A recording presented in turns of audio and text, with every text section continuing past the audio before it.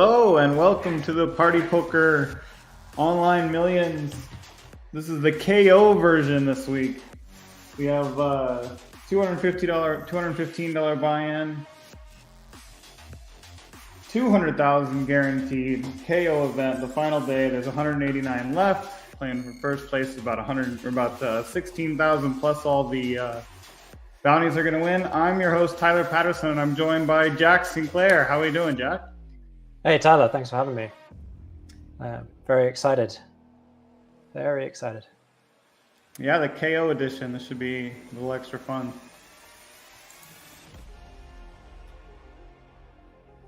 Yeah, KO and 7 max. And it's a 2-day event, I believe.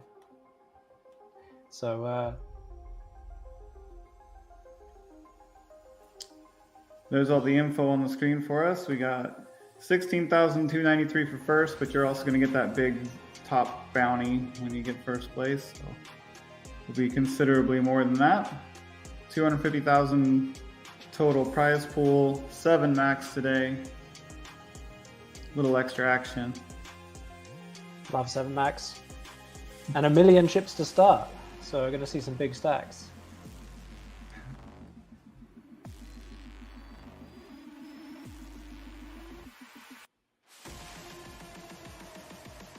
You can see the payouts here. We don't know exactly what the bounties will be towards the end here, but it is half the prize pool, right, Jack? I don't know exactly how this format is working, but I assume it's half the prize pool. Yeah, if it's normal online one, that will be half the prize pool, minus the rake, of course. So yeah, typically first you get something close to double first the sticker prize when you come first, right. And then when you get second, it really depends on how well you did collecting bounties earlier. All right, so they are all in the money already, and I think the minimum payout now is just over the buy-in, $215, $218 for a minimum payout.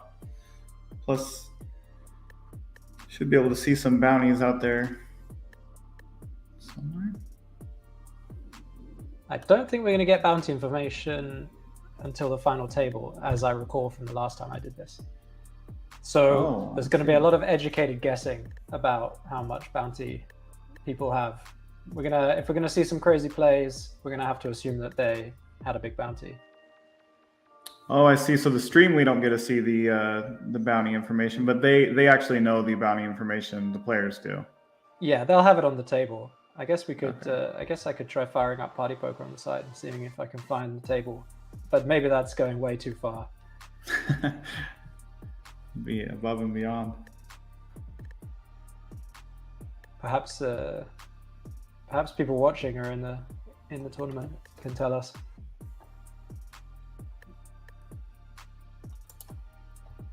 Yeah, maybe we'll get a heads up from some of the guys in the chat to let us know when something significant happens with the bounties.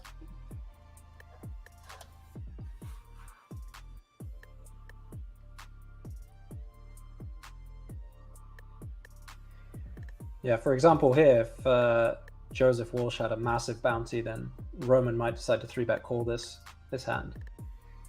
Since he's only got less than 3 start stacks, Joseph, so depending on how many bounties he's collected to this point, sometimes you want to just get it in with 7s here.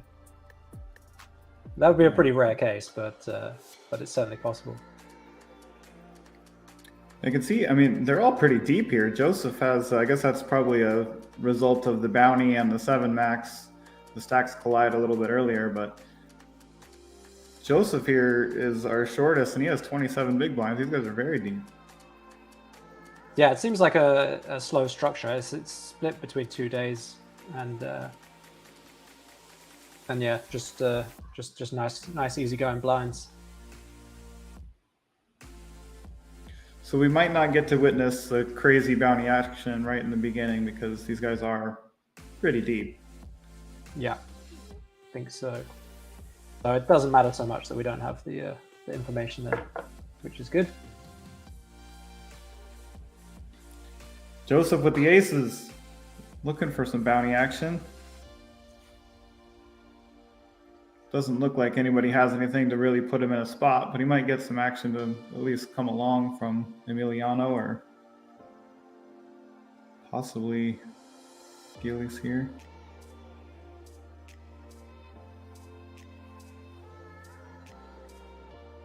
So everybody's on real names these days, huh? It depends on the tournament. So on partypoker, I think it's most days it's only a few tournaments, or like in the week there's only a few tournaments that run that are real name. But during the series, it's maybe half or more, I think. Okay. So in the millions, I think a lot of them are a real name. Maybe even all of them. Could be.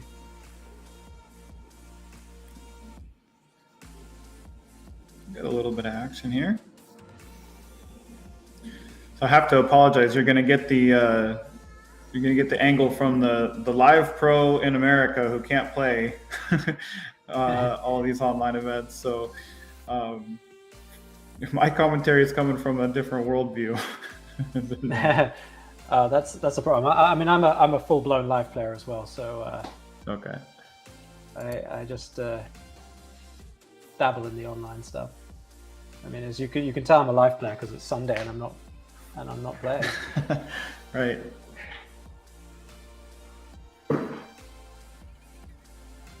Emiliano with a pretty tight fold to the third pot continuation bet there. Yeah, it's tough with the backdoor flush draw and I mean, it's not a big consideration, but he also has the backdoor Broadway draw. But out of position versus early position raise, I think it's quite good to fold there. 3 ways. Heads up, obviously, never fold, but it's just too strong a range betting into 2 people. Right. And I think we can just fold queen 10. Could be wrong. I mean, the clubs are very, very powerful in that spot, but yeah, I think fold is prudent. Yeah, I thought it was fine. I just a little surprised to see it. You don't see it too often, especially in a bounty event when a guy has a stack that's a little bit vulnerable. True. Yeah, I might want to continue for the bounty as well. It could be a consideration. You said you're a live player. Huh? You thinking about future street bounty equity? I have played my fair share of progressive bounties online, I guess, but definitely coming from the live angle mostly.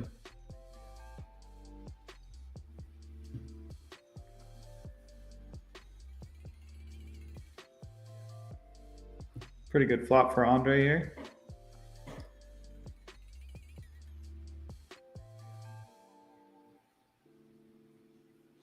Yeah, that's the kind of flop you're happy with when you open King 7.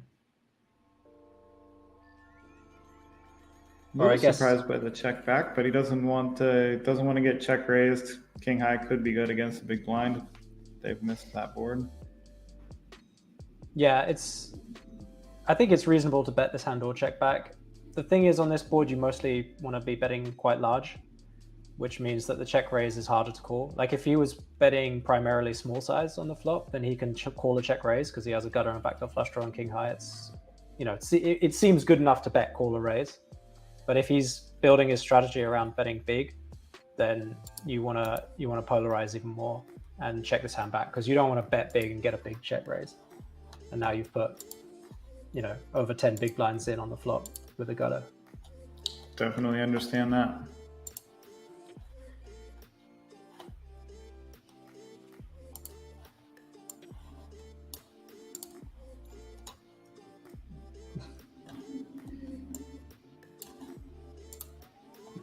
So we got James Dempsey in the chat.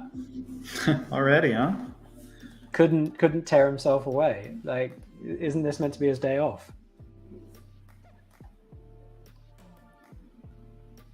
Yeah, what's going on here? I mean, if the guy's in the chat, like, what are you leaving why us? are us scabs filling in for him?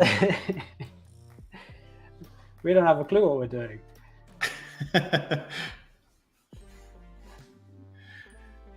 I mean, Henry's got the day off. We're not going to see him in the chat, I don't think. Yeah, I can't imagine it.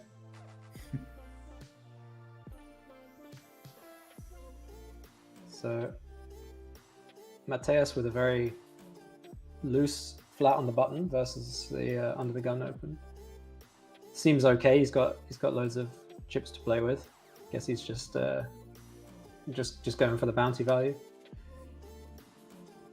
It's quite unlikely that Giles has a big enough bounty to justify it, but maybe it's okay. Yeah, they're just so deep. It's hard to really even consider a bounty at that point. Call extra loose for a guy's bounty when he has 70 plus big blinds. It's not going to come into play that often. Yeah. But it can. Some of these hands are extremely marginal. They're like zero. They're like you gain or lose basically nothing, and you just fold it because if you play it, it doesn't add any EV. But then the bounty, it's like it could change quite a lot of hands from 0 to plus something, and it's that makes sense. I still think it's too loose in this situation, but what a great check by Giles on the turn there. Did the Mateus just snap give up the river? Or maybe I misread the action there because I was looking for an exciting river play there. Looked like it just went check immediately. It seems like the type of river that that a big stack that's playing a little bit loose on the button might try to steal that pot. Yeah, I mean, it seemed like a mandatory bluff with Jack high. Yeah, and the 8. I mean, doesn't mean much, but helps a little bit. Yeah. I guess the 8 could block the hero call, the ace-8 hero call. So it's a consideration as well. I mean, the spades aren't great, but you have Jack high on a one-liner backdoor flush completer. Seems like got too good to check.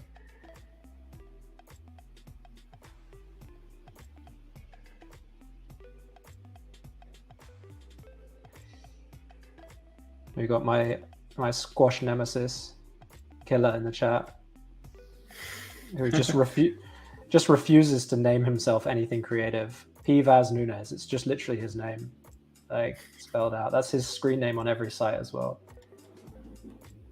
Wow. Your squash nemesis. Yeah. Sometimes we play squash on the live tours. Nice. Not a lot of squash in America. You got to play. I guess they play racquetball. Closest thing. Yeah, racquetball's. Not to offend anyone, but we say racquetball's squash for old people. Makes sense. I've been in Barbados for a while now, and squash is quite popular there. Oh, nice. Did not know that. I've never dived in personally.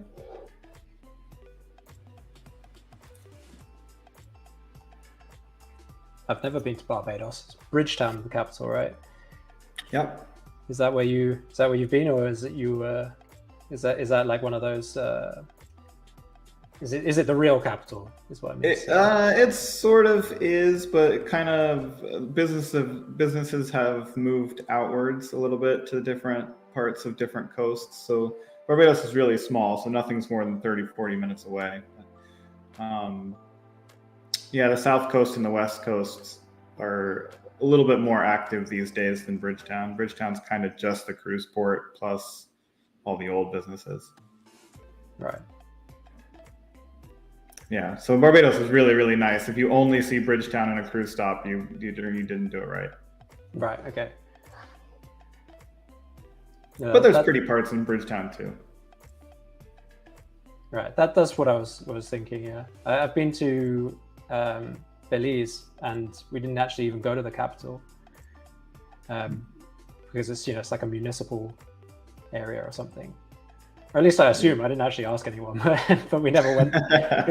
We went to Belize City, which is not the capital, but that's the biggest city, and then went to more like the beachy area. I think Belmopan is just. I don't think anyone goes there.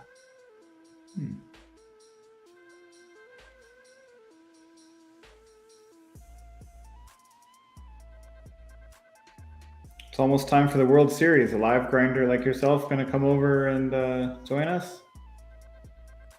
For that little event, the World Series thing. Yeah. Yeah, I might stop in, if I can fit it into my schedule. No, I'll be there for the second half. Okay, nice. Yeah, been quite busy with like I've been moving house and stuff, so I want to just kind of like chill for a bit and then come later. I don't want to do the whole grind, and I feel like second half is better than first half. Yeah, that makes sense.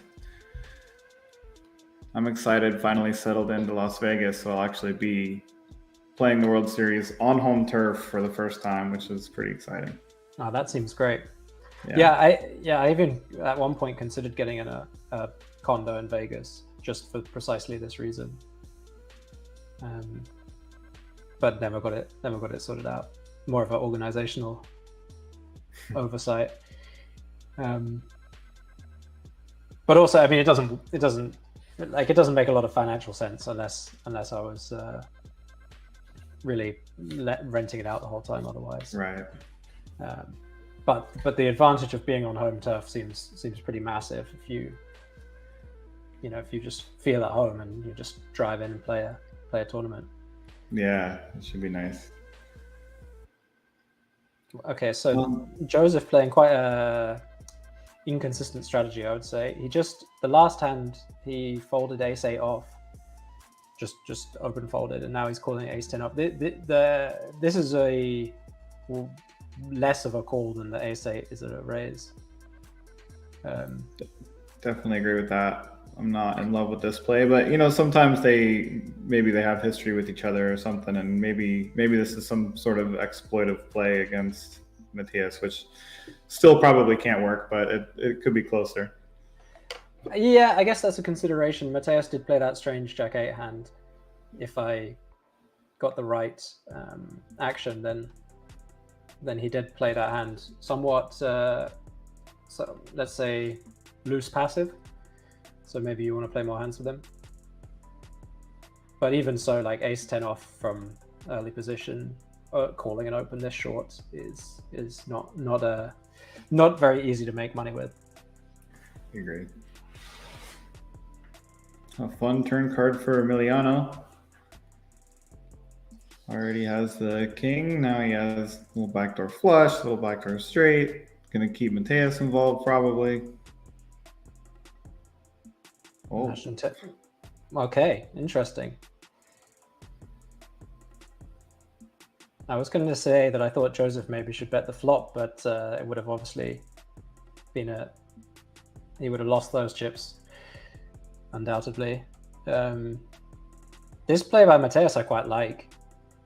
It's very hard for Emiliano to call and then call most rivers, like with a hand like King 4, which is kind of makes sense that he would have a lot of these sorts of hands. Maybe he can have hands like 8-9 or something. Yeah, the problem is the river check. Like this, if you're going to raise turn, you have to fire river. That's because there's just tons of hands that are calling a turn raise and folding to a river bet. Yeah, like there's too many combo draws that have a little bit of equity, or maybe even just a pair plus a gut shot. All those things just barely beat sixes too. Yeah, exactly. So you raise sixes because they're not going to have a good blocker on the river, or at least you heavily block them having a blocker.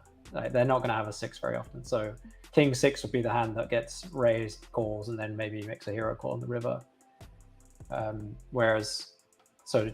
2 6s seems great to raise turn and then bet river. I would raise actually bigger on the turn than he did, and then overbet river, I think. Just really rep it as hard as you can. Just like, I have a set somehow, or whatever. Or I turn this, I just have a weird hand, which you can represent. I think that's the right thing to do. Also, he could also take a totally different line because he was getting a decent price to just call the turn and see what happens. But I think the raising turn, bombing river is the best line. Yeah, I think I would primarily just call turn. It's you don't have to go crazy every time you have good blockers. I mean, I have, it's good to, you don't want to be the player that never does it, but you also don't really want to be the player that always does it. Although if you had to pick one, you should probably do it every time. Especially when you're the guy with all the chips and deep in a tournament. Yeah, exactly. So battle of king jacks there. First bet wins. Did the ace 8 fold at pre-flop? That seems very tight as well, but I may have missed that. Okay, now we're going to see battle of the king queens.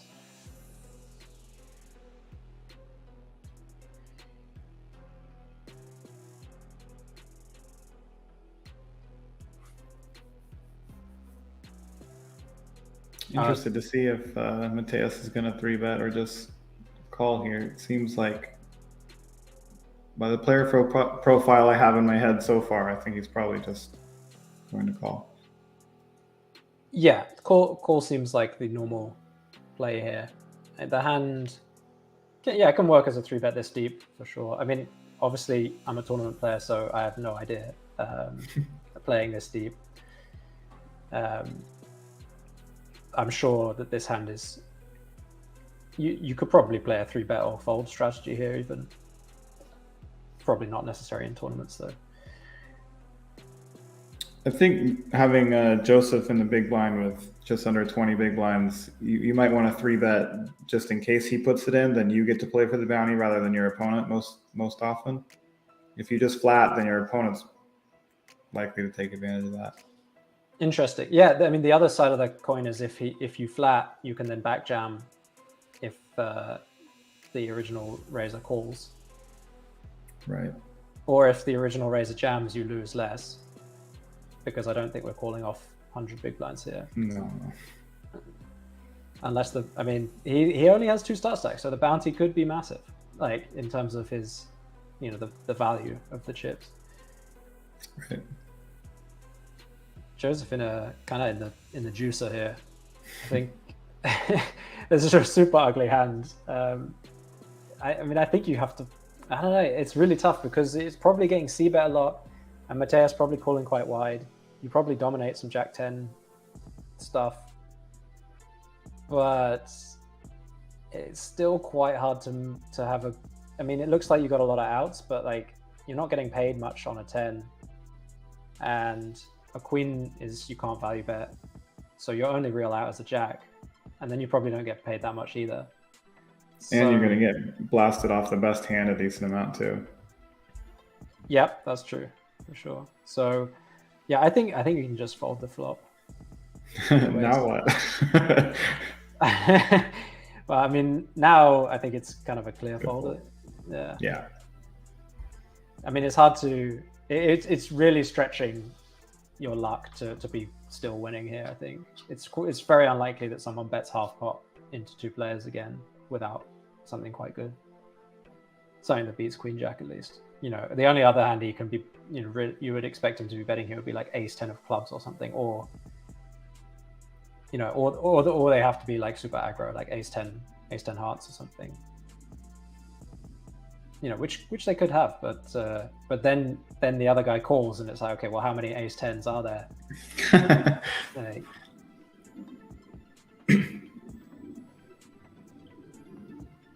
so yeah, Joseph not having a great time right now. We might get to see him, someone take a bounty spin at him right here. Yeah. We should see, I mean, in the 6-7 I would open here. I've seen some tight folds on this table already though.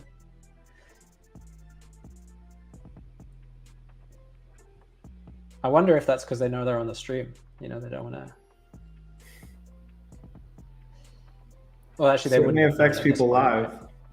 The delay is like almost an hour, right? I think so. So that would be clairvoyant of them.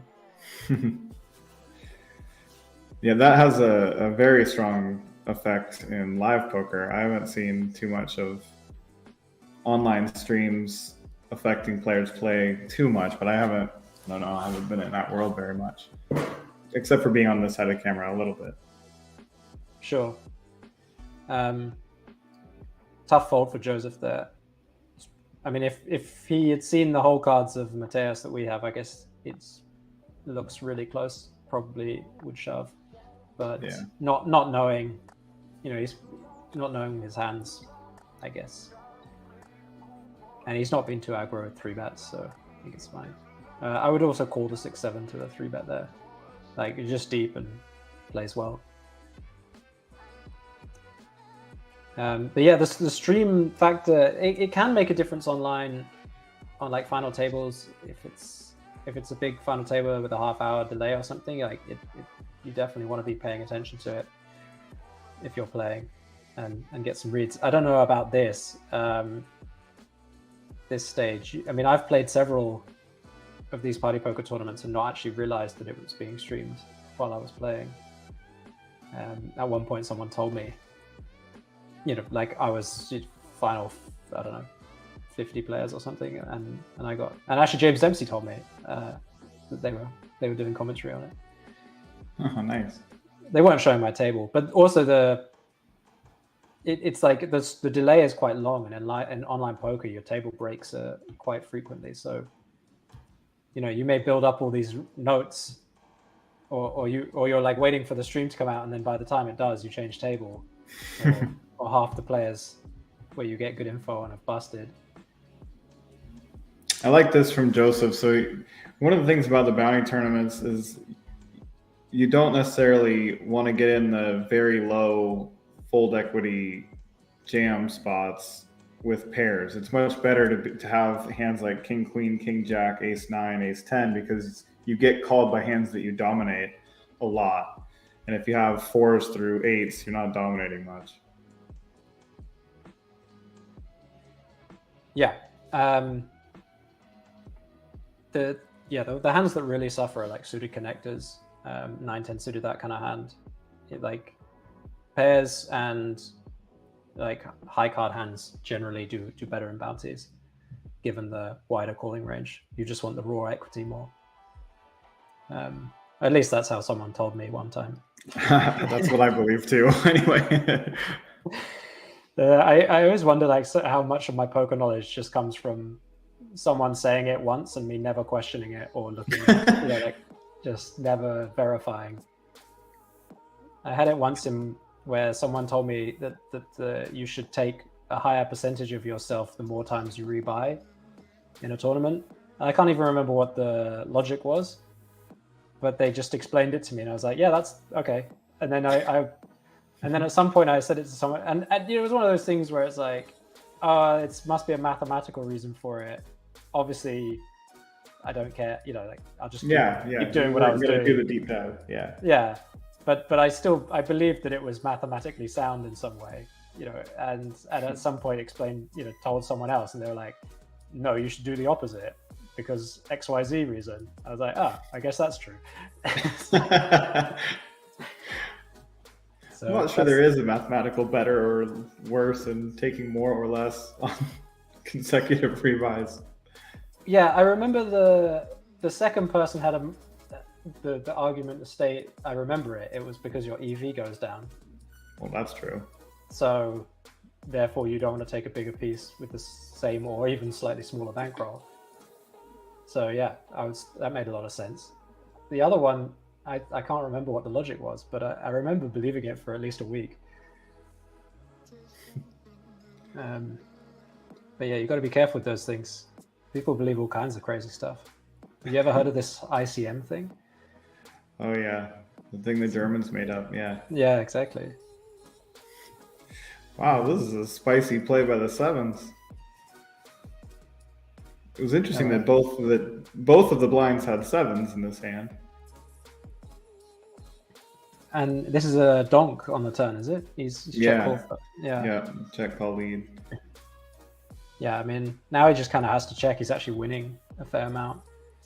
I like his idea. I would bet much smaller with sevens on the turn. Like, you don't have to really go higher than 15%. I mean, now he's probably got to pay it off. Like, yeah, it's such an awkward line that I do think he might pay it off. Yeah. He unblocks all the draws. I mean, it seems like a good call, honestly. Like, if he expects the under the gun guy not to bet, like, you know, to always bet like his gutters on the flop, and then just end up with it. He just ends up with a lot of king 10, and you have sevens, don't block anything. Seems fine. Yeah, it looked bad on the, seeing the cards face up, but I agree, that was a good call. Yeah, but again, you could just bet smaller on the turn. He bet like a third, right? Or did I miss it? I wasn't paying close enough attention. Well, I think he bet a third. If he bet really small, then fair play. But I think when you have sevens there, you really just want to like, block really, really small. You just don't want to check call a big bet. It's basically the whole reason for betting. Right. Okay, I recognize some people on this table. Marcus Prince Money. And I believe this is going to be Pascal Hartman, the legend that is Pafchen. Or actually, I think you would pronounce it Pefchen. But everyone calls him Paffy. I mean, maybe I know the other guys. Maybe I know the other guys, but they all just have one letter last name. So yeah, ace 9 seems almost good enough to trap there, I would say. Yeah, you don't get a lot of people bluffing it off when they have the bounty at risk, though. Yeah, the way it worked, yeah, it's for sure. It's a lot of back and forth. I just tend to find people don't find the marginal checkbacks possibly as much as they should, with I don't know, a hand like Jack 8 suited or something. It's because it just looks like a good jam. People aren't really confident checking back and playing post flop, especially against, if it is Pascal Hartman, they know who he is. They're not going to want to check back and play Jack 8 suited against him, flop a little bit and face barrels and stuff. They probably just jam it in. So I think ace 8 might be good enough, or it was ace 9 even, might just be good enough to limp call. I know in GTO, I think these kind of combos like to jam a lot, which is fine. But I'm a big fan of trapping when you can trap if you think they're going to jam a bit too much. Yeah, I totally agree with that. In a non-bounty tournament, I think the bounty guys don't want to put their life on the line with Jack 8 suited and get called by Queen 6 that was just trying to limp and play a pot.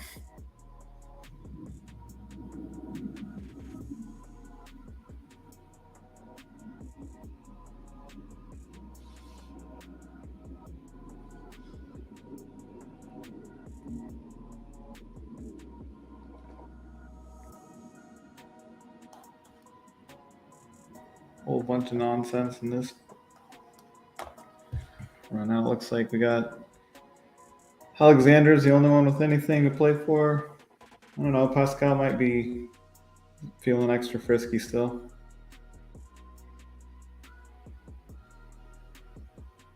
I mean, Pascal might open this if Andreas has a large enough bounty.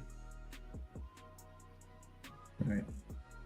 He has less than 10 big blinds and only 1.4-ish start stacks. So quite easy for him to have a big bounty power if he knocked a few people out. So in that scenario, sometimes you can just raise like anything even semi-playable because you can raise call any two basically against the button. Definitely. And in general, I think you should open as wide, if not wider, than the maths might recommend you to. If you put it in a pre-flop solver, it might give you pretty wide range. But then if you look at it, like once the button folds, the small blind's supposed to rejam like super wide, and big blind's supposed to go after you a lot and like never fold. And people just don't adjust like that. So I think it works out really well if you just go ahead and raise everything you can think of. Anything you can slightly justify raising, just raise it. But only in that situation when you have a profitable raise call versus the short stack. Right. Makes the game more fun too. Exactly, yeah. There's some value in that. Big bet from Fabio on the turn.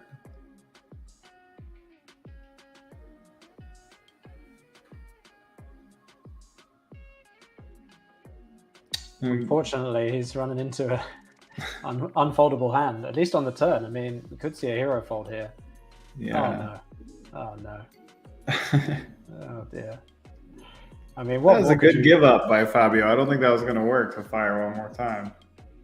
Well, I mean, he may have made a psychic read there. That's what I meant.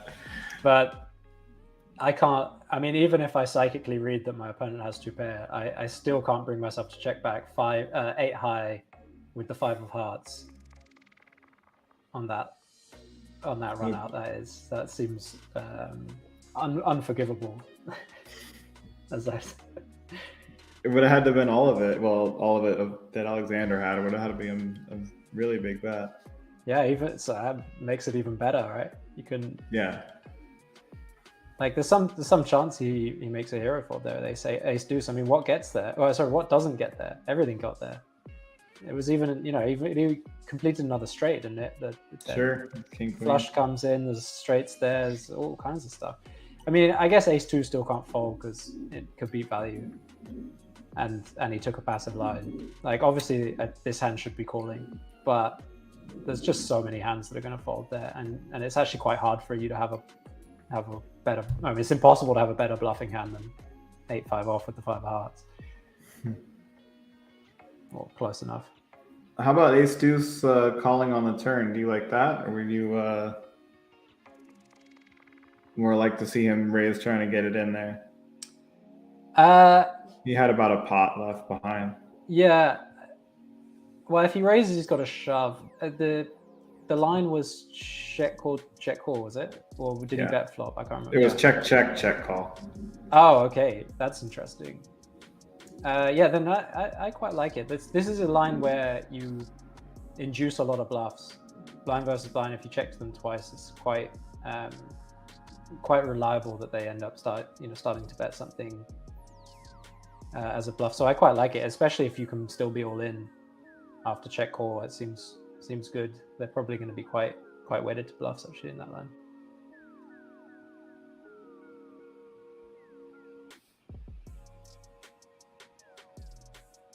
There's a lot of ugly cards that come on the river. You have to put your cape on though. That's true. And maybe it would be bad. Well, no, but with ace deuce you just always call. It's I actually thought it was a triple off because I thought it was bet flop and turn because of the stack to pot on the river. Yeah, the pot was pretty big. I thought I remember seeing check on the flop, but that doesn't make sense to me now. Yeah, you could be right, but it was, who knows? Could have gone limp, raise, call, pre or something, then check, and then check, call. Yeah, that actually makes sense. I mean, but in pretty much all the lines, I like check calling turn with ace deuce.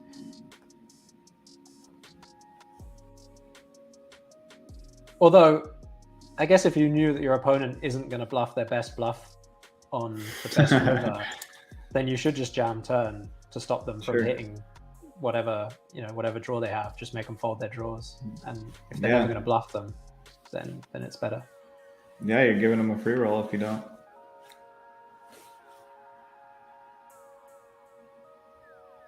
But you can never really know that. Right. Well, sometimes you do. You got to have a tag for those people, you know. If you see them check back their best possible bluff on a good bluffing run out, I have a special color for that. Nice. And if I have that color, then I will just try and get all the money in as soon as possible. That's good. Yeah, I'm good at making notes about who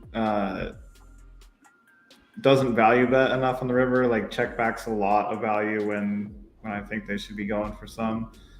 But yeah, making notes on who doesn't bluff in good bluff spots. I don't do that enough. Yeah, it's a good note. I mean, it used to be just everyone's tendency. Like it used to seem to be like no one would bluff, so you didn't have to note it. You only noted the guys that you saw bluff. So it used to be like that, but now you have to have both notes because most people are sort of getting a bit better at this these days. So you still have to call sometimes. This is what happens. The live pros talking about notes online. We don't talk about the HUD and how to use all the numbers and all the GTO. We don't understand any of that, but we just write notes. This guy sucks. This guy's really good. That's a very live player note. Like you play live with someone for an hour and a half and they don't play a hand. You're like, well, this guy is terrible. He's in there. He doesn't know what he's doing. He's sitting on his purse. And then you play a tournament and you sit there for 90 minutes, don't get a single hand. You're like, well, I mean, I'm a great player. They just don't. They just help me out. Nothing I could do. Yeah.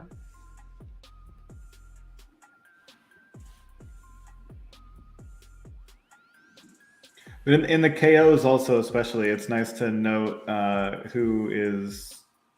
It's not very often you see someone overvalue them. You can make a note if you do, but it comes up a lot that you see someone is clearly ignoring it altogether because they don't even realize someone only has 3, 4, 5 big blinds or whatever, and they just fold for no action in front of them or whatever. Yeah, I mean, at the moment, I don't take this note because it's so prevalent. Like this would be like probably the biggest online leak at the moment is just people not knowing how to play bounties very well, not or at least not adjusting enough to the bounty situation. No, I like to hear that. Yeah, it's pretty egregious. It's to the point that there are often spots where you play if the big blind is basically forced all in, like not actually forced all in, but let's say they have like less than a big blind behind, you're probably supposed to like limp a lot or like raise to like 5x or do wacky stuff with your opening range. But what I will normally do is just min raise because everyone just folds because they don't notice. So if you limp, then they're like, why is this guy limping? And then they might see the big blind. Or if you 5x, they'd be like, what's that about? And then they look around the table, they see the big blind. So you kind of like, it's like you sound the alarm. So I just always stick to the same opening range. Not range, obviously. I play any two, but the it's numbers. But the same sizing because then you just see like the whole table folds, even the small blind. Yeah, I played one recently where I don't remember if I was button or small blind, but I think the big blind had like a 4x bounty and people are just turbo folding, don't even take a second. It just folds all around to the button. I'm like, what has happened? This guy has 2 big blinds and he has 4x bounty. So clearly nobody's paying attention.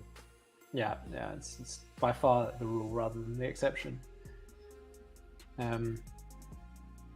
James just came in hot with the king queen off 3 bet, got slapped in the face with a 4 bet. Right. Versus under the gun. Pretty normal. Not too Yeah, both guys do just fine. Jack 10 off tight fold, but also seems fine. Seems like a tough table.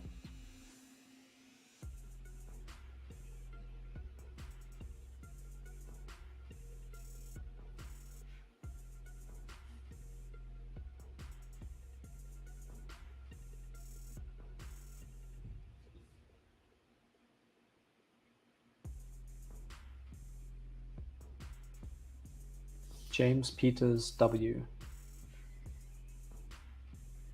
I wonder where this guy's from. I have a vague feeling that he's from Holland. Oh. The Netherlands, I think it's called on this. I might actually check.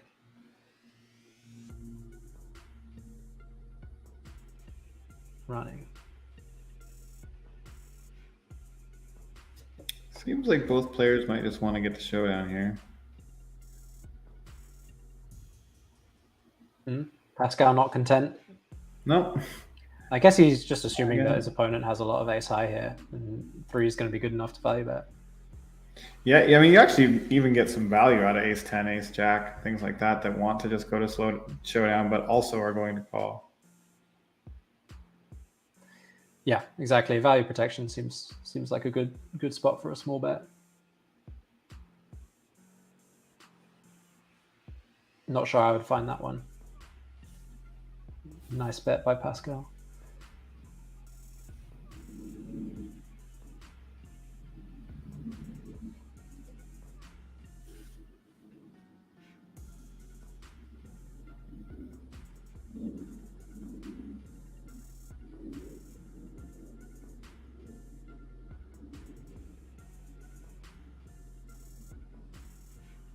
When I saw Dempsey off the list for the commentary today, I thought for sure he had a big golf game or something, but then he pops in the chat. Maybe he's firing off the stream from a phone in the golf cart. Just checking the chat from the golf cart. Seems smart. Yeah. I mean, golf is a lot of standing around, right? I guess he could be. But he would have the sound on in that scenario. And he's saying he's not got the sound on, so... I assumed he was in Spearmint Rhino, but... could be wrong. Is there one of those where he is now? I don't know if he's back, if he's in the States or... I have no idea where he is. Is he in Madrid? Oh yeah, they were doing a stream out there, I think. Yeah, I think it must be Madrid. Maybe that's why he can't do it. He's actually commentating right now. Yeah, I think Henry was doing that too. That makes a lot of sense. All right, James is rewarded after that last little pot he lost. He gets to make the nuts on the turn here.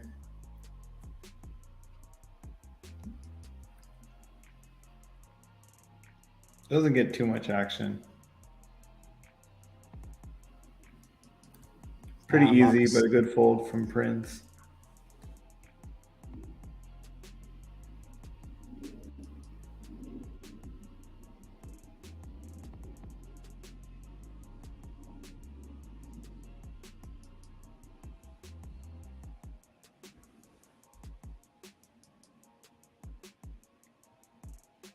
Andreas down to 10 big blinds. We could see some shenanigans.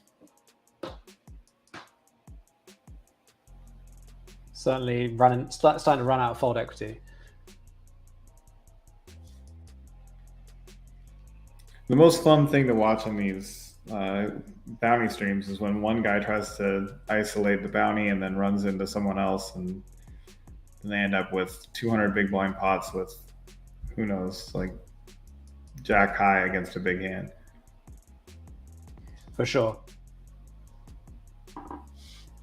I mean, there's no better feeling than back jamming, massive stack, and then getting, to isolate the bounty. There's like a 40 big blind side pot, and you just have like king 5 suited. Yeah, he's good. And they tank fold, and then you somehow win the bounty, and a scuba big side pot. Oh yeah. Yeah, those are. It's getting me excited now. Now I want to play. I know. All this bounty talk. I want to get out there and play a KO event now. I want to catch one of these juicy bounties.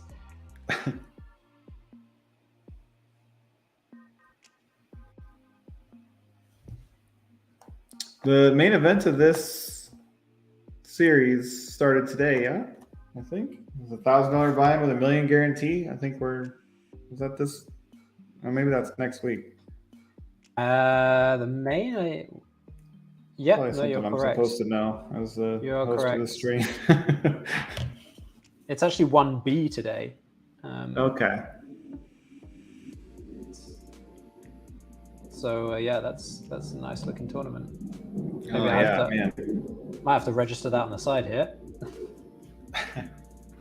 But there's Yeah, another $1,000 buy-in KO event. What a sweet event that is. It's a nice little tournament. But there's another flight next Sunday, so maybe I'll play that. Okay. And probably they normally do like a turbo one on the Monday. Oh no, there's another one the following Sunday. That's so we got 2 more regular flights and no turbo flight on Monday. Monday is day 2. That's right. I saw so it's ending Monday or Tuesday, the 30th, 31st, I think. I think I'm doing the last stream with them too. So. Yeah, I'll see you there. I believe. So yeah, there's a bunch of starting days for this. It's going to be huge. Yeah. Million guarantee. I mean, it's huge already. Oh yeah, but that's going to get, I mean, I guess I don't know these days, but it sounds like for this event, they'll get well over that.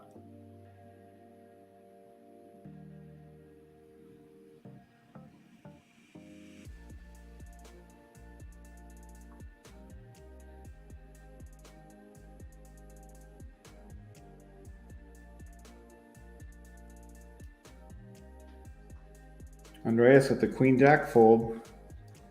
7-handed under the gun, 10 big blinds. You actually could get called by worse because of the bounty. I don't know. It's got to be close. Yeah, that one is tough. I think it's a fold though. Given well, I mean, obviously I don't know because we don't know his bounty, but I think even if he has the start bounty. I mean, I think if he has a big bounty, then it's definitely a fold. And I think if he has a start bounty, it's probably a fold. That's my in-depth thought process by the human solver. I was actually thinking it might be the opposite effect because usually when you're putting in 10 big blinds with Queen Jack under the gun, you're not getting anything worse to call you. Everything that calls you is better. But in the bounty situation, you actually dominate some hands that call you. Yeah, that's true. But I think you just need more raw equity against the regular. I mean, because also is quite likely you go 3-way, but also I think you just want to extend the pairs and the ace highs more than Queen Jack. Yeah. But you could be right. I'm no bounty genius,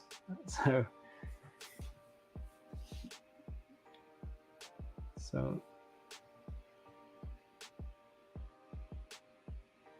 this ace 10 flat is a lot different than the ace 10 flat we saw earlier. I quite like flatting the button, keeping worse aces in. For sure, yeah. I mean, I think I would flat a lot of aces here because the big blind's so short. But even if he wasn't, flat like a lot of sort of down to ace 7 probably is in the offsuit. 100% ace 8. As you go lower, you can 3-bet them more, I guess. But in this spot, it might be Marcus might want to like flat, like not do much 3-betting here at all, possibly flat everything, given the big blind situation.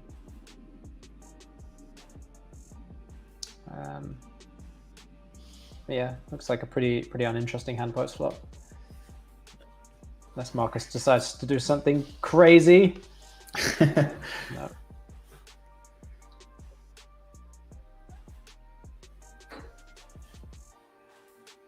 All right. I guess that takes us to our first break, huh? So, yep, looks like it. Got to see a little bit of action so far. So we'll be on a break for, I guess, what is it? 5 minutes. 15? 5-minute break we'll be on, and we'll be right back with more action from the Party Poker Millions.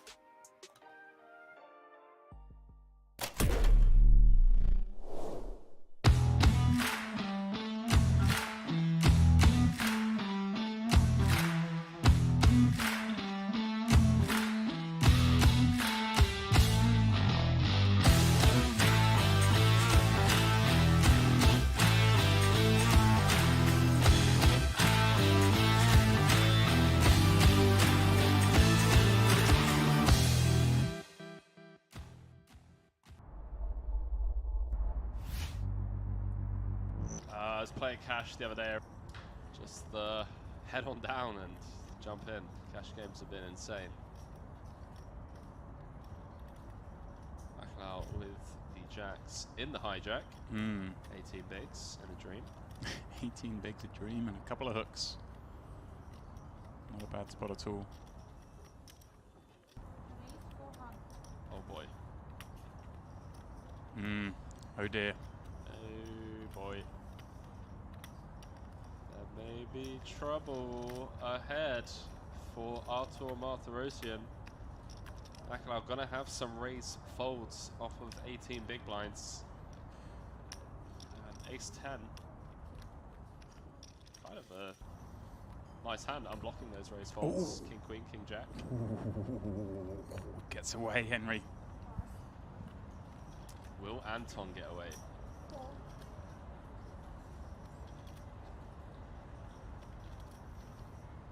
Chan most likely to defend, although some reverse implied odds. Could be up against stronger jack X, stronger diamonds. So short though, Henry. I guess Yeah. the price is just too good to turn down.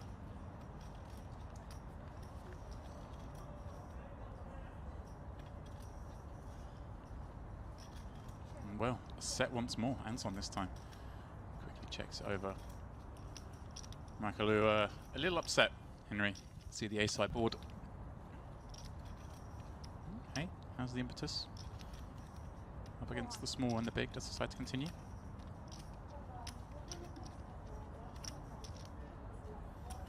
Now we see some 4 Hollywood. Oh, he's going for the raise. No slow playing. Something like that. 1.4 he says. It's a huge raise. Well, jacks going into the muck, I guess. Fortunately for the Frenchman, some ace high board rather than a 8-5 deuce. I love that unsteal in the chat saying wasn't Artur grinding online earlier. Wouldn't surprise me. You know, just make it to day 3 of this 2K with $250,000 up top, and well, doesn't start till 1 o'clock in the afternoon. Got to fill the morning somehow. Why not play a little bit of cash online?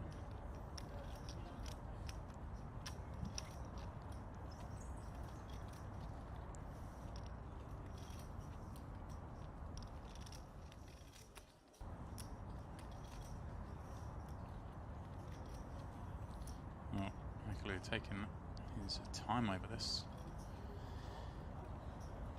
Maybe Henry, you know, thinking, well, what's he check raising me with ace 8-5? He got big ace, so we had to found out pre-flop. As he waited towards the flush draws, of course, Makalu's holding the jack of hearts, kind of a bad card you'd think to have if you want your opponent to be in there check raising with flush draws. Does eventually give it up. I think probably always was Henry, but this stage of a tournament, you're gonna make sure you take a little moment. See with the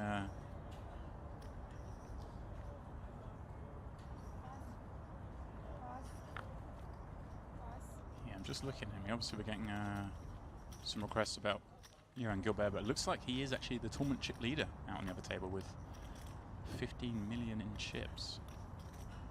It looks like he may have busted someone.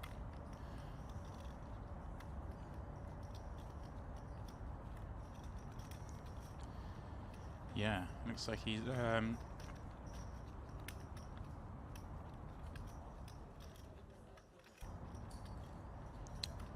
wow, yeah, he doubled up, Henry. It looks like a bizarre. Okay. He doubled up for 4 mil. Limp called it off with ace 10 against queen 9. Fell behind on the 9 high flop, but turned an ace and rivered a 10 for good measure to get the double up. Looks like he.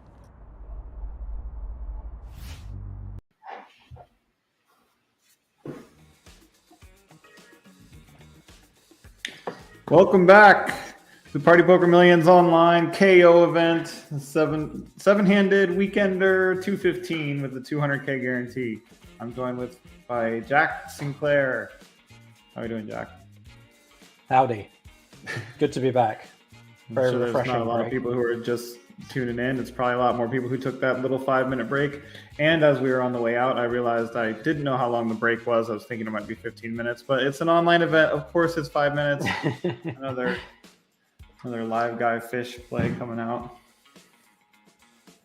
Yeah, you just walk around to the cafe, order a panini.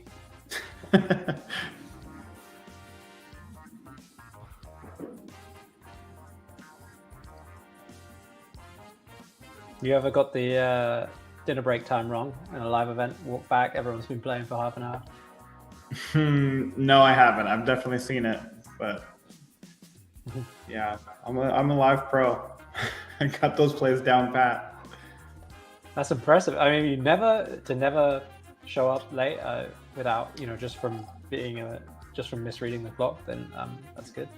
Yeah, definitely never been late from misreading the clock. I mean, maybe a minute from a break getting stuck somewhere, or the line for coffee was a little long or something. So yeah, I'm not saying I've never missed a hand, but I've been on the positive side of that, I think.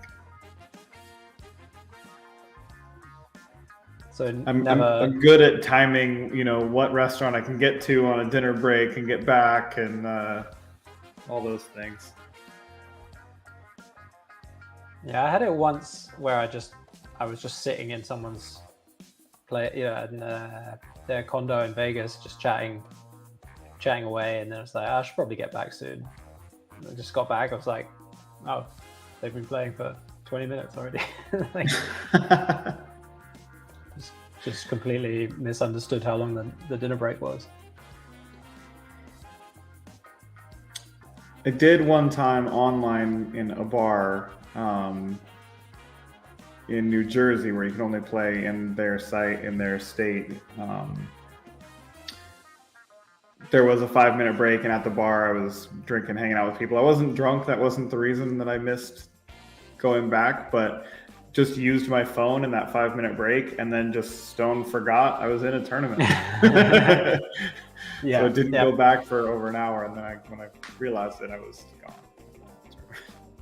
Yeah, the one thing I've done a few times when I play online is when I get down to like 2 tables.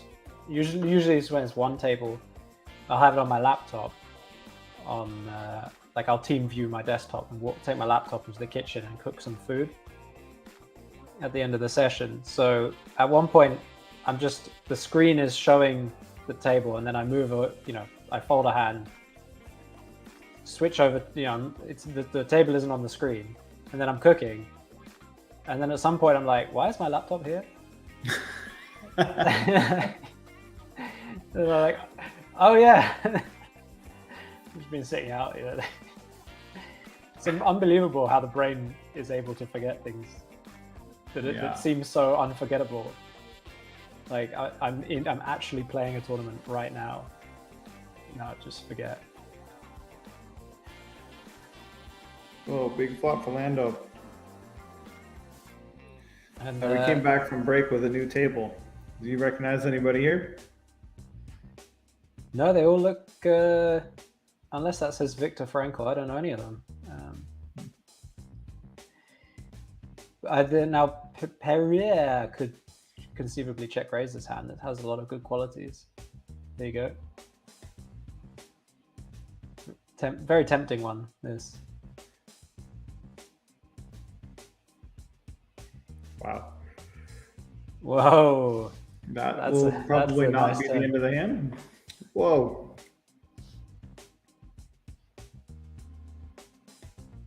He goes for the check. I guess he's concerned about getting jammed on if he bets. Would be extremely ugly with this hand. Well. Wow, this is a very well played hand by Perrier. Perrier? Perrier? And it's kind of like, I mean, it's a bit tough here. Yeah. I was gonna say, it's like, the thing is, most of the hands that check back that are bet calling are actually going to be full houses, queen, jack, and jacks. That, those are going to be high frequency checkbacks on the turn. That king, queen, ace, queen probably is probably more of a bet. And then in position can also have flush draws. You know, ace high flush draw definitely doesn't want to bet fold on the turn. Still can win at showdown. You know, so I think it makes some sense to have ace high flushes in the check back range as well. It's just a very, very awkward turn for flush draws. So yeah, I quite like the check call on the river actually. Even though it feels like, you know, it looks pretty weak to just check call there. Like if you're checking, shouldn't you be check shoving? But realistically, it's the other thing is it looks extremely strong. I'm not sure if the guy's even going to call the queen if he check shoves the river there. Yeah, I don't think king queen becomes a call there.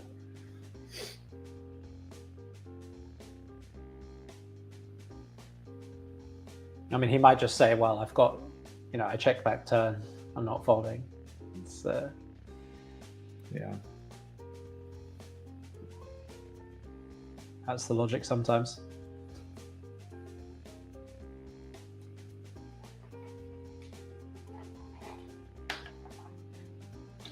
Yeah, I mean, just leading the river probably gets close to the same value, but you don't have to be in weird situations where you bet and then get jammed on. Not know if you're, I mean, I don't know what to do with a 10 high flush if you bet and get jammed on. I guess probably fold. Yeah, that's a very ugly spot.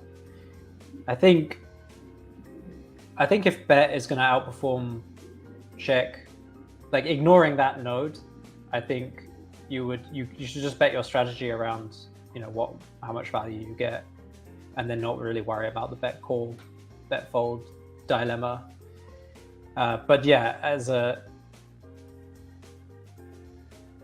what I'm trying to say is if you think bet is going to make more money in terms of getting value, then you should bet and not sway your decision based on the fact that you don't want to bet call. You Because just don't get happen. very much. Yeah, I agree with what you're saying there for sure. So the I don't know question if is, you get as much. Go ahead. Yeah, sorry. I think checking probably gets more value because, I don't know. It's hard to say. Your sizing thing can is- be big if you lead. If you check, you're not going to get a huge bet very often, and the check back from king queen means you're probably not going to get a bluff very often on the river either. Yeah, it does feel like it's really hard for in position to bluff there. That's a big issue with checking, right? So in position's call to check raise and then check back turn. It just kind of doesn't seem like he really has any bluffs left. So with that in mind, you kind of want to bet small as out of position to try and get calls from like tens or something. You know, maybe induce a raise if the opponent has like ace 10 with the ace of spades. The problem with that line is it just kind of doesn't make a lot of sense. Like you check raise and then check and then bet small. Kind of seems like you always have something really good in that line. Like it's quite hard to, but you could Be a try worse and say, queen. well, yeah, obviously king queen. It doesn't really matter what we do against king queen in this hand. So I think we mainly want to play against. You know, the bulk of his range is probably going to be like some ace highs and tens, over pairs, that kind of thing. Yeah. So I think against that range, bet. Yeah, I don't know. I feel like betting is better on the river if we're not check raising. But I don't know. I'm not sure.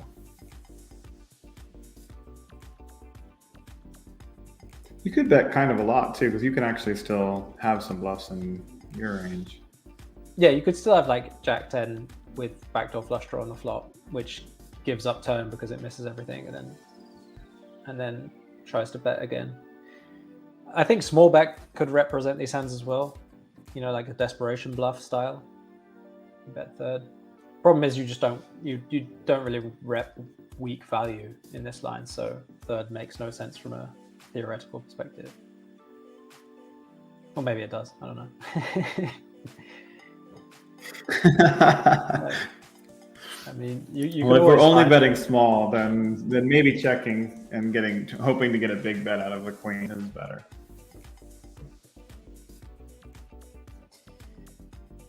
Charlie Coombs, I do recognize this name.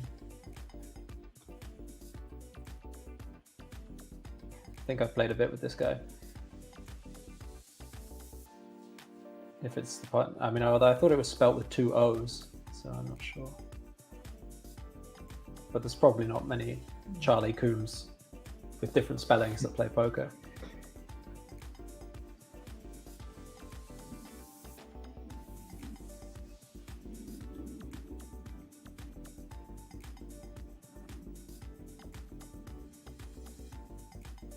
When you start to get a little short and you have, I mean, I guess it shouldn't be based on your hand, but when you're starting to get a little short and you have a big bounty and you're in early position, do you size up a little bit for your opening, or you still stick with the min raise?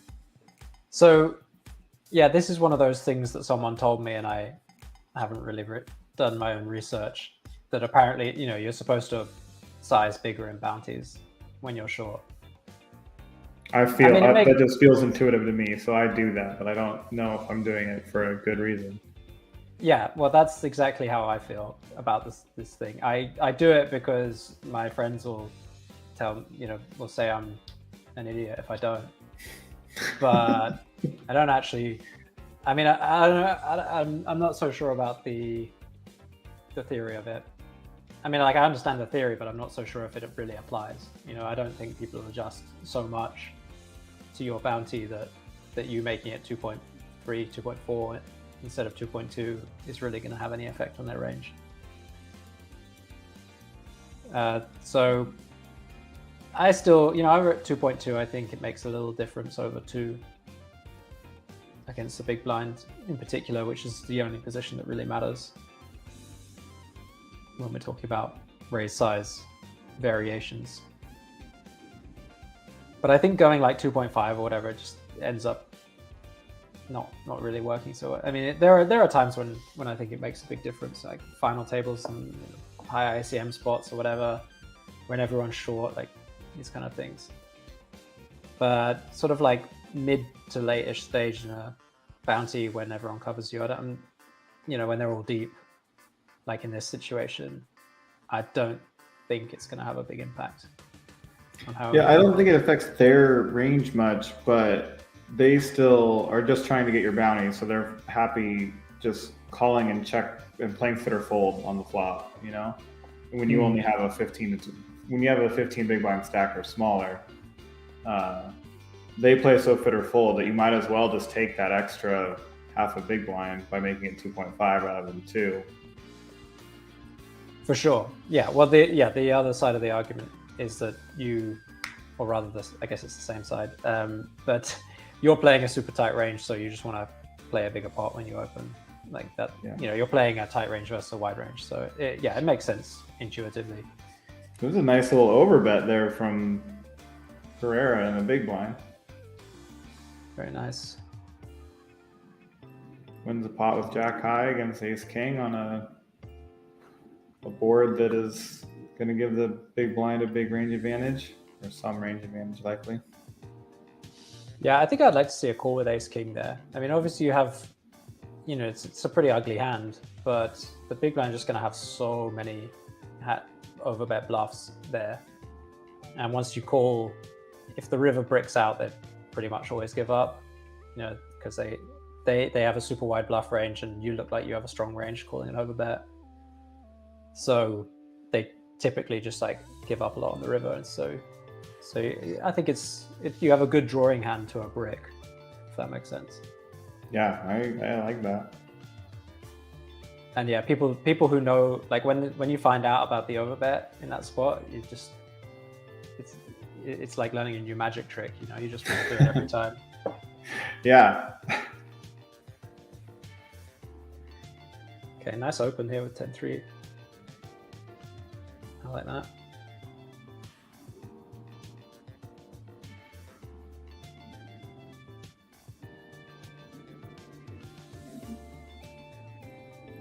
Lentz made a tight fold last hand. 8-9 suited it was, I think. And this would also be a tight fold, I think.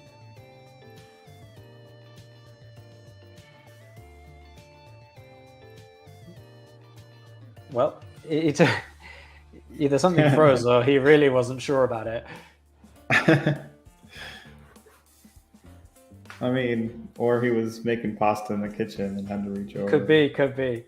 Yeah, actually, the other thing is I would definitely open the 9-8 suited given the shortest stack is in the big blind. Yeah, I would have too.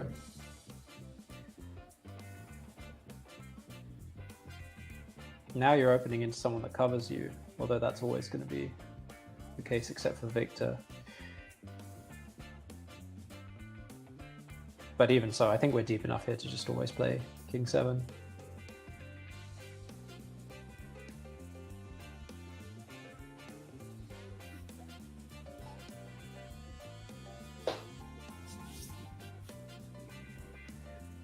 I like this check as well.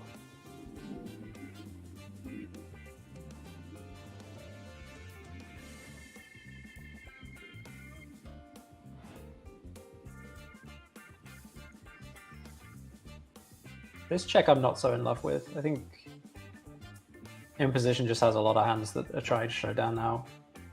That just happy to see a river. I think you need to charge them. And yeah, pretty terrible run out for the King 7 here. I don't think you induce a ton of bluffs on the turn with that check either. You are going to check call if you check, but you're not getting a ton of bluffs because they already would have bluffed the flop. Yeah, exactly. You're going to peel with all the diamonds and the ace high gutters. Was that a check back on the river? That seemed very tight. If that was. Yeah.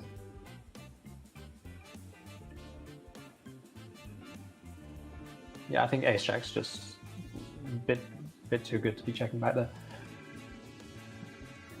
But yeah, you're right. The only real bluff is like queen jack that would make sense. And yeah, Imposition probably should like turn some pocket fours or whatever into a bluff, but you just don't see that very often. And yeah, as you say, queen jack looks like quite a natural bluff on the flop. Especially if it had a diamond.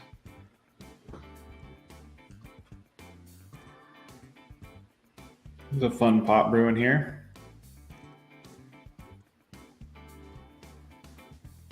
Yeah, see 4 or 5 way here. I have no idea what you're supposed to overcall as the 5th player. It's very hard to run those simulations. Oh, you mean in Lens's spot here, huh? Yeah. Yeah. I mean, I think it's a call, but I really don't know. It's like one of those. Maybe it's I don't know. With under the gun and +1. 4, 5 I would off. guess that it's probably a fold if you ask the solver. If I was playing live, it would depend heavily on who is in the pot, and I would probably end up calling more than I'm supposed to, just because I would overrate my own skill versus my opponent's probably. Nice flop here for this guy. That is a beautiful flop when you play a 5-way pot with jacks. You're really not looking forward to seeing those 3 cards.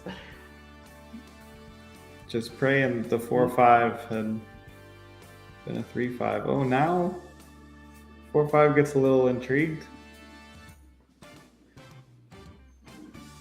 Yeah, I'm not sure about the jacks check on the flop. It seems okay, but I think, you know, if you're the second last guy, it's pretty unlikely you get everyone to fold on the flop. I mean, like I think it's more likely for you to get action than to get the Imposition guy to bet. And there's so many scenarios where you turn your hand face up. You know, if you check, he bets, and then one of the other guys raises, you just basically have to tell them that you have jacks, which is a small consideration.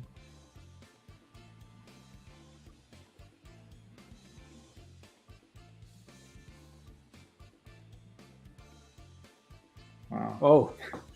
The good side of the check is you do get people to make some straights and flushes. Yeah. That's true. Yeah, the 4-5 probably not a big consideration on the chat. No, certainly not. But yeah, I mean, the thing is about flush draws is like, you're going to get action against them if you bet or not. And yeah, the third caller good fold by the 4-5 there. That is a very good fold. Just had to have a. Your hand does look like a 3, so I think it's a reasonable fold. It's not super tight or some hero fold, because your hand does look like a 3. You're not getting Lando's not bluffing you off of some line that is not credible or something. Yeah. Also, I mean, Lando timing looked really strong as well. Not that that's a big deal, but and also I could be misinterpreting the timing because we're watching it on the stream, but it seemed very fast. And that spot was like, he has to be turning something. Well, I mean, he kind of has to have a flush draw, right? That he's turning into bluff, and that normally requires quite a lot of thought. Is big blind going to fold a 3? Like, and what are my bluffs? That's sort of, it's not easy to just be like, oh well, I missed this flush draw. He's bet pot. I guess I'm all in. Yeah. All right, we're going to see our first bounty at risk for the day, right? Yeah, finally. Let's go. I mean, if Prayer decides to make this call. Give him a little slow roll for the cameras. And now we get slow rolled. Oof. Oh! Wow. Oh, that's dirty. That's dirty. It was not nice. GG Chazza. Blue Prayer picking up some sort of bounty there.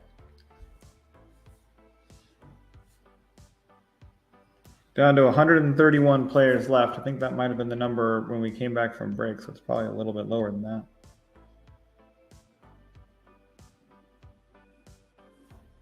You're going to watch this till the end? Yeah, I mean, I might be here till the end. I don't know. I think we do have some relief coming in later. I think Nathan Gamble's going to join us. Is that right? God, that is a fantastic name for a poker player. It's a pretty spicy name. I mean, you gotta wonder if that may have influenced his career choice at some point. Yeah, I mean, I think about that as well. I'm called Jack, which, and apparently, if you're called Phil, you have to play poker as well. But I don't know what that's connected to. But there's so many poker players called Phil, it seems like a conspiracy. Yeah, you never know what the cause or effect is. Maybe there's some sort of psychological effect being raised with the name Phil that just drives you to be a gambling addict and also be sharp enough to do it well. That's it, yeah. Definitely not calling my kids Phil.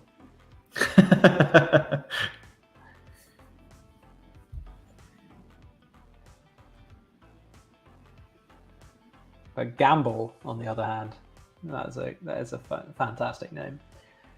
I mean, Jack Gamble would just be a fantastic poker name, wouldn't it? Yeah, think about that, Nathan. Nathan's in the chat now. He can consider Jack Gamble for his firstborn, or I don't know if he's a father, maybe his nextborn. Well, if you already are a father, it's easy. You just change it. Oh yeah. Hey Phil, get over here. You got a new name. What do you think about the King 10 off flat here? I'm okay with it. I think that a lot of people would hate it. Yeah, this looks like a pretty clear continue. Could sometimes 3-bet, but I think mostly you want to flat this one. I mean, like you don't want to. I mean, you keep in exactly a hand like Jack 10, Queen 10. Sebastian might even be opening 9-10 off here. 10-7 suited, that kind of thing. So yeah, definitely a lot of. I mean, you definitely don't want to fold this hand, and it seems like better to flat than 3-bet, unless you think you make them fold ace-10 somehow. But I don't think they fold ace-10 to 3-bet here. They may fold some ace highs, but not ace 10. But yeah, just the stack size pressure. It would put a lot of pressure on Sebastian. He is going to have to fold some hands that he's going to open. A decent amount of hands he's going to open. Yeah, but that's true when we have, we have ace deuce off or whatever, and we gain a lot more by 3-betting. Right. Because you make him fold ace 5 or ace 6 or something. And king 10, if you 3-bet, you have to fold to a jam, and that's really sad, in a bounty tournament. Yeah. And he's just going to show down the king 10 and win. That's. I feel like jack 10 should be bluffing this river. I mean, I guess he's going to have loads of bluffs there. But the jack 10 blocks jacks and 10s, which I guess are a lot of the calling range, although those probably always 3-bet, so you can disregard that. The queen jack and the queen 10. Does block those. Yeah, which will be folds. So, oh no, so those they would be trips, right? Yeah. Yeah, so I would expect those to basically always bet the turn. Oh yeah. Maybe he was going for the check raise on the river due to blocking the queen X, but like his hand might be better as a check shove or check raise than a bet as a bluff. Because having a jack and a 10 is good, but when he wants to bluff the river, he wants to just have lower cards or something. I don't know. Jack high, just bluff. That's what I say. You can make up a reason later. If you have jack high, you just have to bluff. Yeah, it's not like the other guy has a super strong range, and you rep quite a lot of good hands. So if they had a queen, they probably would have bet turn. Jonathan flats with the 7s, flops a set here and gets kings betting into him. The monotone board's probably going to slow down some of the action. Yeah, good analysis. I agree with that. King's definitely not looking too scared here, but only going for half pot. I mean, it's the click. That's a beautiful. Puts kings in a really rough spot. That is a beautiful raise. It's like he knows. Oh wow! Jeez, what a quick fold. Good fold. Wow, I love how both of them played that hand. I don't know I mean, the king's fold has to be better, I guess. That's inspiring me to min raise the turn a little more often. Yeah, I mean, I get the king's fold looked pretty out of the ordinary to me. Yeah, that seemed like not how most people would play there, but all right. New table, big pot with a Philip, obviously.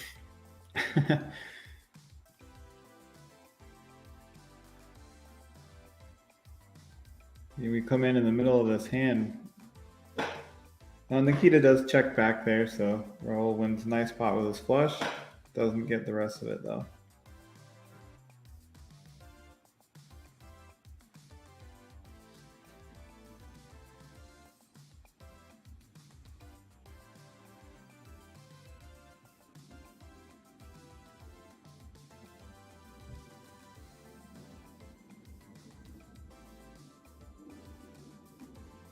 You got a plane flying over you there. Oh, you can hear that, huh? Yeah. Yeah. Yeah, in Vegas, there's planes flying left and right all the time. I'm not too far from the airport or the strip. Bally's adjacent. Yeah. Actually going to be taking the monorail in to the World Series. So I get to avoid the parking hullabaloo because I live close enough to just walk up to the monorail and ride that into Bally's Paris for the World Series. So that's going to be interesting. I feel like I got like a little hack. Yeah, that's awesome. Yeah, the monorail would be great. Does it? Yeah. Where does it go from? I can't. It goes from like. Goes. Doesn't go from I the think signature. the south end is right around MGM signature. So the MGM I think is the farthest south, and then the north end is like the SLS, or I guess the Sahara. It is now. We're just past the convention center, or Westgate. Sweet. Well, that's great. As it stands, I'm going to be staying in Palms, so I'm gonna be driving.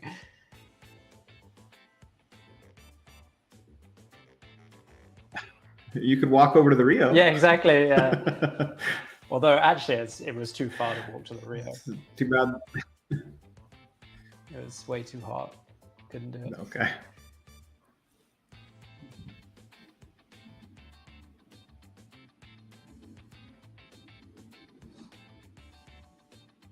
Okay. Wow, 20 big blind open under the gun.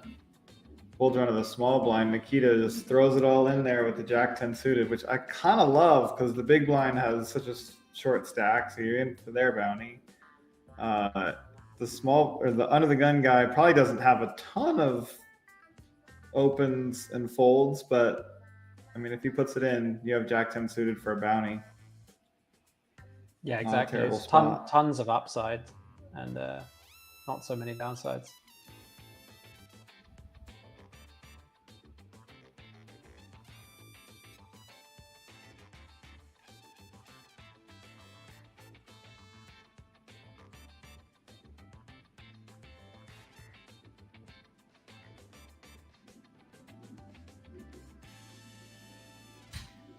King 8, not interested. I guess this will go... Oh, button's gonna call.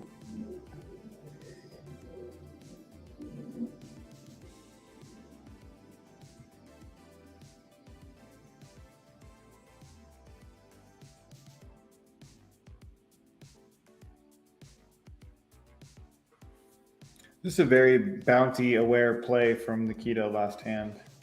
That Jack 10 suited. I don't think you see that very often if the under the gun raiser and the big blind having such a short stack if it weren't a KO tournament. For sure. I mean, there's merits to it even in vanilla. Jack 10 suited is, folds out a lot of hands that dominate it, and has great equity, or decent equity when called. Like, it does okay. But definitely it's going to be much, like very, very good play in a bounty when the big blind's short, so under the gun's opening wide, and you cover them both for the extra value.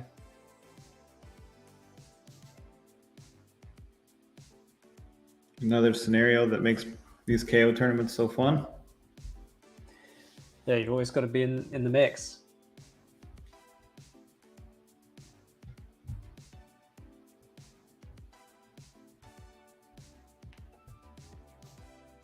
Yeah, anything that incentivizes you to play more or even just pay attention more, just because there's little wrinkles going on that are not just the standard things.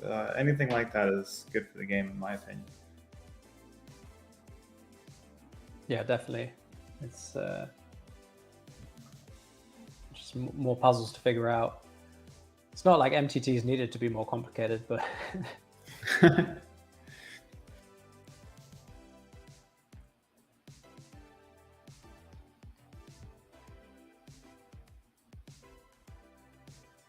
So is this the same Mateus from our first table?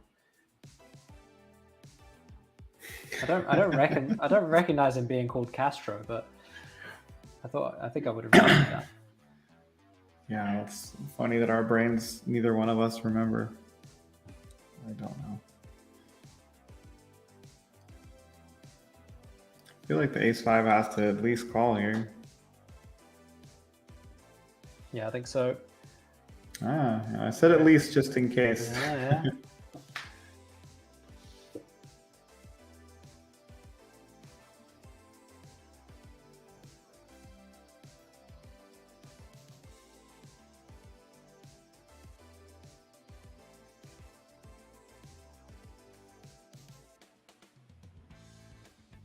He is seemingly giving up on the bluff after the check raise doesn't work. Yeah, I mean, I think part of the reason you check raise ace, or like the bulk of the reason you check raise ace 5 is just to get folds on the flop from hands that might barrel you on the turn, 10-9, that sort of thing. You know, they have decent equity against you, and you can't really call any turns later, so you might as well just try and win the pot now. And then you have some backup equity, and then sometimes in position will float you with king high on the flop, and you do okay against that. But when the king comes on the turn, it's starting to look pretty ugly for ace 5 there. And I think you just want to keep bluffing if you have 9-10 yourself or something of that nature. Yeah, how about that turn bet from the queen jack from Raul? Yeah, I mean, you chop with all queens, so the kicker doesn't play, I mean, so I guess it doesn't make so much sense. I guess you would cut off at ace queen. But again, it's kind of like the reverse of the out of position check raise. You just make them fold some equity, and that's fine. And then they sometimes call you with worse. Like, you know, sometimes they've check raised eights or whatever, or ace 10. So I think it's fine. You know, you're pretty much never getting double check raised. But yeah, I think I go into autopilot and check in that spot a little bit too much, probably. Yeah, I mean, I think check is fine. I don't think there's a huge advantage to betting there. Like, if you check back, sometimes you can bluff catch river, so it's, you know, it may well be better. But I just think it's fine to bet there as well. It's never good to go on autopilot though. Right. Even if the decision is good. All right, we're at this decision again where the ace 9 can trap if they like, as you suggest, but the solver just says put it in. Yeah, this, I mean, again, because it's KO, I don't know what the solver says, but Sinclair solver says this is a limp. Or even, you know, could even just make it 2.5x or something, you know, which is kind of like a different kind of trap. But yeah, like king 6 may well have jammed there. Right. Like, I don't see. Yeah, I could for sure see king 6 jamming there, and then we get to gamble for the bounty with best hand.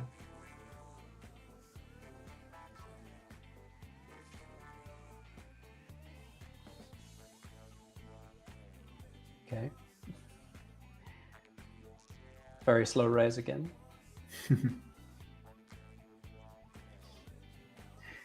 And Akadiri's got a really tough choice. I mean, not that tough. I think this is just a pure flat. But it's... Although, given that the guy is so deep and there's Philip on his left with fumes, maybe you could jam here just on saying, you know, I probably have a... I'm probably doing well against the opening range. Opening range might... It's almost no fold equity, pretty much zero, but you actually do get it in good a lot. Yeah. Yeah, it might be okay if under the gun is opening like king deuce suited and king 6-7, king 7 off or something, for based on Philip, you know, he could well be. That's a nice flop. Yeah, maybe jam's good there.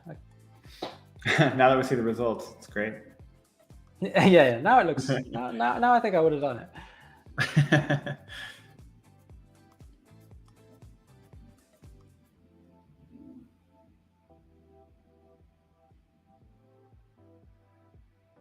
All right, as the newest Phil to the poker world, gonna put it in here with 5.5 big blinds. Yeah, seems too good to pass. Yeah, I agree. Not gonna get many other options.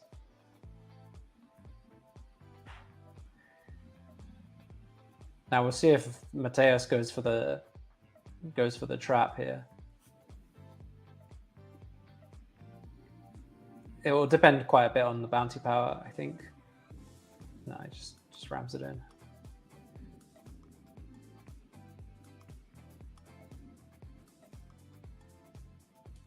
I mean, this seems fine. He's not so deep. Yeah, if the bounty was 40 really pips or something. high and he just calls, he invites Nikita to just call and play straightforward. Yeah, exactly.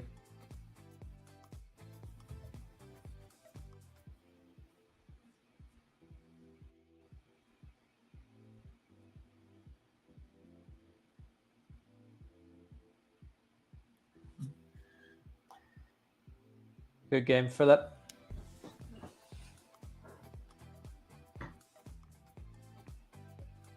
He may have died, but I'm sure there's another. Your name is Philip to Phil, take so we place. know we will see you again.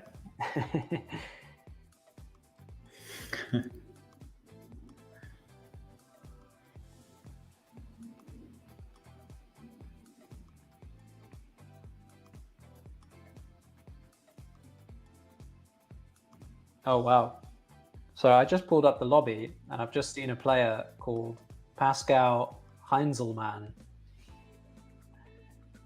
So it wasn't, well, most likely was not Pascal Hartmann after all.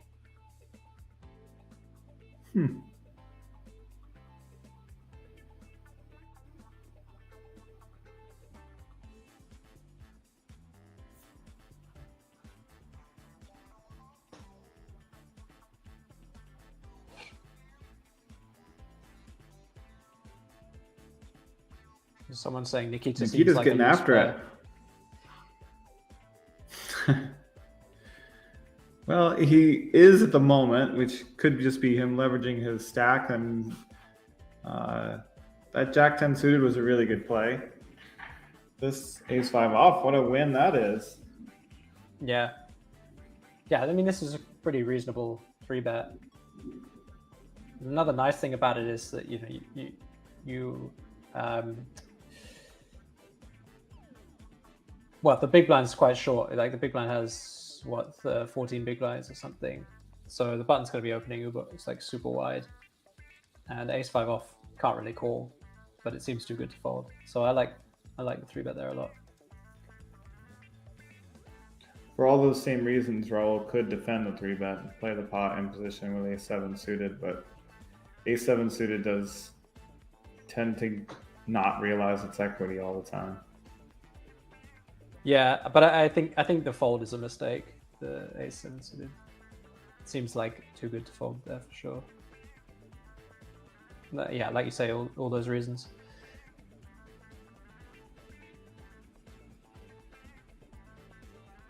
Queen deuce, nice 3-bet. Mm-hmm. Now you want to trap the 10-4 in when you have queen deuce. Yeah, actually, you make a good point.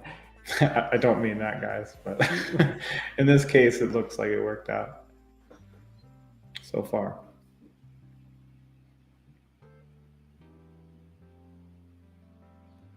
Yeah, someone in the chat mentions we have a lot of action so far, and actually, for how deep everyone is, we have had a decent amount of action so far.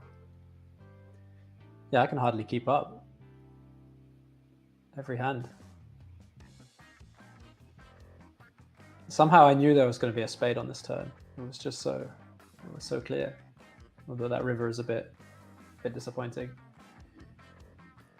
Yeah, I feel like if you're Nikita in that spot, you check and just realize your equity on the turn, or you fire in 2 more shells to get exactly weak queens and maybe slightly better 10s to fold.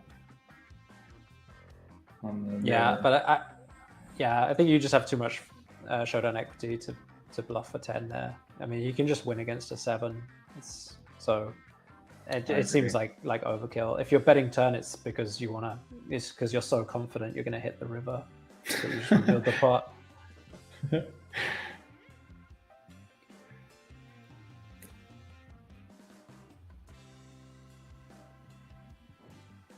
Okay. Now, is this some high-level strategy here with the KOs involved or something with the 9-10 suited under the gun limp, or is it just I have a pretty hand I want to see a flop. I don't know what's going on here. I am. Yeah, I don't know. Everybody's hand is pretty. They all just want to see a flop. There could be some theory to support this, but I would lean heavily on the side of it's probably not a good play, or rather hasn't. That's not the thought process that's gone into it. But I also think that these overlimps seem pretty bad. Like I would never overlimp ace nine, or queen jack suited here. I think we just want to isolate, avoid a 5-way flop, play in position against a player that's limping. Queen jack suited, I can kind of understand the overlimp. It's like he's kind of an awkward stack depth where you don't want to raise fold. But the ace nine suited seems inexcusable. Just got to raise pre. I just like the opportunity that comes a decent amount that Peterson and the 12-13 big blind stack is going to raise. So if you do isolate, you get to play for the bounty, which is a bonus. I mean, you might not have the best hand, but you have decent equity against most hands. Yeah, I mean the limper only has like 23, 24 big blinds or something. Right? Is that correct? Yeah. Yeah. So I mean, just raising to play for that as well is like, I mean, you are in a pretty ugly spot if he limp shoves. Like it kind of seems like he has the nuts, but it's a minor consideration. You know, he's playing a limping range. It's probably weak. We just want to bump it up with ace nine suited and play a shallow pot against a presumably weaker player. You know, we've got his range crushed.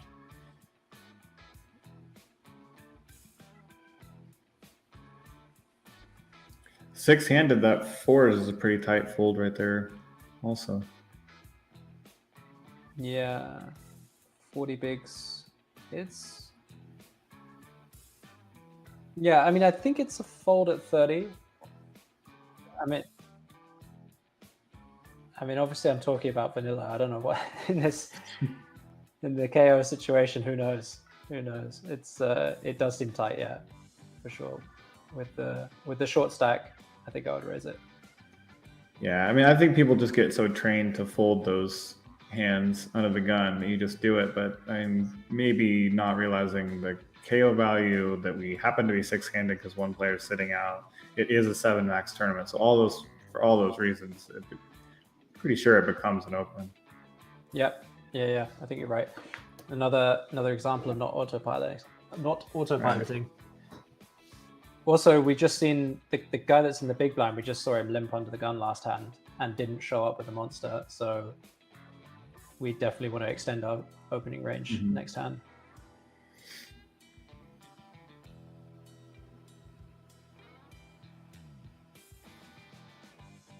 Third pot c-bet gets the 10 jack to fold. He doesn't have a heart, and it is 3 ways, so I think I'm okay with that fold.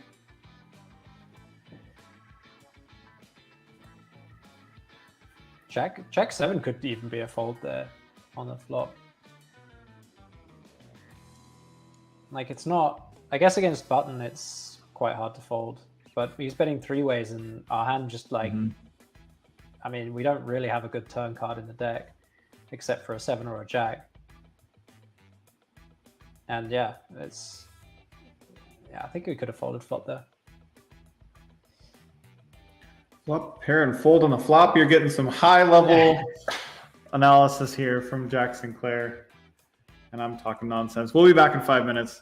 See you guys soon.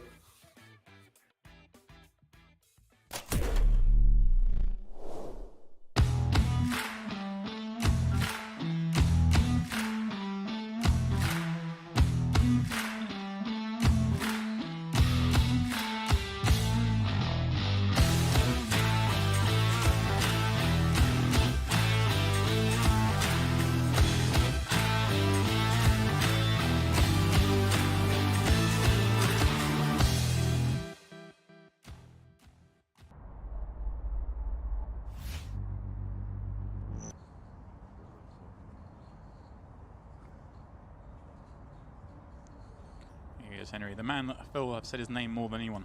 Maybe him and Rock Costisa are the names I've said the most over the last year and a half. Does feel that way, doesn't it? Including, you know, my brother's name, my mum's name, the dog's name. You know, it's been Artur and Rock. Here they go. Artur limping in with Queen 6 of Diamonds, Henry from the hijack. Spicy. Limping in off 15. Watch and learn, kids.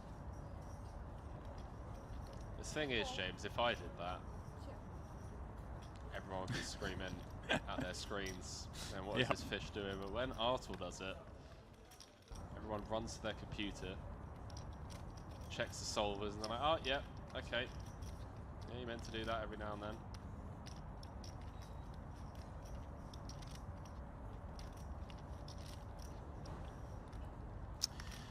Well, courtesy of the limp, we see through a poll, but everyone has a little bit. Artur, a top pair, is going to bet. And check to Chan. Overcard, gut shot, but with 1.5 million chips. Well, there we go. It is going to stick around, and let's start off with the bottom end open ender, Henry. But 300k, this may seem very attractive. Wow. Yeah, again, you know, turn a 10, and you don't really know where you're at. Right. Especially against the short stacks, the SPR are going to be so low. Wow. That's not a bad turn card for Chan. The nuts. Comes out betting. Tiny. Really quick as well, Henry.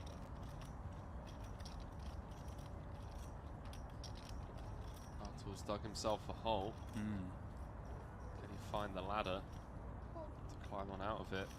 Not yet. He's going to stick around for at least one. Fortunately for him, doesn't improve. Yeah, look at that, just a mini left. 25k chips, the only ones left in Chan's stack.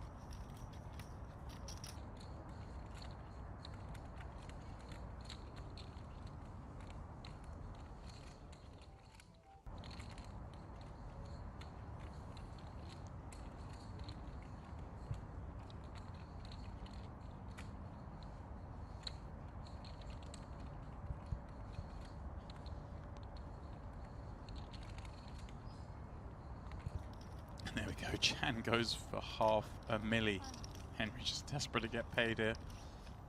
And I mean, if he's up against a 10, it's going in anyway, right? So he's just trying to get some value from 2 pair. Right. And I suppose the kind of range of hands Artur limps with here, we'd expect to have 2 pair if they've got something, right? You're not, I guess we're not expecting to see Queen 6 of Diamonds, but Chan might expect to see some of those connected cards in the middle that have stuck around on the turn, so this does make a lot of sense in that sense. And I guess that's why Artur probably folds this one, Henry? Here's a tank. I mean, what do you think Artur's thought process is here, though, right? He's tanking. I mean, I'm trying to think of what bluffs we could bet up against here. I can't. King 9? Wow. Something, wow. Does call it off.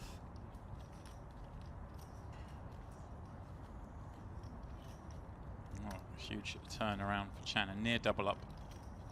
Starting the hand so short. Artur leaving himself well below 10 bigs. Reminds me of that scene from The Matrix where he's like, see, he is human.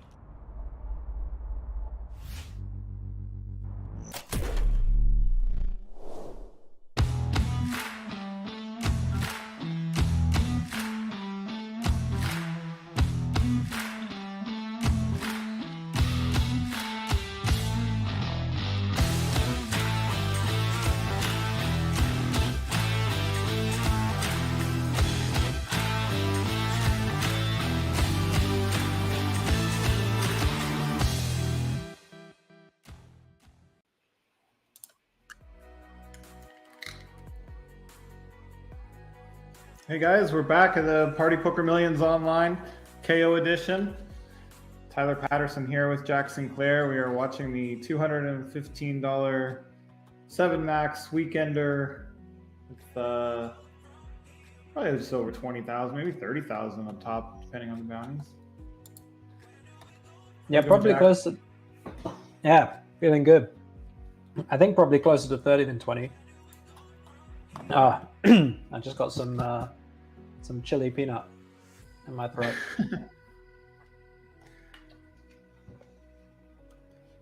All right, well, we moved to a new table, and once again, there is a Matthias at the table. It is. This has to not be the Matthias. first one.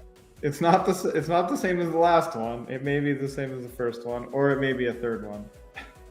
It's not Castro. It's not Castro.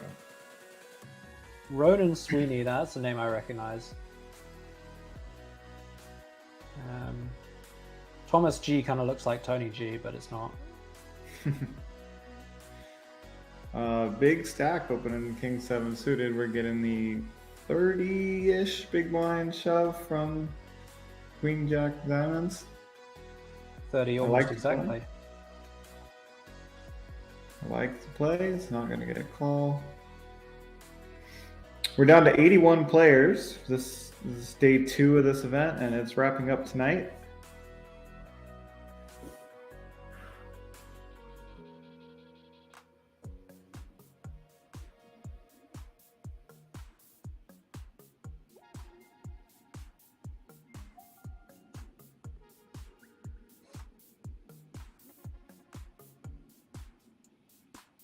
Exciting tournament. Yeah, part of the Millions online KO edition, which is pretty fun. The whole it seems like it's a month long. There's still 2 more weeks of buy-ins for the 1K main event, so lots of KO events coming up. It's never ending online. It's always a series. And it's always a KO series. It doesn't matter what it's called. It's always KO series. All right.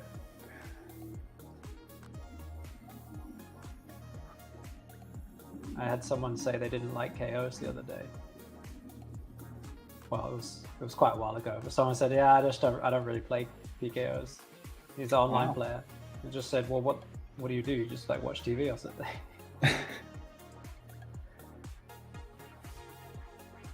Just fires up 3 tables and reads a book. Some people like the autopilot, you know? We were talking about the downsides of autopiloting earlier, but some people like it. It's the comfort zone. Yeah, I mean, if you're so good that even your autopilot is just crushing everyone, then why not do something you like and play on the side? But I don't think that's how most people. I don't think that's a viable strategy for most people. No.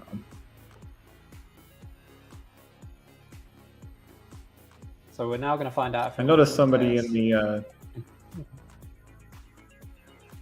What was that? No, nothing. Sorry. You noticed someone where? Oh, with the Mateus. Oh, someone in the Twitch chat used your term vanilla for the standard no hold of MTT. Is that just something you say, or is that a popular vernacular for? That's the standard nowadays. Okay. I had never heard. I'm not a huge fan of it vanilla myself. For a normal MTT before. Yeah, I don't know. I don't know why vanilla has. Like, vanilla's quite a strong flavor, in my opinion. Like, it's quite distinctive. It's like it's not a very vanilla thing. So, I mean, I know this is more extending to the use of vanilla, outside of poker as well. But people say vanilla to mean standard. But that's just because ice cream. Or basic, yeah. It's not plain. Vanilla's got a lot of flavor. Yeah, but anyway, it's offensive to vanilla. I think you're right. Yeah, I guess you could say vanilla poker tournaments are also quite, they got some flavor to them as well. So maybe it makes sense. Okay, it seems like it is a standard term. That's what I was looking for. I hadn't heard it before, but that's what people are calling it. And just to move off of the term standard, because we all use that word so frequently, it's kind of nice. Yeah, that's true. I guess we couldn't use standard to describe non-KOs because everything else is standard. Right.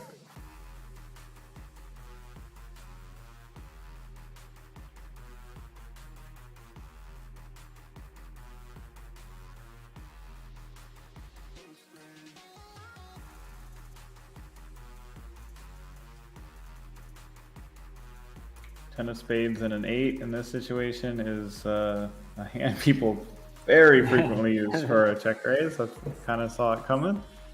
As if on cue. It is a good air ball to be check raising because you gotta turn a lot of equity. The button misses this a lot. Yep, absolutely. No, I like that. Big as well. When like 4x.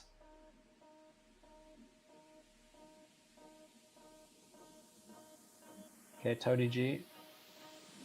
Gonna get in the mix, fun. Everybody's so good at poker these days that you can just predict a 10-8 off check raise on the Jack 5-6. Like that's scary, man.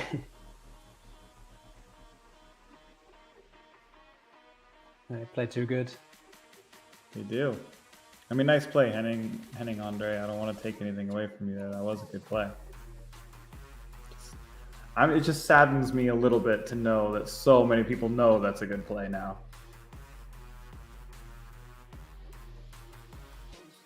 Yeah, but it's only the cream of the crop in this tournament. I mean, it could be. There really is only 71 left, and I don't know how many people started it, but an awful lot. They're deep into the money. Yeah, we Maybe don't know. 30 dimes. There was at least 1,000 players who reached this tournament.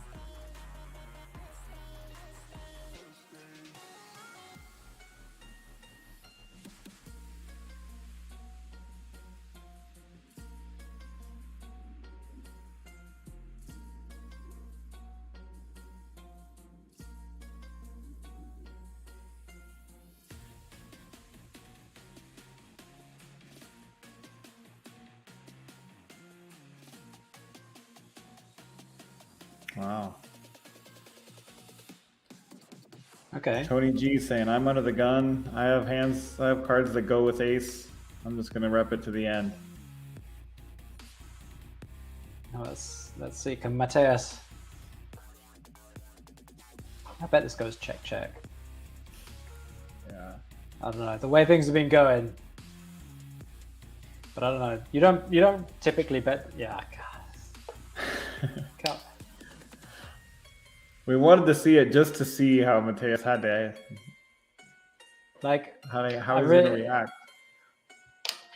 I kind of knew, like, I kind of felt like he was going to check back, but I just didn't want him. Like, I still wanted him to do it. You know? I said it. One part of me wanted to be right, but a much bigger part of me just wanted to see him do it.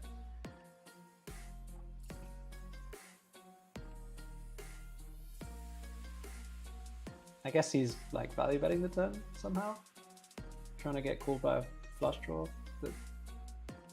like backdoor flush draw float. Maybe a worse king high, something like that. Yeah, there's not a lot of things that are calling the flop that fold the turn. I guess maybe a few under pairs. It was ace 9, right? So maybe the big blind has two deuces, 3s through 7s. Yeah. Yeah, I don't know. I think check turn or triple off with the king jack there. I think Like that's right too. I was becoming a Thomas G fan there, you know, on the turn. I thought that was wow, I don't do that, but actually he's got some heart here.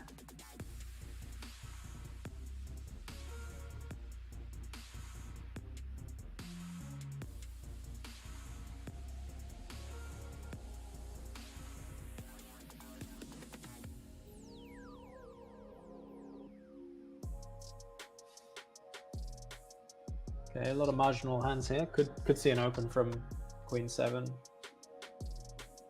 Could see an open from 8-9. 8-9 wouldn't be a terrible limp here. I think the Queen 7's going to open. given the stack. If it folded to the button, I wouldn't mind a limp with 8-9 there. Just trying to play pots, and Thomas is gonna 3-bet shove a lot. Well, this is a really tight fold. I would be shoving here, I think. 22 big blinds versus a cutoff that's probably playing a button range. I think we can just jam. He might be playing. Nah, I don't know. He's probably playing a button range. Yeah, that makes sense. You are going to get called lighter than most in most situations. If we don't know his bounty, could be big, but you're not going to get ace 9, ace 10 to fold like you would in a vanilla MTT. True. But probably enough to get queen 7 to fold. Yes, probably. I mean, we don't actually know, depending on the bounty.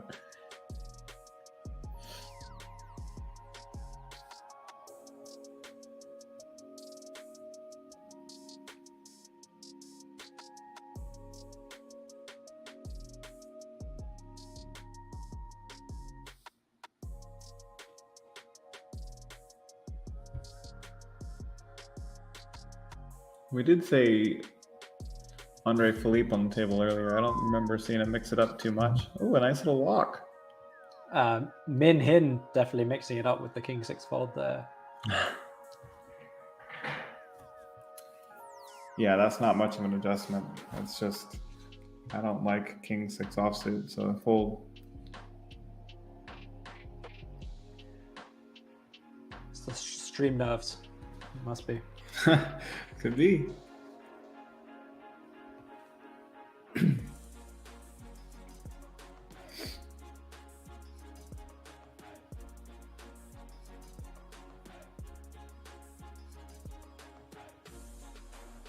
Gotta assume Min's gonna open here. Also possible limp category, like.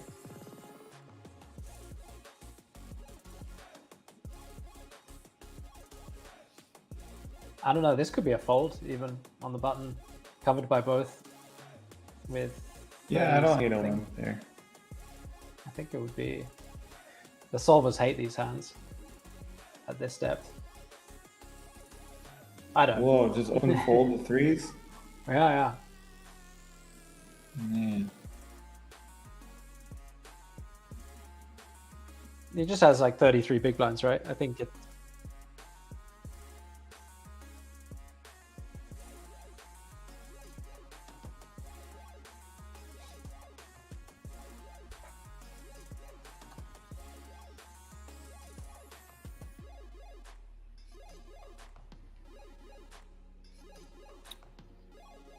Yeah.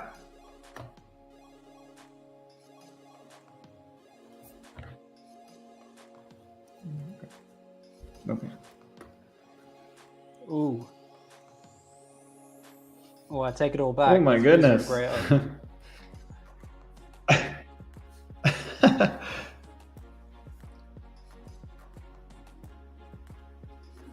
How big? 4. Okay. That seems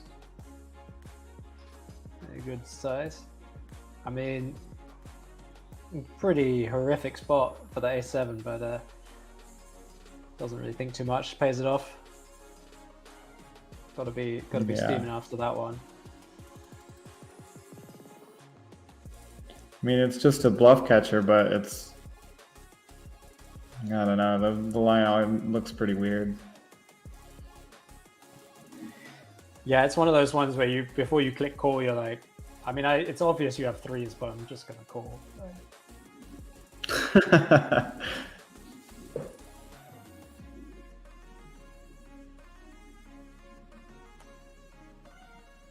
Just looking at that showdown, letting it sink in.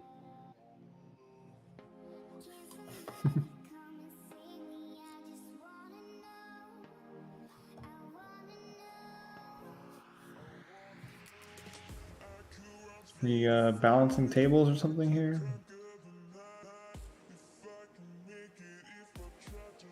Houston, do we got a new table coming up, or have we frozen here? Alright guys, we're getting a check done here. In the meantime, you can just enjoy that beautiful river. Or Savage River. I like this comment. Hi guys, who are you? I mean, it's got our names under our faces. If maybe Yeah, but I don't know what a Google search of our names will find you though. It might be a lot of work to find anything relevant. I can tell you what will come up if you search my name: a Aussie rules football player who's apparently much more famous than I am. If you search Jack Sinclair poker, something will come up, but just Jack Sinclair. I think there was another guy. Maybe I should search him while we wait for the next table. This is what we do in our time off. We just Google ourselves to see what's going on out there. Oh wow! I mean, right now I'm the second result actually. Wow, that's pretty good.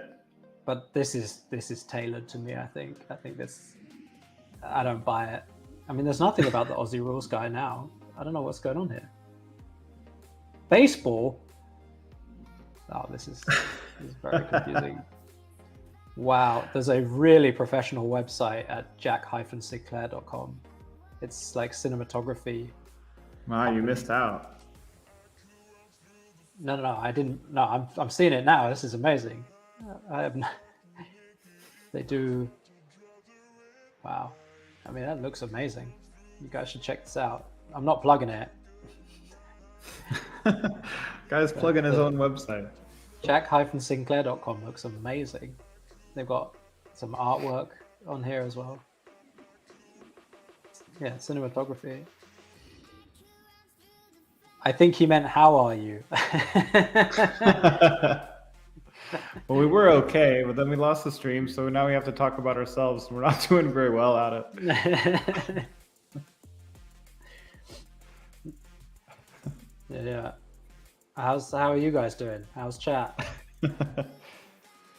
Everyone getting plenty of channel points? Oh, there we go. Plugs. Nice job. Got a smooth transition. That was very smooth. Yeah, guys. I mean, if you weren't already here for the channel points, you can stick around. You just have to tolerate the two of us talking with no table, and you'll get free points, and then you can buy into tournaments with them. That's all the details I have. That seems like good enough details. Did you watch the big?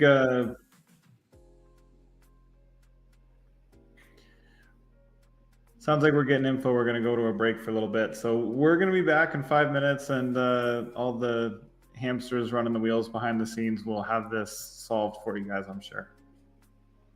See you soon.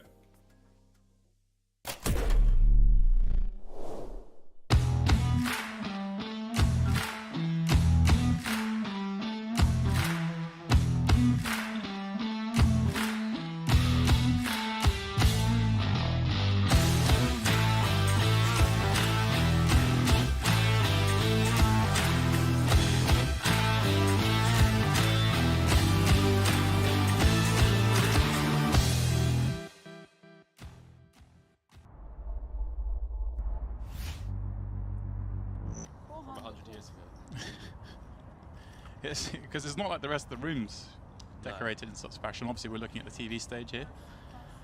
Phenomenal setup you guys are used to looking at. Anton was given it the image speech just a couple of hands ago, saying I'm a nit.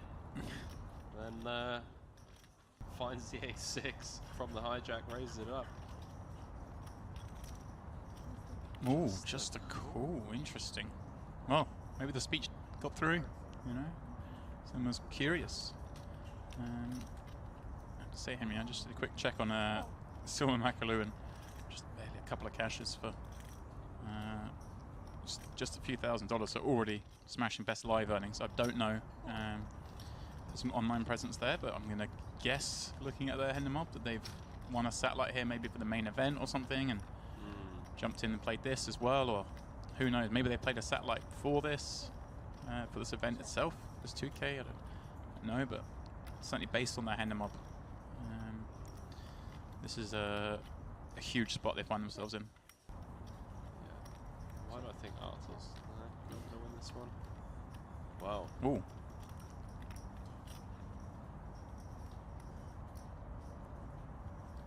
Well. I mean, Henry, I guess, has played. We're going to check this and Anton bet because Anton gets to have all the aces.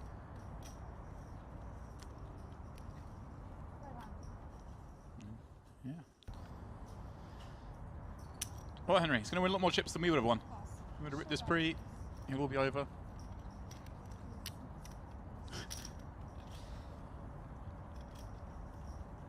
I wonder, you see something like that happen live, Henry. The other players here looking and now like, right, okay. Yeah, This man's peeling from the small with ace jack. So when he does 3-bet rip it.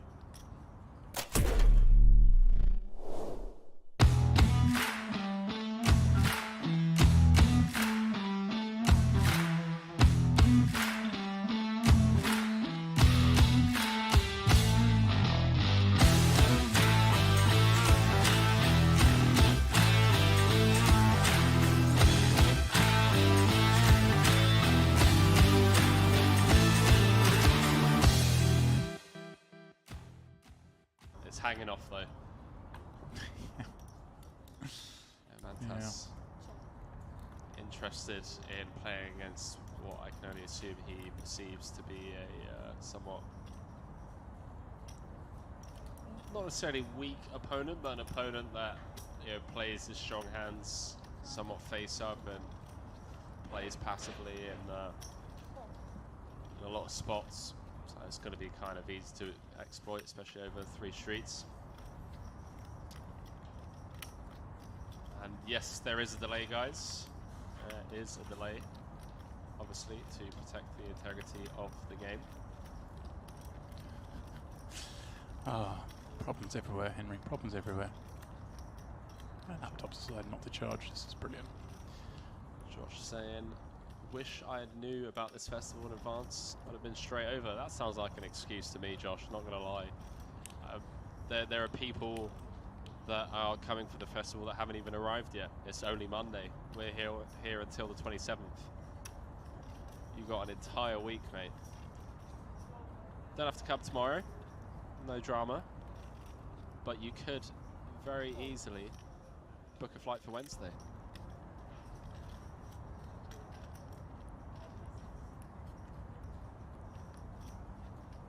Six on the river. Mantas with some showdown now.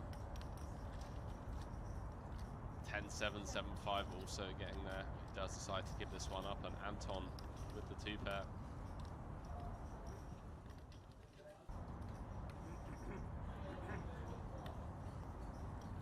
Comes out firing. Little 40% pot. Mantas looks pained, but self-inflicted pain.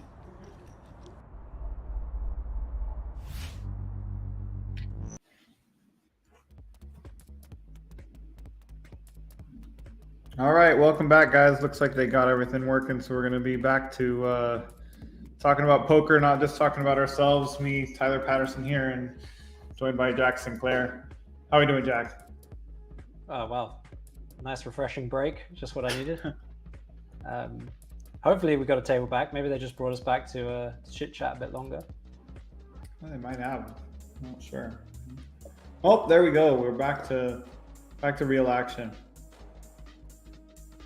Oh my, Rodrigo's really built the stack while we were gone.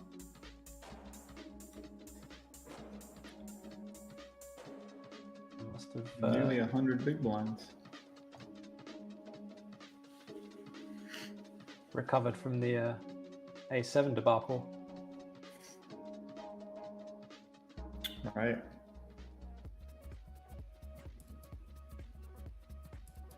Yeah, he had to pay that off and still went smashing after the next 20 minutes or so.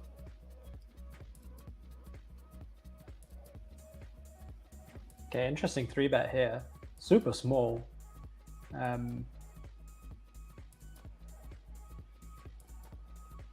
Seems okay. Seems fine. Gets ace 10 out of there. Jack 5 in a pretty ugly spot here as well.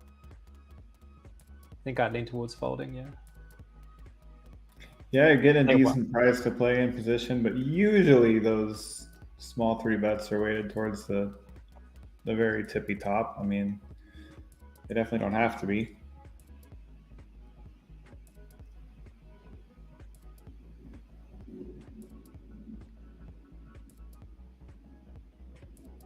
Nice play from Min Hin there, just Min Hin Ryan.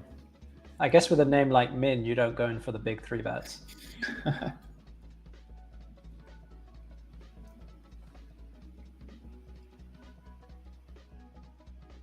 So if you Min raise here from Rodrigo.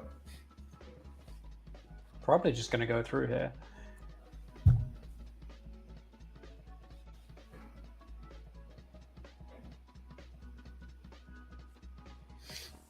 Yeah, I'm not a big fan of King Jack off against the under the gun raiser, who has all the chips, but 40 big blinds, it could play well enough if your big stack is getting out of line at all. We are at a 6-handed table.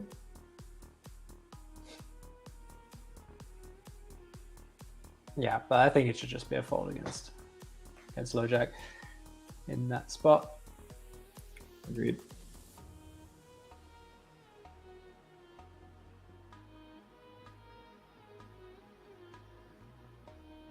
So I searched Tyler Patterson.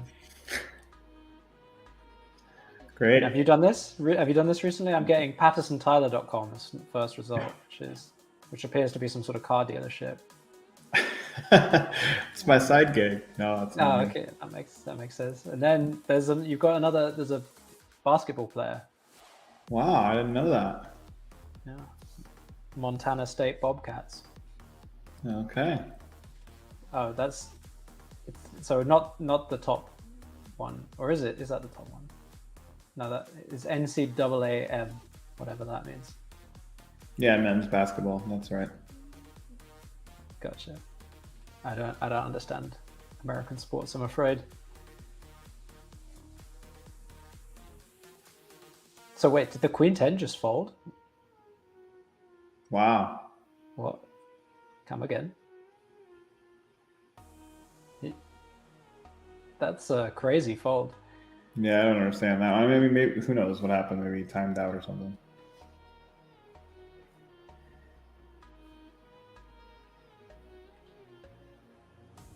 Yeah, that's a wild one.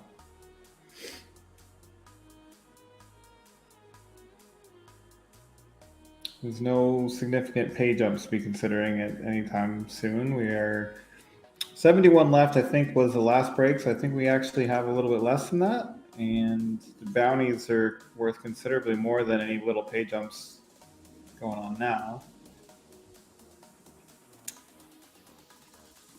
So yeah, I can't find a good reason for the Queen 10 fold. Who knows? Maybe they were just, doing something else. You get to play poker on your laptop, so maybe he's making dinner. Who knows? He could be making dinner. It's always we're getting close to dinner time, you know. I definitely could see myself timing out there if I was making some dinner.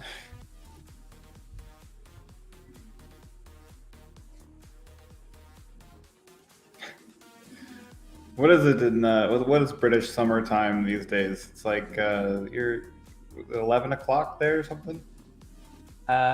British summertime right now, is it 11:30? Yeah, 11:30, I think. I'm not actually in Britain anymore, so I have to look it up. Oh. I searched BST and I got a stock ticker. So maybe if you want to know what the BlackRock Science and Technology Trust is doing, I can let you know. Yes, 11:30 is correct.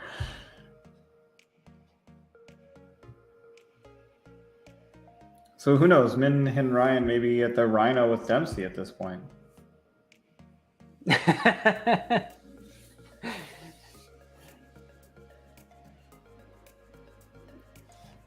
That's solid theory. I don't even think Dempsey's folding Queen 10 suited from the phone there.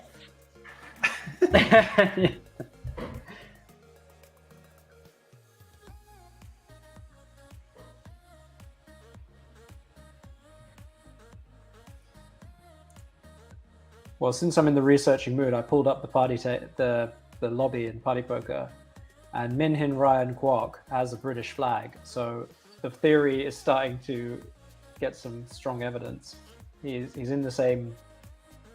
Well, his Party Poker account is in the same country as where Dempsey spends a lot of time. That's as precise as I can be.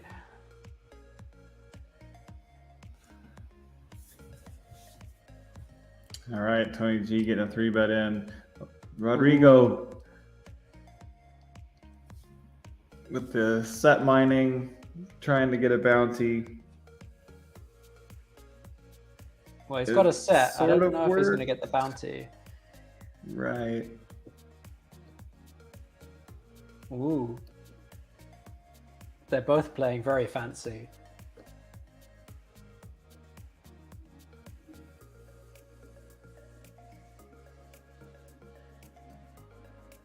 A 3-bet check was fine for the queens.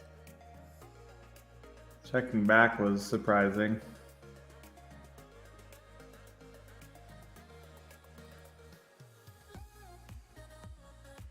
Yeah, I guess they're so short, he's not too worried about getting it in. Ooh. Wowza. Donk shove queens as a bluff. Yeah, I mean, you pretty much lose the pot if you don't, but I think you probably lose the pot if you do, too. I mean, I don't know, there's a lot of... I guess the flush draws check back a lot of the flop, but also in position just has kind of a lot of, ace 8 suited kind of stuff, and yeah, even ace jack can't call, sets can't call, but he shouldn't have many sets obviously, but it's not like he has tons of flushes. He probably folds a lot of his offsuit hands pre-flop, so I would quite like the shove there. No one will ever believe you have a bluff. Right.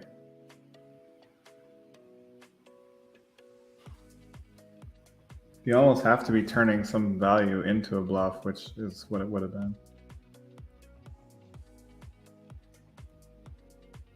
Yeah, I mean, it's impossible not to have showdown value at that point, right? Right.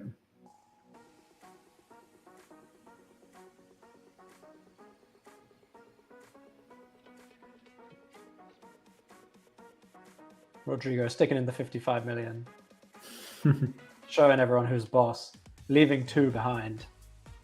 Just to... presumably so he can keep typing in the chat.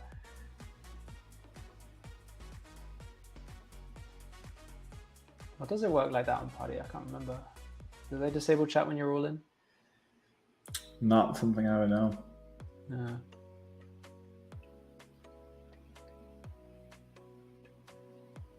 They still let you throw stuff at people when you're all in. That's nice. There's a serious metagame there.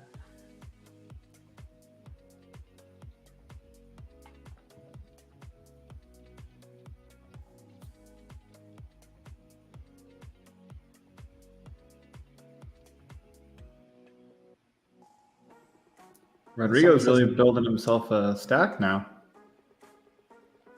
Yeah, that's a monster. 58 million.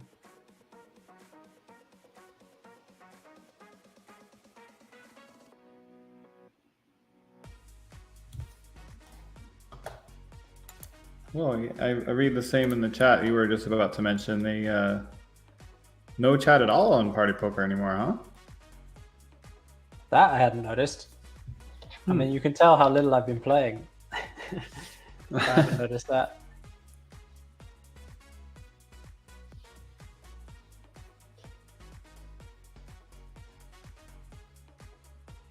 I've gotten to play a little bit of, I think I've played some Party Poker live events, and I think I got to play the Party Poker New Jersey in the States. But yeah, my residences, both Barbados and in the States, they're not allowed. So I have a lot of history with Party Poker online.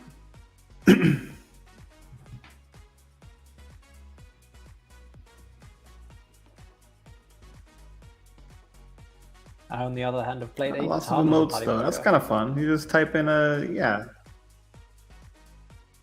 Oh yeah.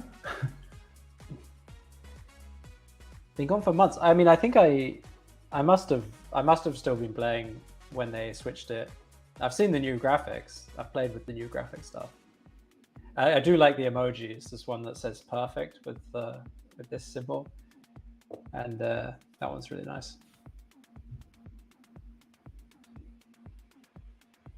So this would be a clear fold for the King Queen if Rodrigo wasn't the opener and hunting bounties. It still probably is because of the under the gun opener, but having King Queen and getting it in for a bounty there against Thomas G, would probably be pretty nice with the King Queen, but you got to be worried about the under the gun opener still. Yeah, I think that's right. It's tempting, but I don't think you can get it in there.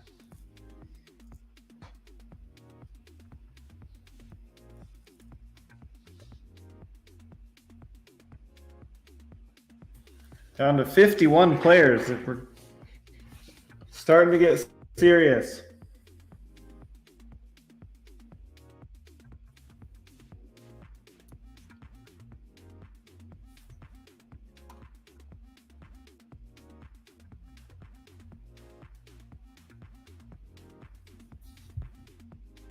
Right. Hopefully Min's not going to fold this one.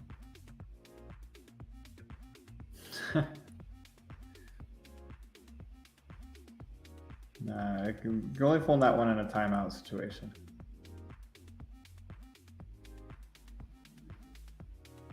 You managed to look away from the pasta pot for long enough.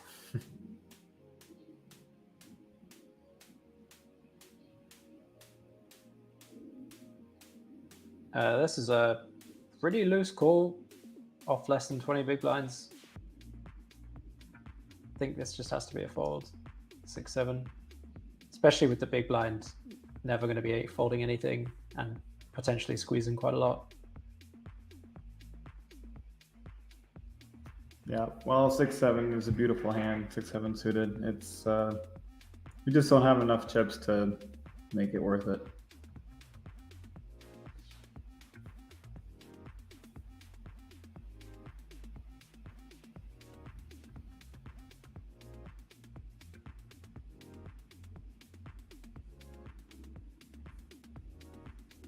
And everyone has a pair.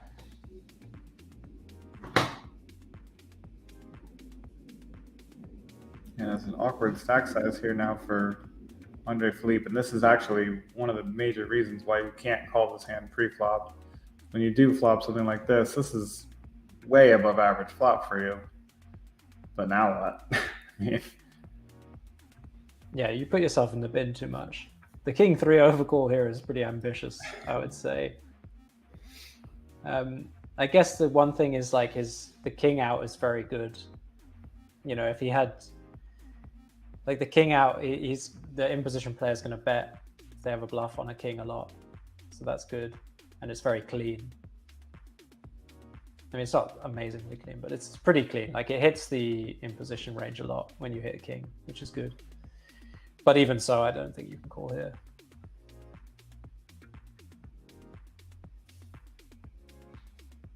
And yeah, kind of ugly spot for ace queen on the turn. No, what a time for us to move along.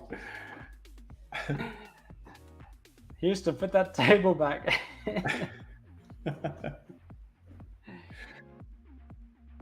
Okay. Oh well.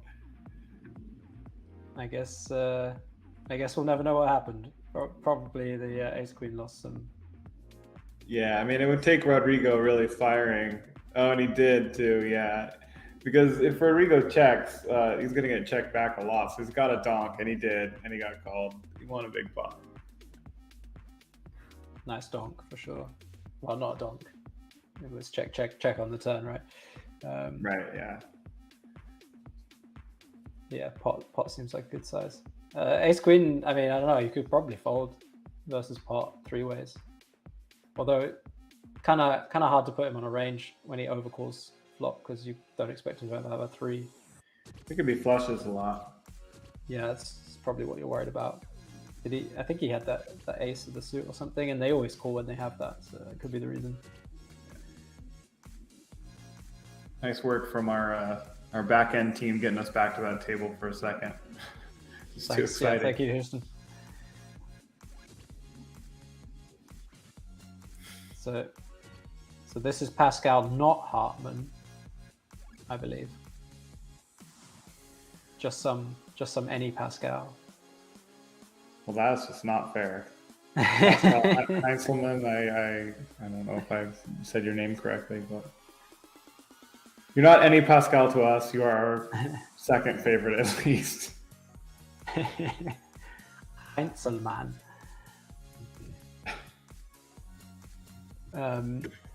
Yeah, maybe we should Google him. Wonder what company website we'll find. In the meantime, Lada is all in and called by Alexi.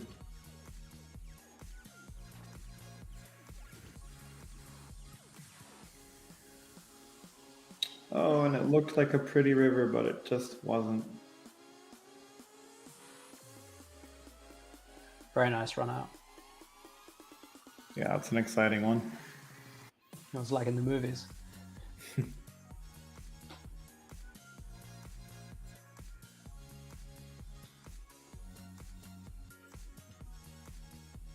My fiance she loves playing online poker, but is a bit inexperienced, and that's one where if she had the ace nine, it would have been a big yes. Oh no!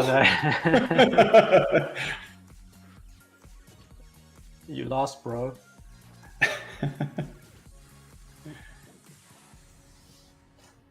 God, you'd hate to be that guy. Huh?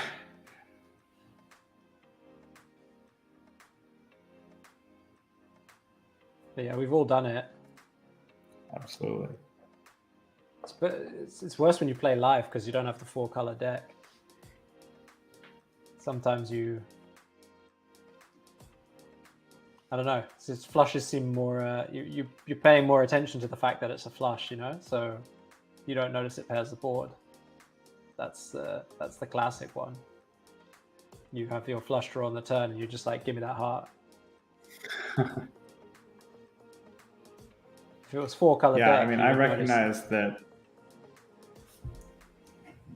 Yeah, right. You notice right away. So I recognize that a 4-color deck is superior. If we would have just started poker in general with a 4-color deck, I'd be fine with it. But having played my whole life live with the 2-color deck, I find the adjustment hard. I don't even play with it online. I play with the 2-color deck. No. Online. I do. I know it's ridiculous. I know, but I do. I can't. The green just looks black to me anyway. It's a wild. I can't handle it. Wow, that's crazy. I mean, I heard one story about someone that plays with 2-color deck and doesn't put their seat in the same position, so their seat is just random. And at that point, like, you've just got to be in, like, I don't know. I think you should be in an institution. You know, like, how could you wish that on yourself? Yeah, if I'm only playing 1 or 2 tables, I actually don't change my seat either. But no way. But if I play 3 or more, and I don't usually play more than 4 or 5, but if I play more than 2, I have to make sure I'm in the same spot.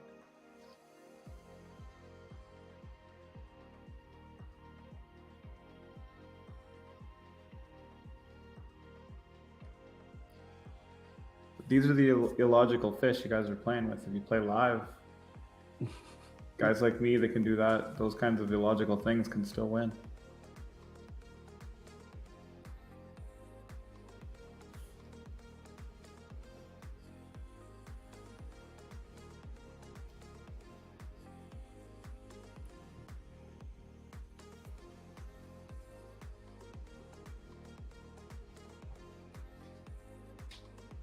We could see a really big pot here if, with these two sitting next to each other, Fan, Tong, and Alexi. Both quite loose sounding names to me. Yeah,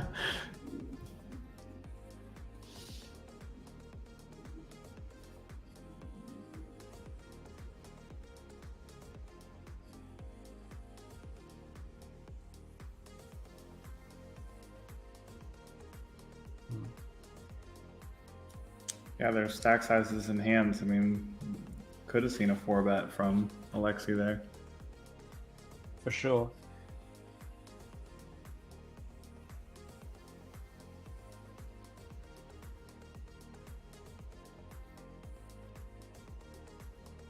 This should probably be the end of it. I think that Alexi probably continues a lot with ace high on flops, but that flop's pretty bad for ace deuce with the clubs.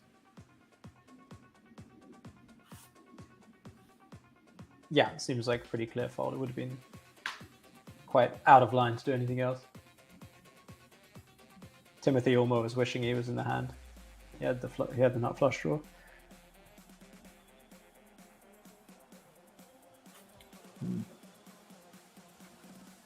Oh yeah, he had the ace-4 suited. Was yeah. Timothy Ormer I've played with quite a lot. He seems like a hardcore grinder, always and everything.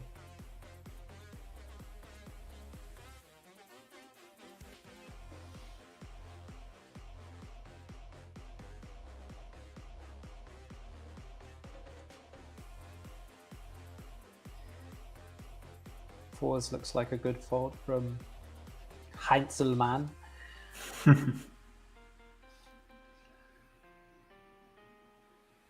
Wow, the jam from ace-5, and we got there probably 12 big blinds. Yeah, that's pretty loose. I guess it's not that bad if you have no fold equity and like you just yeah. Another crushing run out.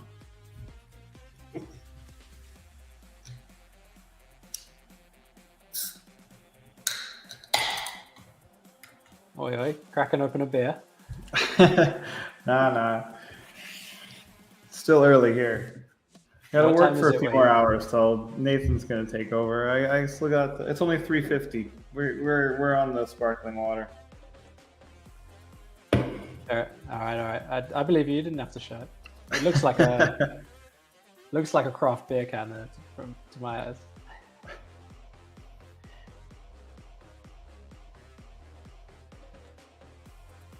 So 3:50. So I'm 11 hours ahead of you. It's Oh, wow. currently 10 to 3 in the morning here. So it is almost beer o'clock for me. Yeah? Seems like it should have been a bit ago. Yeah.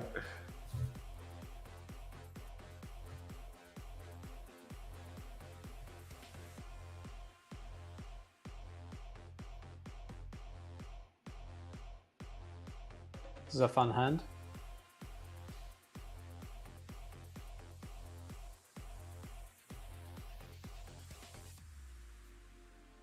Looks, I mean, it's a single raise pot, right? And he's just led the flop, I think. Yeah. But for a large sizing. Not a big fan of slowing down with a 6 here. Like, in position's just got a load of ace-x and you've got tons of fold equity on the river. I would just be betting again. Like, I guess if you bet and get shoved on, it sucks, but that's just very, very rarely going to happen. Pretty rarely. I guess Timothy would probably jam an overpair on the turn. It is a consideration. But yeah, he just lets him win there. I think the 9-6, it's a nice idea on the flop, but the problem with the triple rag board is that you always get called by ace high. Always So ace high, and sometimes even by king highs. I mean, he made the sizing big enough to where king highs probably fold. Yeah, I would expect king highs to always fold there. But yeah, the problem with when it's deuce 3-5 or whatever 3 wheel cards, they just can't fold any ace because they have a gutter. If it's deuce 3-6 and let's say he had a 5 instead of a 6 in his hand, then I like it a lot more because you just get instant folds on the flop from some ace highs with the big sizing. But in that kind of spot, like, it just makes a lot of sense to triple off when you have such a big nut advantage from the big blind. Completely uncapped, you can just barrel off. And if you're betting big and then check with 9 high, it seems like you're just letting ace high win way too much.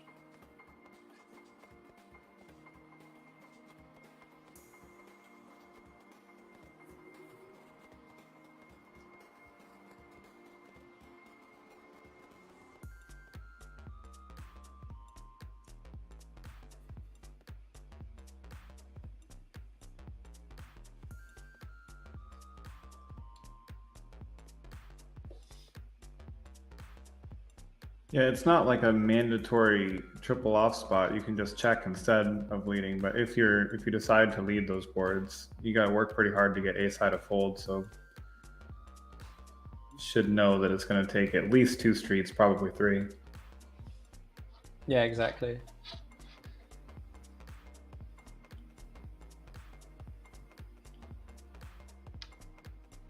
Yeah, I can understand the turn check.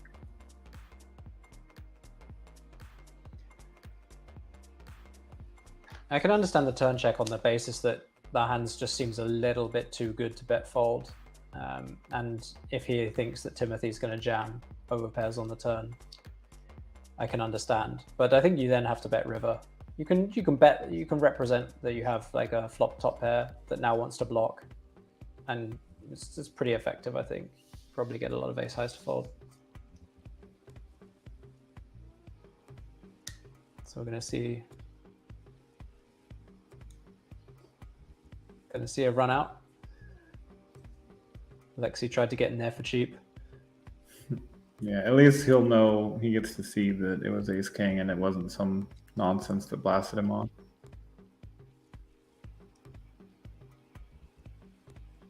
Oh, close. Another spicy run out. Close, but no cigar. GG Sibley.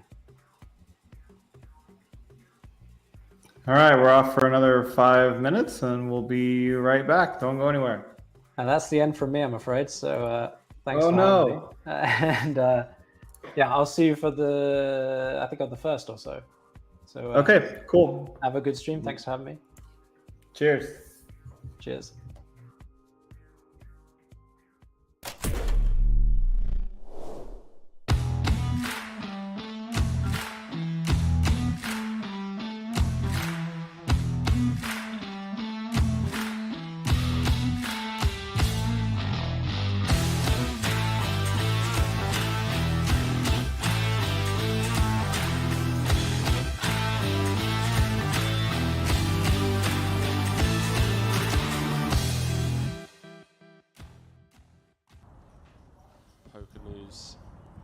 Team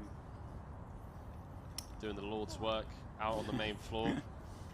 So if you do have any friends or family in the upcoming main event that aren't on the feature table that you want to sweat. Yeah. Updates, of course, will follow along with the stream here, so you won't inadvertently give yourself any spoilers, guys. So you can safely check that site, especially if you want to see what's going on another table. Although, like I say, we're not far from the table, so you need not panic. Macaulay popping it up. Mantis, ace queen, going for the 3-bet. 1 million. As I just said there, Henry, this is a scary one. Even ace queen to 3-bet this man who's just flat ace jack from the small. 3-bet fold. Entirely possible. Seem unlikely though. Actually, no. 3-bet fold seems fine.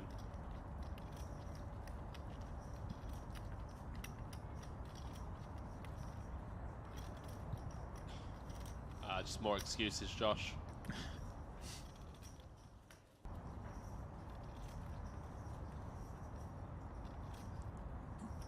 Yeah, come on, guys. We've been telling you about Minions North Cyprus for weeks. Yeah, that's actually a great point. And there's plenty of time to still get here.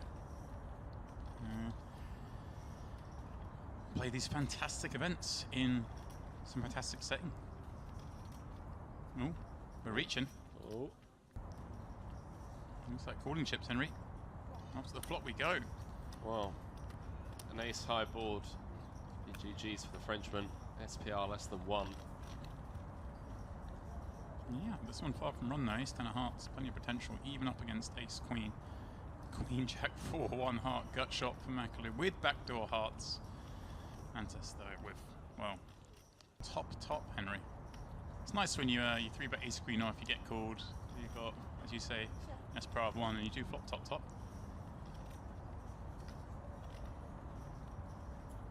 Better than you can hope for. Did you just go like really small, like B 20% or something? B 25. Yeah, it's nice to see that kind of stuff, Henry. We're seeing the shaking hands, the bit of nerves. The adrenaline is pumping through his body. And the check call from McAloo now sees him turn in that flush draw. May he do something here? Is he potentially going for the stop and go? 2.2 and 3.9, or is he just happy to try and get ace 10 to show down? Stop beats. Plenty of nonsense, Henry. But how much nonsense does our opponent have? And there we go. Yeah, I mean, obviously checking and facing an all-in is a different measure, but Yeah. he may have hoped to have seen a check back. It was not an unreasonable scenario. It's like ace 5 of diamonds. Or whatever. Like Right. you never get there, by the way, in this spot. Yep. Yeah, it's getting a huge price. Fold down, maybe see more cards. Yeah, Mantas trying to look as calm as possible.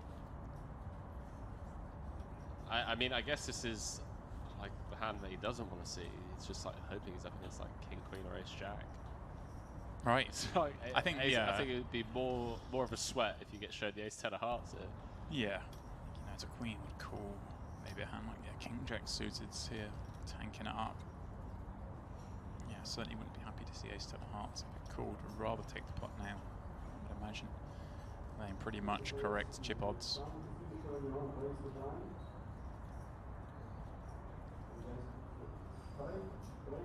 One of the face masks got to help a little bit, Henry, if you're feeling a bit nervous. You know, for how long was the battle going? Here we go, McAloo does fold. For how long was the battle going? We're arguing against face coverings, arguing against scarves. There was a huge debate.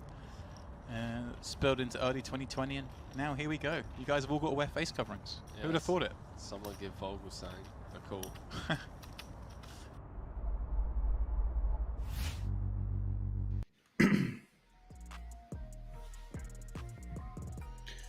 Welcome back, guys, to the Party Poker Millions Online KO edition. We have a $215 buy-in KO, 7 max weekender with about 30,000 up top after the bounties. And we had to say goodbye to Jack Sinclair, but now I'm joined by a true professional, Nathan Gamble. How are we doing, Nathan? Good, Tyler. You say true professional. I was watching you and Jack earlier in the chat, and y'all were crushing it. Definitely good to hear his thoughts on how this all goes down. Well, thanks, man. I appreciate that. How are you doing? Good. I just moved back to Vegas recently, so excited to kind of be back here right before the World Series and see, for a little bit different angle this go around. All right, that's nice. The Party Poker online community, and mostly in Europe and all over the world, gets to hear 2 dumb Americans comment on the play, huh?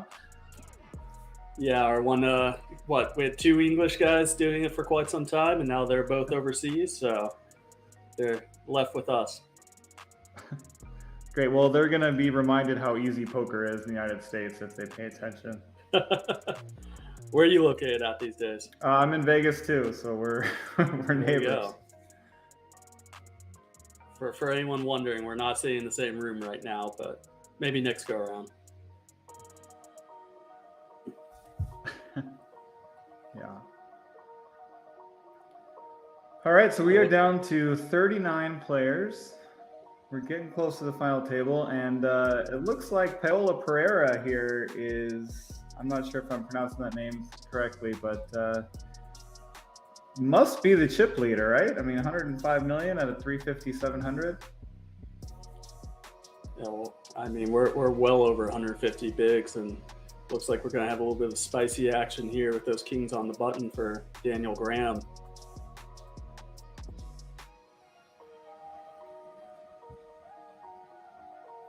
Oh yeah, open in front of him. I think as another famous American once said, "We're heading to Whitewater here, Vince."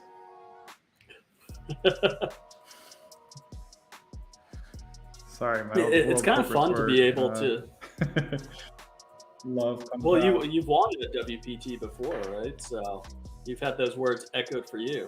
Oh, nice. Thank you for that. Yes, I was just trying to get that plug out there. Looks like we do have a call here from Montes Jacas. Pretty understandable in this knockout type of style to see a little bit looser call than most would think. Oh, and how about that ace on the river? A little Barry Greenstein action for you, Tyler? Wow, yeah, I actually have a Barry Greenstein Ace on the River signed book from Barry himself from probably 10 plus years ago. Sadly, none of that for Daniel Graham, but a pretty respectable showing there. Busting out, it looks like 39th place. So. Yeah, I mean, I heard there was over 1,000 players in this thing, so top 5% is pretty good. Hopefully he got a bunch of bounties on his way out.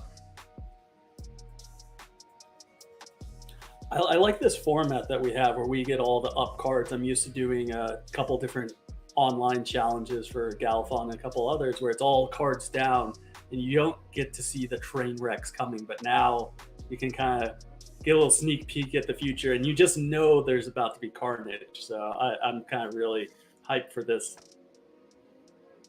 Yeah, I don't know if I've ever done a stream with no cards shown. That would take, that would take some serious work for the commentators. They'd have to, actually give their take on the situation without all the information, which is cool in one aspect, but it's much tougher to do. It's pretty stressful. This seems easy. This is going to be a great time together. Yeah, there's a lot more pressure to be right in that situation when you don't see the cards. I will tell you though, when it happens, when you get that, he big bet on the turn, and then someone calls you, say, "Oh, he probably has this type of hand," and you kind of say something very specific, and it turns out you nailed their hand spot on. It feels so good. It's like Christmas morning.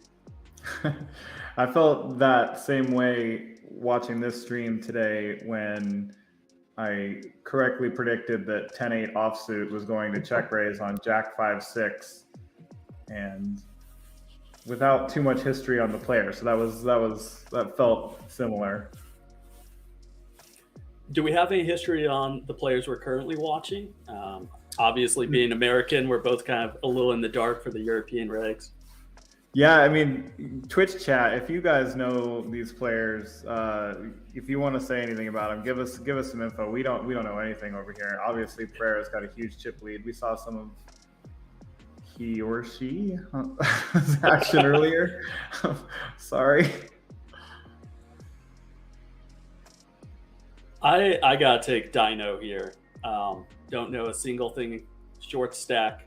Yeah, we're talking sub 20 big blinds, but how do you go against that name? I mean, Dino Zaini.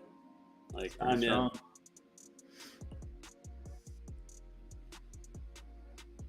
And speaking of Twitch chat, I see a couple people out there. Thanks for joining us, guys. See Jojo BR commenting on that ace on the river. Yeah, it's you're going to see a lot of bad beats happening throughout the course of this to get down from 38 to 1. No question about it. Yeah, the KO aspect brings in a lot of that. And it's nice that we're 7 max too, so that's going to cause a little more action. And, towards the end of tournaments with the table balancing, you're almost never full. So really it's going to be more of a 6 and 5 max than it is 7. Yeah, it's a good point. Let's see, what would that be? 14, 20, 35 is the next time they'll be full up at 7 apiece. Right. 5 tables remaining.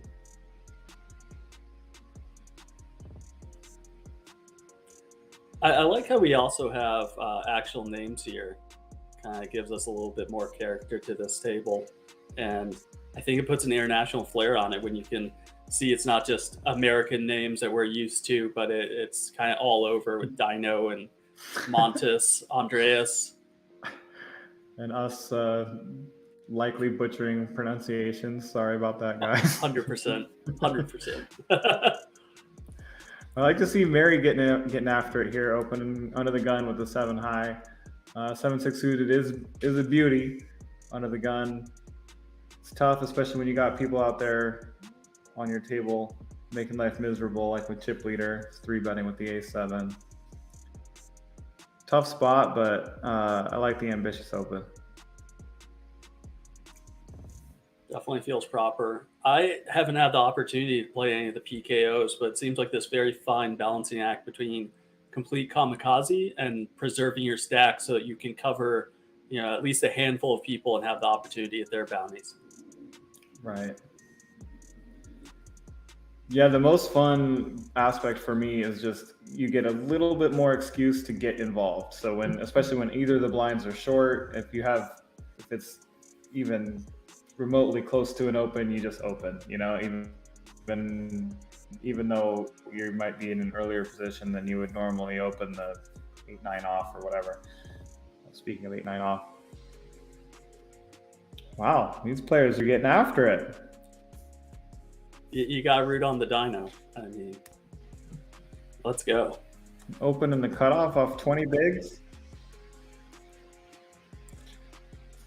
I like how we still have the little bit of like the tank, the 10-second burn. Dino's not scared, throwing in the 20 bigs with the queen 10. Mm-hmm. Making sure that people don't know they're just opening and folding 100% of the time. Yeah.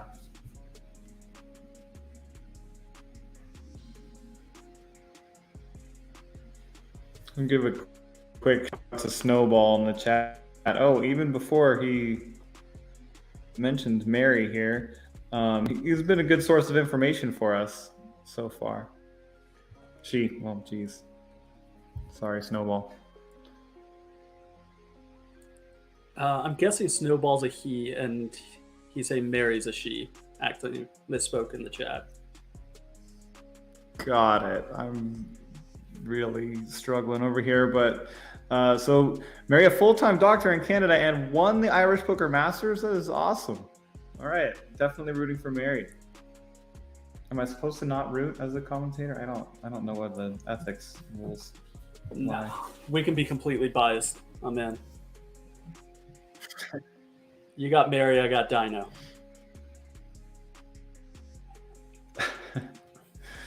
Right.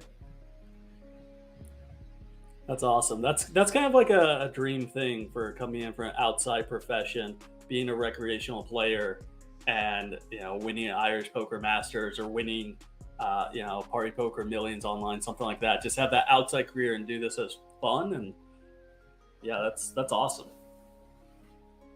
Yeah.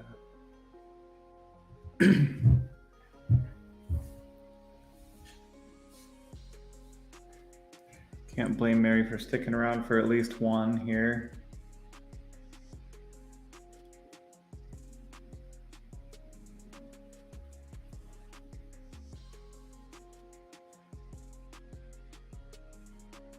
Dennis continuing for another third pot bet. Price is right. Do you think that calls there just kind of indicative of a lot of straight draw? Maybe not with the lead. I was going to say with a lot of straight draws in Dennis's range with the 7-5s, 4-5s, 9-10s, but leading on the river here, it's not kind of the same story.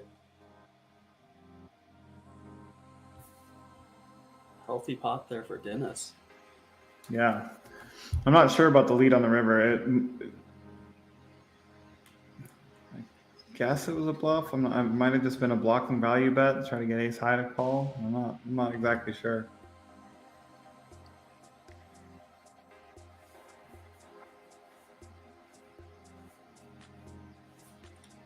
The other thing that I really enjoy about commentating is we look at a hand like this, 6 players out there, and there's not a single card above a jack. So every time you're sitting there at a live event and you're like, oh, I should raise. I know I should raise, and you just kind of talk yourself out of it because maybe someone has something, and even though you know it's probably the proper play, and then it just gets folded around, and you watch hands like this, and there's no real hand for the next 20 hands, and you say, oh man, it's different from this kind of vantage point from on high. Yeah, absolutely. It kind of wakes you up to some situations that you see all the time, but yeah, you just get a little bit of more perspective, like you said. Yeah. So Mary lost a couple pots, but then with the 9-10 off on the button, which is definitely an open, even into the chip leader, I like that there's kind of a no fear aspect. Still firing the 9-10. A good flop to continuation bet. Aye. Good turn to continuation bet as well. Most certainly is. Sadly, she's probably not going to get much action unless Frere wants to get crazy. Especially not for that sizing. Can't blame the sizing though, because this board does just smash everyone. So hopefully your opponent made, who knows, top pair and a straight draw or two pair, and just has to put it in. So I definitely am not a solver player by any stretch of imagination. I don't play much Hold'em these days. I play primarily mixed games. But so from my point of view, I'm like, all right, we got the chip leader here. I'm going to try and make some sort of bet that is going to get jammed on. Like I'm going to go for that like 2.8 million, make it look like I'm going for some, a little bit of protection and going to check back on the river. Just from the perspective of he's a massive chip leader, I'm going to try to do a little bit of an exploit there. So it's interesting to see the difference between, definitely theoretically correct to bet that amount and think through from exploit perspective. I'm with you. I'm a ex-live cash player turned live tournament player, and now learning to play online and work with the solvers too. So I have that background with exactly what you're talking. I mean, he could even check because she's not super deep. You can get maybe one small bet from Frere on the river.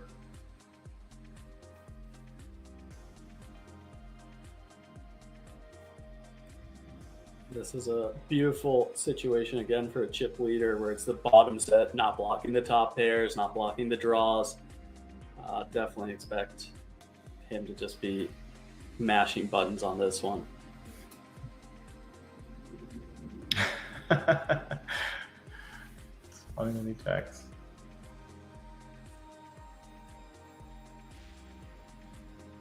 I mean, it's a pretty natural check for the King Jack too. So King Jack does bet, trying to get a little bit of value.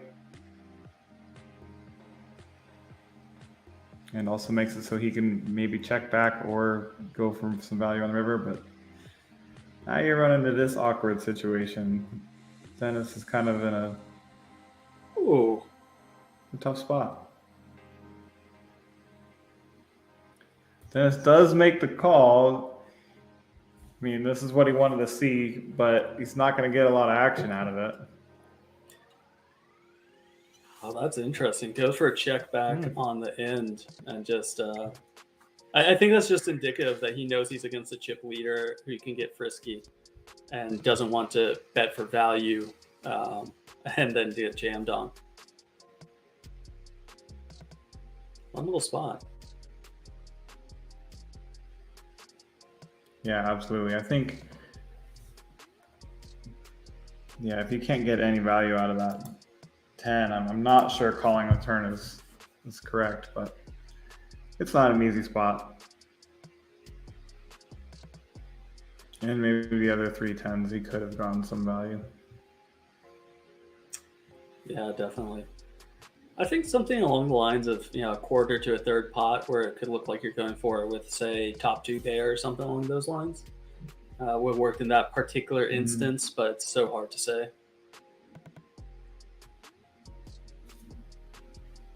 Pretty ambitious peel from Andres here in the small blind.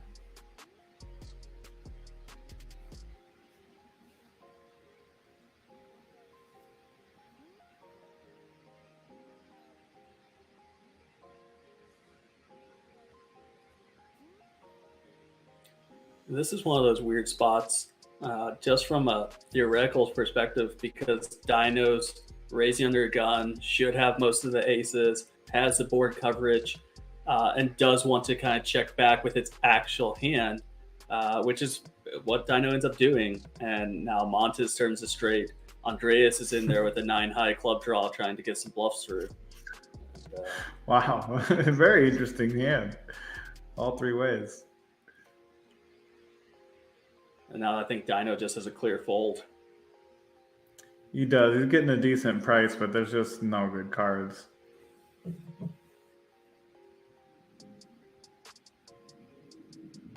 Snap call has to be.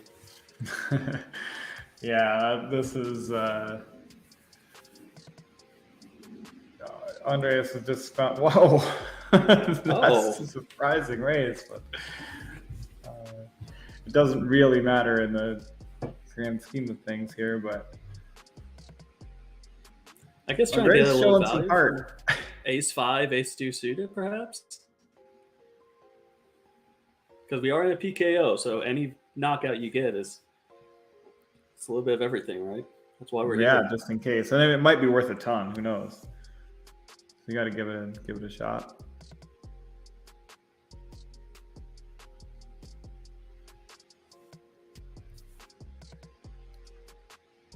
Andreas is rewarded with the ace queen suited and 8 big blinds, 7.5. So what have you seen so far in these spots? I mean, obviously now we have a little bit different situation, but let's say Andreas had opened, obviously they're going to open jam. Would you typically see in this knockout format Montes having called there, or would you have seen it get through? No, Montes would jam in that spot. I mean, well, no, not after Pereira, but if it had folded to Andreas, I think Montes would normally isolate because Dino's stack isn't incredibly threatening either. Yeah, that's kind of my assumption. Obviously, we're in a completely different boat now, but yeah. So you can actually do some pretty simple math to assign how many big blinds someone's value, dollar value is worth. So we can't see on the stream how much the PKO is worth, but it's relatively simple to get a close approximation to how many big blinds it's worth. So you just imagine them splashing that much money or that many big blinds into the pot and then decide from there. So if you would normally call a 7 big blind shove with ace 5, maybe you wouldn't normally call a 7 big blind shove with ace 5 in the small blind, but when the 7 big blind shove is also splashing the pot with another 10 big blinds, then obviously you're in. Yeah, that makes sense. And it looks like, speaking of in, we're about to have 2 players headed for a collision course. Train wreck incoming with Andreas and Dino.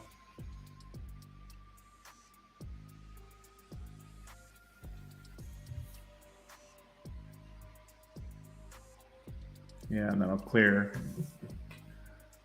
Mary out of there probably.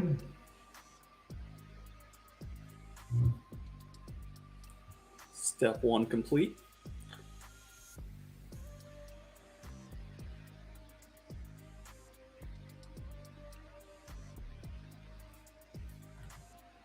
And here comes the run out. Another fun part of this is you get to see all these cards up, and so you know what's still live, and you know both the jacks are live, you know the ace and queen is live, and you start saying, well, maybe there's a little bit of a roller coaster incoming.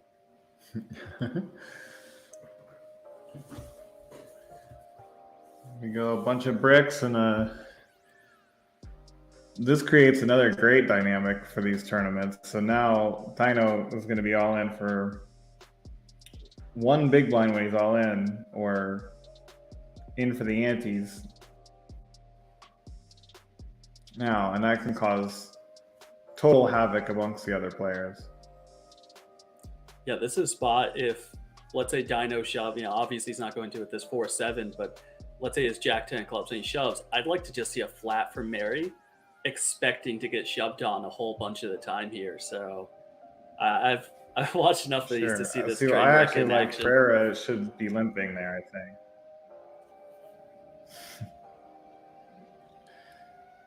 think. Yeah, this open. I mean,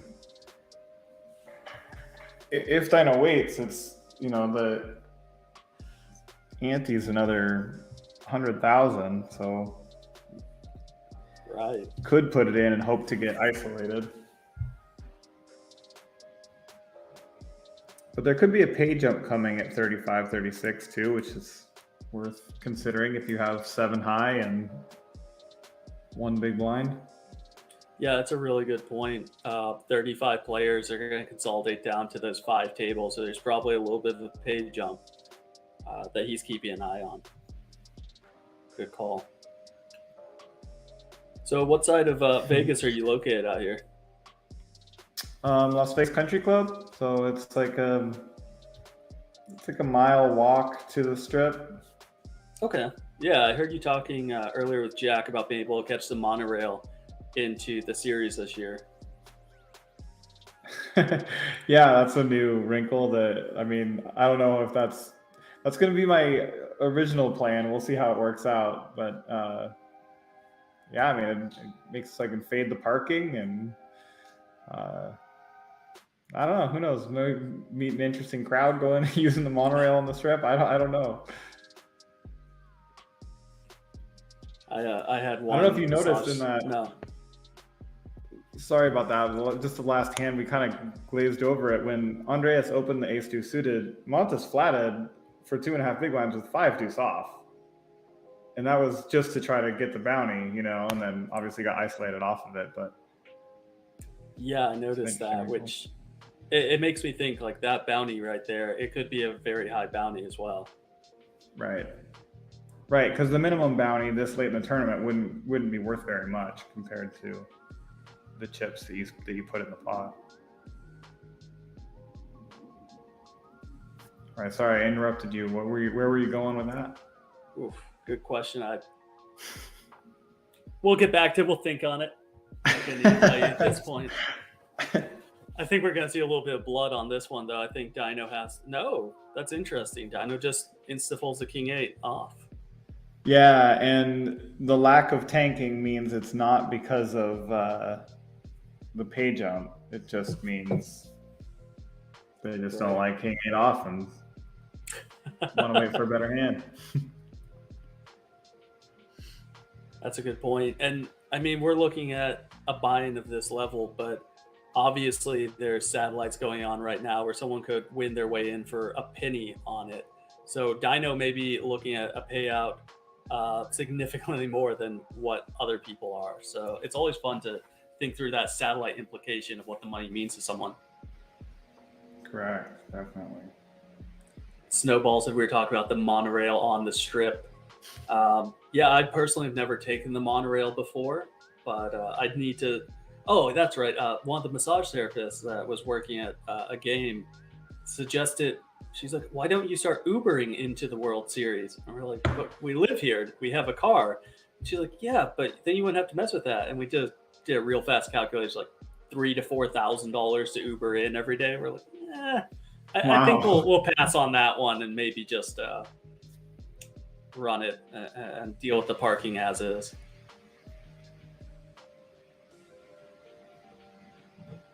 Both these players probably content to check down.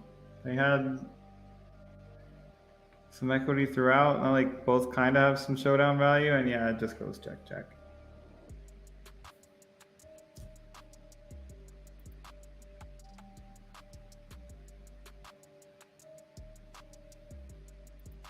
Yeah, Snowball saying 3 to 4K. Wowzers. Yeah, I mean, you think about it, you got to go 2 ways at least twice a day. So you're doing 2 runs a day. You're thinking a month and a half, so 45 days. And Vegas pricing is pretty high right now. It kind of gets higher over the summertime with everyone in town. So it's a pretty penny. Yeah, what side of the strip are you, or what part of town? We're about 20 minutes north of the end of the strip of Encore and Resorts World and all that. So up towards 95 and Cheyenne. Okay, yeah, I know where that is. Little min raise from the small blind from Andreas. with a very good hand blind versus blind, but this 3-bet, who knows how he's going to continue. Could just put it in, and he does. And we know Montes was going bounty hunting earlier, but this is for half his remaining stack. So, yeah, I would have been surprised to see a call there. Wow, I am surprised by the fold, really. But Really? I don't know how much the value. I don't know how much the bounty is worth. But yeah, blind versus blind, ace 10 is not that many hands that are much better. But it is a 4-bet. And if you fold, you are now in the small blind for whatever Dino's bounty is. So you'd be folding. Oh, you can't go broke in that hand. So that is not a factor. Never mind. This is already opening up into that train wreck you alluded to earlier, where Mary's min-raising under the gun. And then we have another raise up from Dennis. Andreas here has a playable hand. This is potentially a fun one.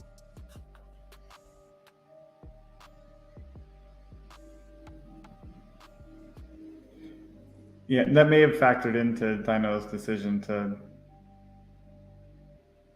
fold some of those other hands. If you get isolated and end up playing your big blind, you might get 6 ways on your action only against one hand.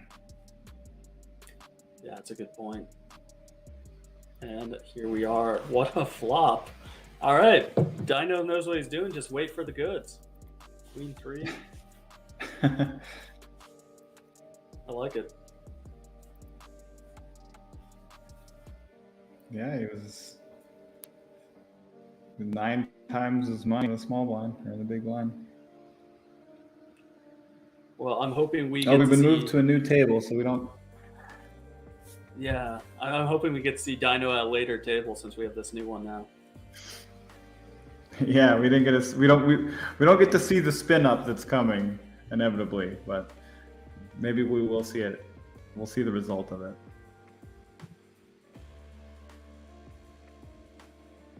I'm just loving watching these dynamics where, we're now at 500,000, 1 million on the blinds, and you're seeing 15, 16 million deep in the small blind with 10s. The big blind's in here with, 8.8. It's kind of a little fun tournament. I'm digging this. Yeah, any wrinkle where you have to do the thinking on the fly rather than just your homework to have the situations, to have your decisions come up. If you do a bunch of homework in the vanilla MTTs, you kind of know most situations. But with these wrinkles, it's tough.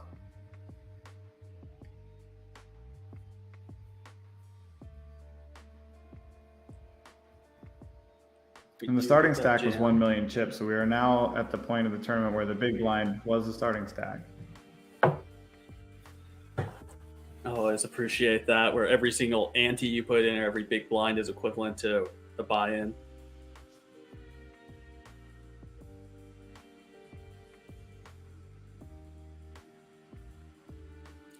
So it looks like Karam here is with that over 100 million stack as well. So probably up there, tied in the top 5 or so for first place. 100 big blinds at this stage of the game is a little hard to come by. We got an update when we moved tables too. We're down to 26 left. So I was just noticing that's a very steep drop off there. We went from 37 previously, now down to 26, and the payouts went from 470 roughly to 619 with the bounties. So it's pay jump as well for them. Yeah, oftentimes at this stage of this tournament, the bounties really outpace the pay jumps. So we don't see the bounty values right now, but some of them could be 600, 700 plus at this point. Yeah, and I heard you mention earlier that although we're looking at first place of about 16,000, you expect to be more along those 30,000 range with the bounties by when everything's said and done. Correct. Yeah, that's usually the case in the PKOs. A little bit more than double. Usually winning the second place bounty. Love it. I know when they were first introduced, that took me a little bit of getting used to. When you look at it as first and second are the exact same place, you say, well, that's not right. And then you realize it's because of that differential in the bounties and how much it really creates for them to go after. Yeah.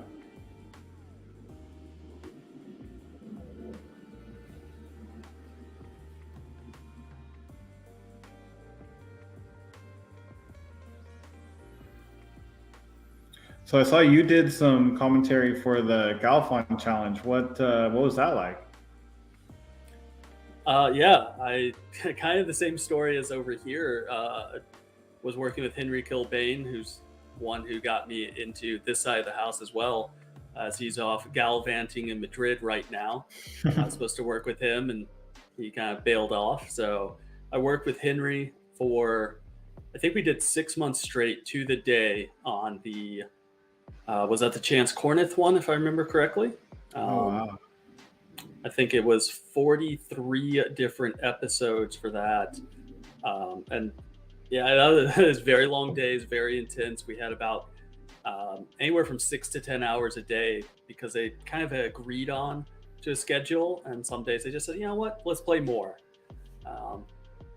So it was a very long affair, but I learned so much just watching those two go back and forth. And Chance and Phil have such a different style behind their play. Chance has this very gritty, he just check down all the streets and then go for the check raise on the river. And it took Phil a long time to kind of adapt to it. It was fun. It was fun. But I'm glad it is behind me because there's such long days. Man, I mean, I can't imagine. That's learning a lot about PLO, watching those two play back and forth. Heads up PLO is such a unique animal. I don't know much about it at all. Yeah, I'm actually currently going through Galfond's course for one of the magazines. They want me to write a review on it, and he's kind of detailing his thoughts. Well, let me put that one on hold because that turn is spicy. With both of them pick up the flush draw. I think we could see an overbet jam here from Peter. What do you think? Yep. Absolutely, yeah. I love that play too, and it's actually not a snap call for Raul because, yeah, he ends up folding. I mean, it's a lot of chips, and you are behind a decent amount. He happened to be in just about the best shape he could be, but still probably only about 60%. I wonder if that's a spot where Peter's bounty plays into it. If he has a massive bounty, I think he's like, okay, we go. And let's say he has a minimum bounty, he's kind of more inclined to just wait for a better spot with a short stack out there. Yeah, definitely. And those sorts of math estimates, that you're doing on the fly in these tournaments are pretty fun.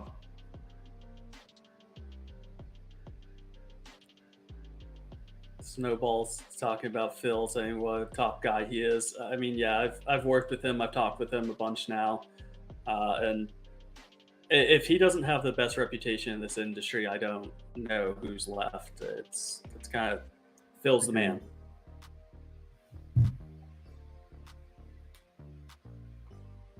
But yeah, so in his course, he's actually going through and breaking down a lot of the hands that he played with Vinny Vidi and Action Freak, and kind of saying why he does what he does. And it's really kind of interesting to hear someone of that caliber talk about it. He's truly a maestro. Yeah, I got to listen to some of that because he does break things down, but he does it in sort of a relatable manner. So it's not, he's using GTO theory to explain everything, and he's using the solvers to do his homework. But when breaking things down, it's a little bit easier to digest when it comes from Phil than it does from some. We have the mythical aces here for Nikita, seeing how he reacts to the button ante. And again, this is another one of those spots I think is really dictated by that the amount of that knockout for Kareem of how he wants to proceed. Right. We saw earlier, Nikita was probably the most active player when we were on his table earlier. So I don't know if Kareem has played with Nikita much so far, but that could factor into some of his decisions in this hand or other hands against him.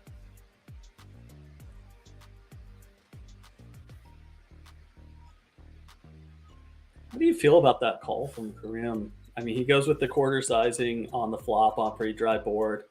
It seems, I don't know, a little ambitious for me. Yeah, ambitious is a good word. I mean, it's just you hit a 6 and you might get a bounty, or maybe your opponent shuts down. I mean, depending on what the turn and river are. So maybe you get to showdown with your 6s. It's not very likely. So I don't love it, but I don't know the size of Nikita's bounty either. Yeah, that's fair. How you're talking about Galfon and his way of teaching and playing is exactly how the course is, because initially it's talking about the GTO and why things are how they are. That's 2 or 3 of the videos, and then he'll just show 8 separate videos of his actual play and why he did how he did, and then he'll spend a little bit on GTO. And so it's a nice balance between the two worlds based off of how you learn. So I was pretty happy because initially I was falling asleep on the game theory side and said, man, I can't do this. But it was nice when he started breaking it out for me. Well, for the course.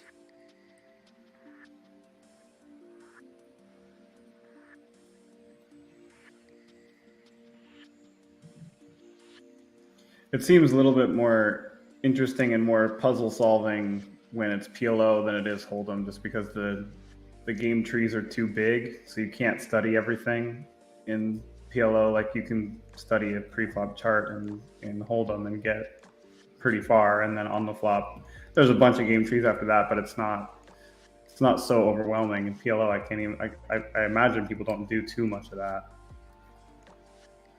Yeah, Phil's approach is kind of breaking it down into more simple, where it's, okay, we have 3 to a straight, or we have a monotone flop, or we have a paired board, and how to react accordingly, because as you said, you can only plug in so many inputs for it. So he kind of does that approach as well.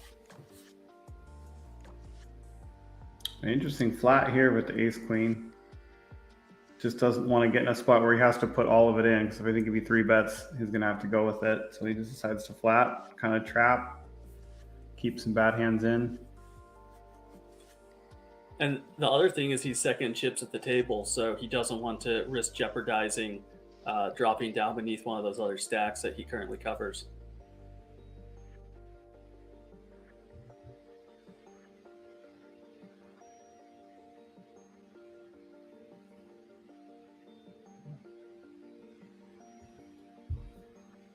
Nikita could bet small here for value because he does have a kicker that plays, and Kareem is likely to have an ace that would continue, but in this case we know he doesn't.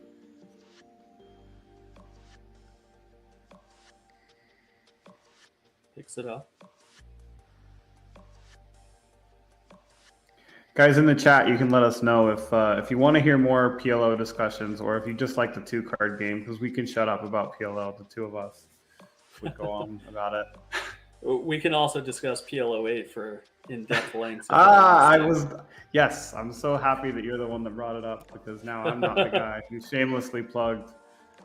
I guess I'm gonna finish it, but the 2 of us are both PLO 8 bracelet winners, and here we are talking about European MTT Hold'em. Party Poker knows what they're doing, bringing us together. Look at this train wreck real fast, though, because I feel like Franco is in there with the 4.8 big blinds. Peter is ace queen. Then we get to roll with jacks. I think we're about to have a 3-way all in. Yeah, absolutely. That's the train wreck. Step 1, step 2. And you can sort of avoid flips in some cases when you have jacks and someone opens under the gun or whatever. In some in some scenarios, but when everyone's ranges are a little bit looser because of the PKO, and you have the PKO bonuses on the line also, jacks are just bricks of gold in this situation. This is just a dream scenario here for Raul. 2 bounties on the line. Dry flop, dry turn, dry river, run out for a $62 million pot, putting Raul up 2 bounties and to just shy of 70 million there. What a beauty. What a huge swing for him. Back to back? Why not? And here we go. We're going to have to balance tables. They have to play this hand four-handed. It's currently telling us we have 22 left, so sounds like we got 3 tables at 21. So 1 more out to that rebalance.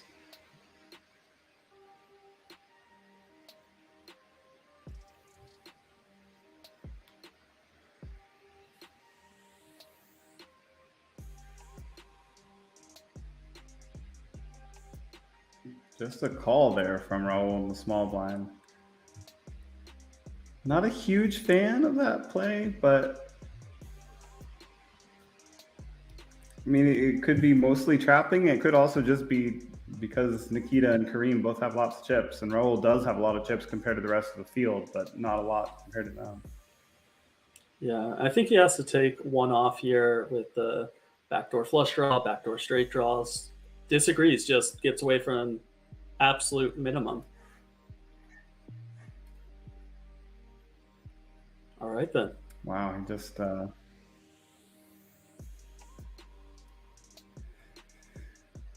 he knows that jacks never win 2 times in a row.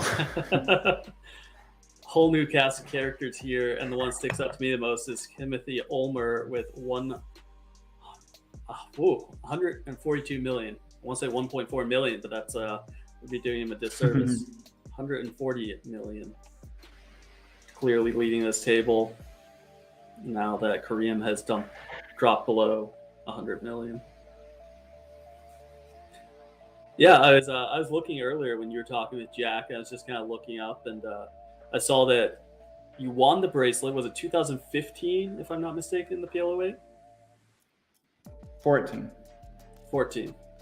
And it is ironic because it also says you're 8th all-time on the Seattle money winner list.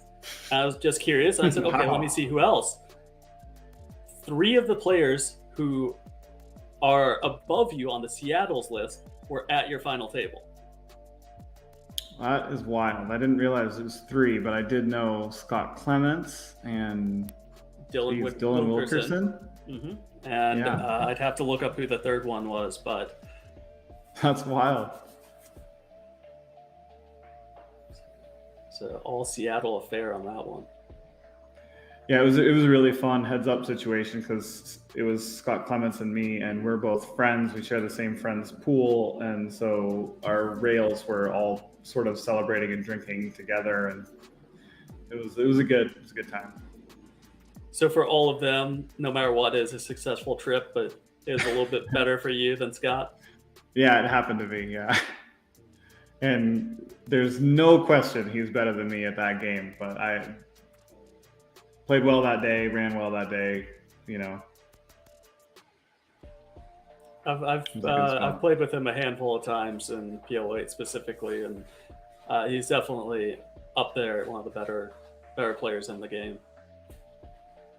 Very solid, very strong. This is a pretty tight fold from Simeon Scherer here. He has a decent amount of chips. The big blind has under 20 big blinds. Ace-3 suited, 7-handed. I'm going 2. I think that's almost mandatory open. Yeah, I tend to agree. I was about to say, I also think we have a mandatory shove, which seems Giles agrees with as well. But that would have changed significantly if Simone had opened. I don't think you have that same shove spot. Maybe you have a flat, maybe, but very different dynamics.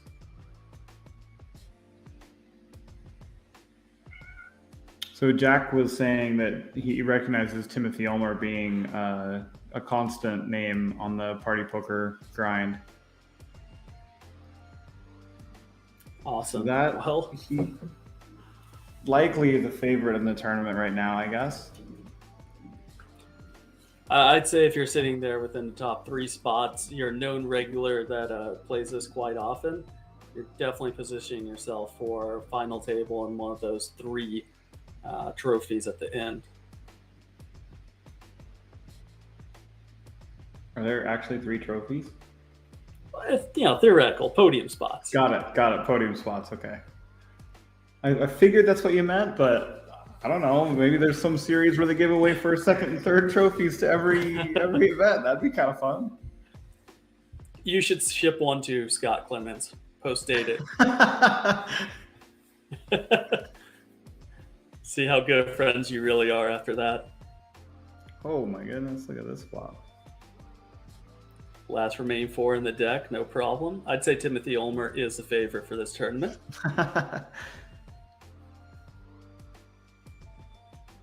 Yeah, great bluff out there saying in the bounty only gold matters. If you're playing tournament poker, it's a sad affair when you take second or third. It takes about a week or 2 to shake it off and realize you still have a lot more money than you entered with. But gold is what we all play for.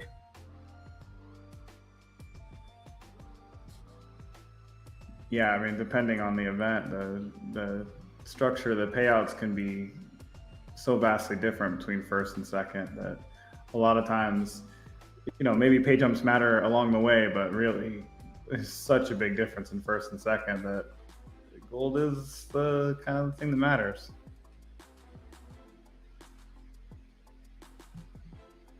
I remember playing years and years ago. There was a World Poker Tour event, and might even have been World Poker Tour might have been owned by Party Poker back in that day. But there was a Legends of Poker at the Bicycle Club in LA where they guaranteed $1 million for first, but they got a much smaller prize pool than they expected. So second place was like 212,000, and first was $1 million. So it's a pretty wild tournament. I've played one of those before. It was at WinStar World Casino, and it used to be the hidden venue of the world. It was just a bunch of farmers that would satellite into it, and not a lot of pros would show up. And the same thing happened, whereas $1 million guaranteed for first, and second ended up being 320,000 maybe. Yeah. And then obviously from there it just tapers off so hard. So you knew if you made the final 6 or so, is a guaranteed chop was happening. Right. Unless just some really big pro had all the chips and was like, nah, I'm taking it home. I end up, I blew up a little bit at the end. I think I took 11th or 12th for 25,000. I last another 5 people. I make well over $250,000. So Oh, I was part of the sad people. oh my goodness. They chopped it 6-way. I think the lowest was one. 220,000 and first was 700,000. So we tend not to think about that one.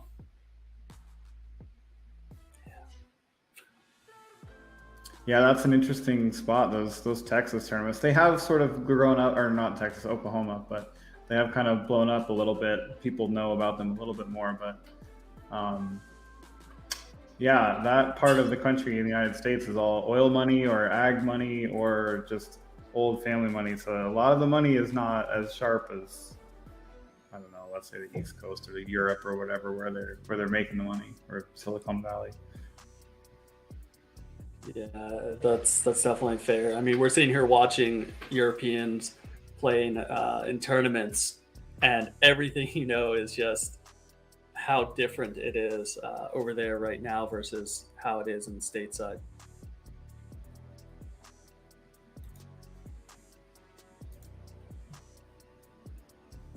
We got an interesting question here from Snowball. What do you guys think of the mystery bounty format? It's becoming very popular. Chance to knock someone out and get the biggest bounty.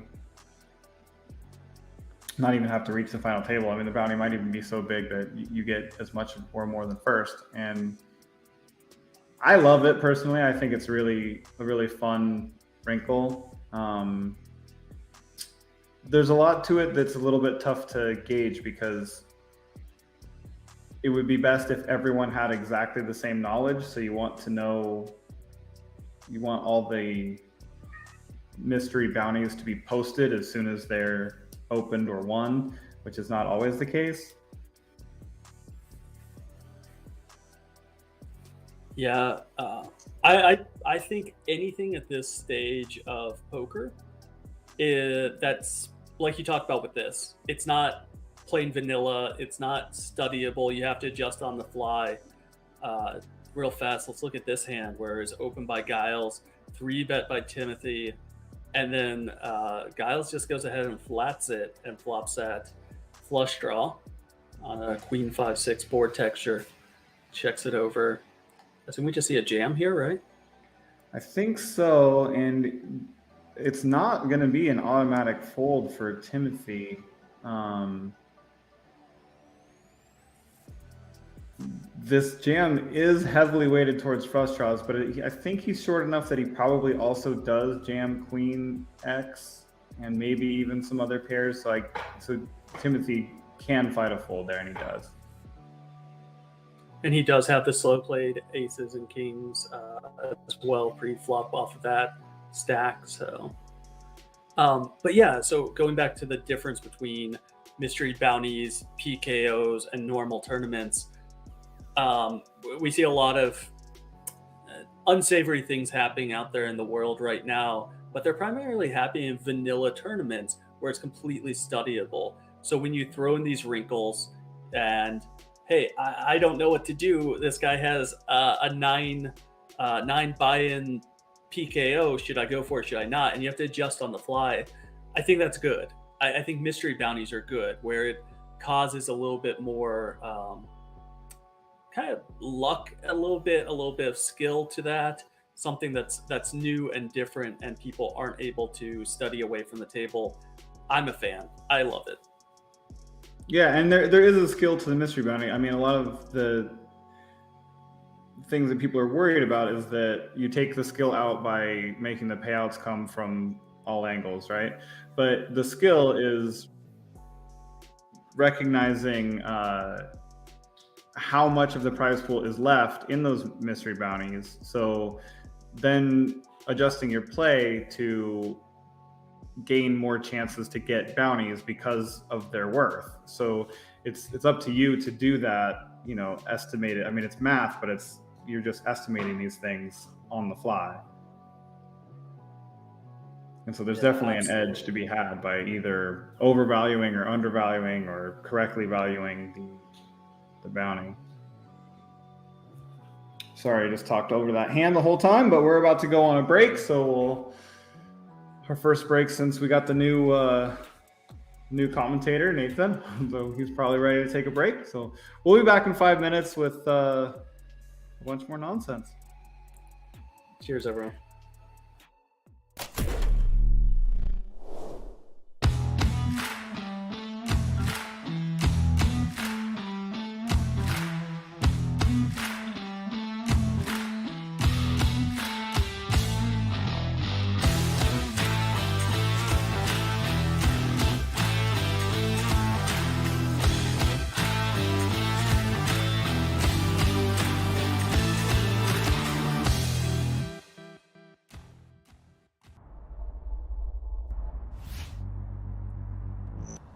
Feridine from Bulgaria. Very well-known regular in that part of the world. The Bulgarians are rife. But wow, here we go then. Henry, 100, 200, and a big blind ante. Haven't said that for a while. I know, right? There we go. So obviously the stakes big when you're playing short-handed with that big blind ante. You see, it's the haves and the have-nots. Muster here, 2 kings and one of the bigger stacks, 40 bigs. But a few of these guys knocking around a lot shorter than that. As you'd expect, Henry, I guess we're approaching the front table. I guess play last night must have stopped up, and ICM a real consideration at this point, even though, look at that, Henry, first stream of the week and I'm omitting ICM's consideration. There we go. And yeah, as we saw, the chip counts couple of shorties in there, especially with all that stalling last night. Yeah. Anton gonna defend the 8s. Pretty unfortunate for Mustafa. Right. Anton, one of the only other big stacks at the table. Shorter stack would have just rejammed these 2 8s. Yeah, certainly would have done. But, well, Anton perhaps heading towards a little trouble. Henry does have backdoor diamonds, and there are, of course, some straight cards that could come. Love this from Mustafa. Range check on the 6-5 tray. He knows what's up. 3-5. Anton with the turn probe for 1/3. Ferry not going to go anywhere. Alright boys, see a river. I mean, it's crazy how big this pot is compared to like the average stack at the tournament. It's Right. shallow stuff. See what sizing Mustafov goes for here. Going to be targeting, 5x or 3x. Anton shouldn't have too many Jack X that probe turn, unless it's specifically like, Jack X of diamonds. Big bet. Yeah, isn't those are the 100k coins, the orange. 1.3 slid in there.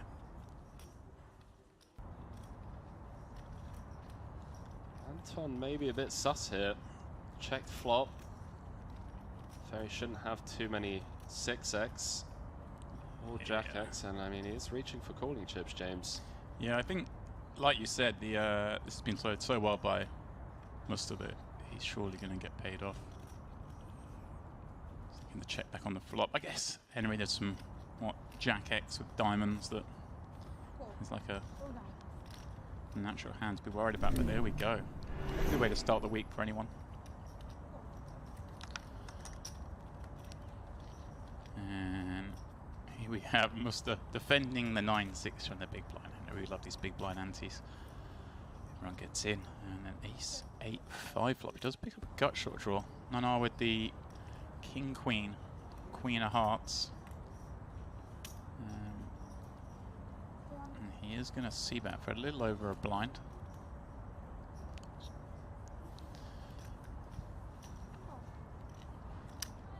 And Musta going nowhere with that gut shot. Here we go, Henry, here we go. If you're ever going to barrel a second time, this is the one. We pick up a gut shot, we pick up that flush draw. Bet small on the flop. Can't really go hard after these kind of hands. And of course the 8x, the 5x. Oh, he's going for the read, Henry. The eyes look up. Oh, I've missed this. Mate. I've missed all this. We're getting the angles out first stream. I love it. I love it. And the bet does get the fold.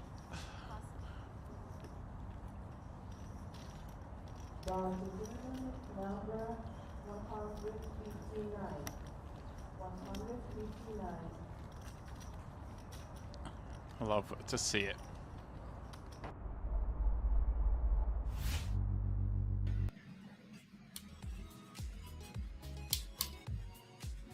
Hi guys, welcome back to the Party Poker Millions online 215 7 max weekender PKO edition. We got the Millions PKO this whole, I don't know, week, month. It's a long drawn out series. I don't know, it's great.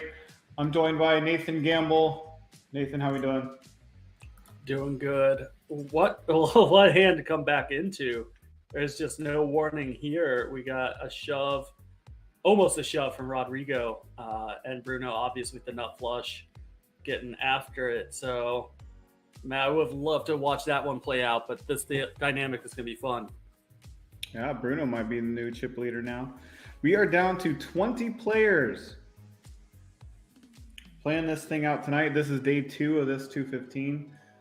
First place is technically 16,293, but so is second place, and they're going to get a big... First place is going to get the big bounty from second place, so somewhere in the neighborhood of 30,000, probably a little bit more. Marcus Miller out there just bringing the spice, trying to get Rodrigo's bounty jam it all in 15 big blinds, and I don't see anyone else calling for that much. You never know, though. No, I don't. I don't see it, and it's a solid play. Sometimes you get caught up and kind of forget that you're putting your own bounty on the line when you do that too. So then you sweeten the bounty prize pool. Wow, look at that run out. Full house on board, and we get to see more chaos from Rodrigo's tiny stack. That's what I'm here for. Bring the violence. Real hand. Ooh, Bruno's out there with the ace-king suited. Yannick's out there with the ace-9. Marcus got spicy last go-around. What will unfold? This looks like a disaster for Yannick to me. I agree. I love it.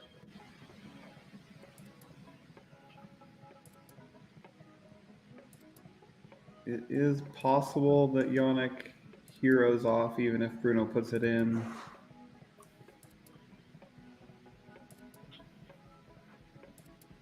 But because Sandrin opened in front of him, he might be able to get. Oh, he just limped in front. I feel like Yannick's got to put it in here, but that is a lot of chips at risk. I think it boils down. Yep, right on cue. Ace-9. Ace-9's been the hand of the tournament for what I remember seeing of the stream earlier. It seems to be a very popular candidate for these spots. He's going to see the bad news.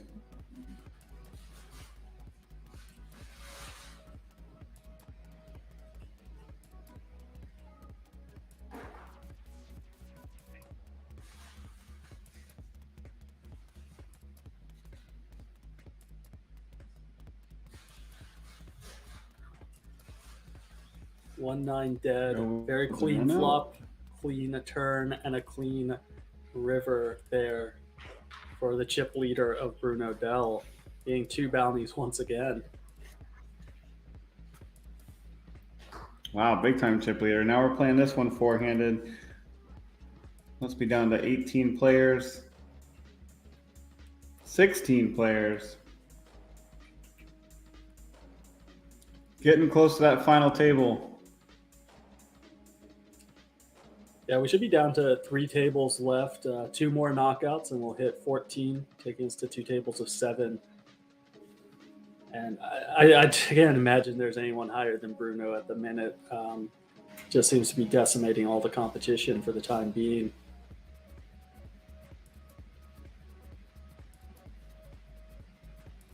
Right. I mean, there could be more blood on other tables, or similar blood anyway.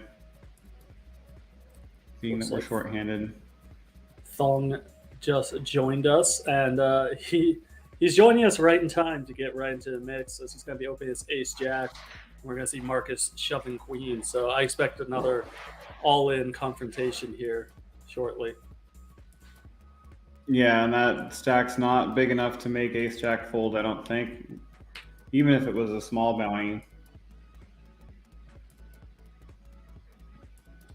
Appreciate everyone joining us again after a break. I see a Johan poker player out there. Welcome on in. Snowball, of course, out there. Who's our beautiful moderator. So thanks everyone for joining in and watching the violence with us unfold.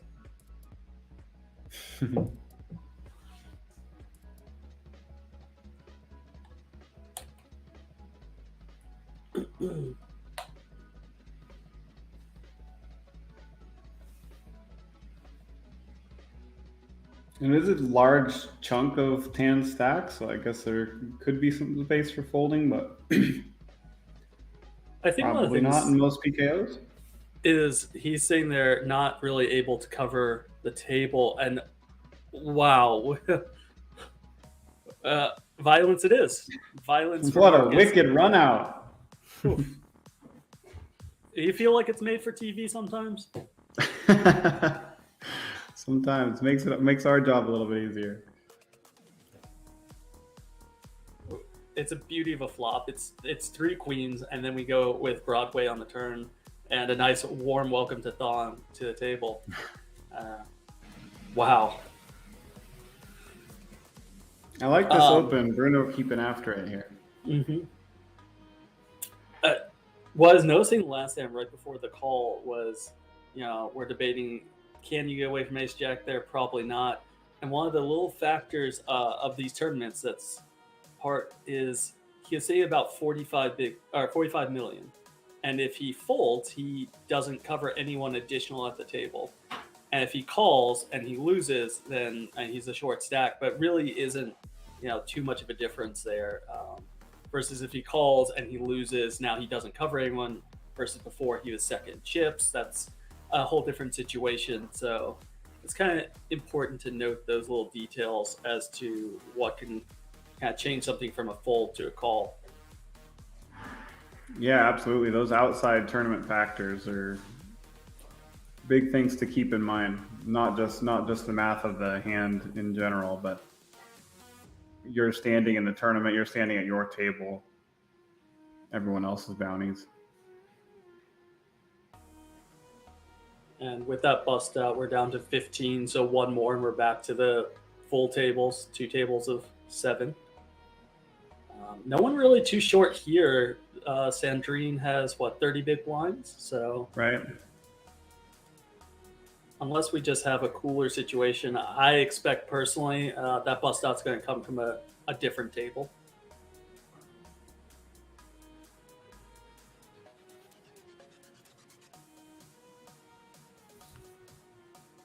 We get the peel from Tan in the small blind here after Montas opened 7-6 suited.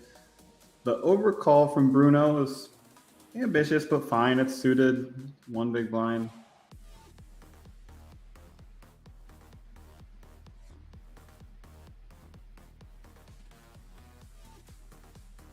We were talking about right before break the differences, and if we appreciate and enjoy PKOs and mystery bounties. And one thing I can say that I think is really wonderful about them is it brings in players that wouldn't normally play.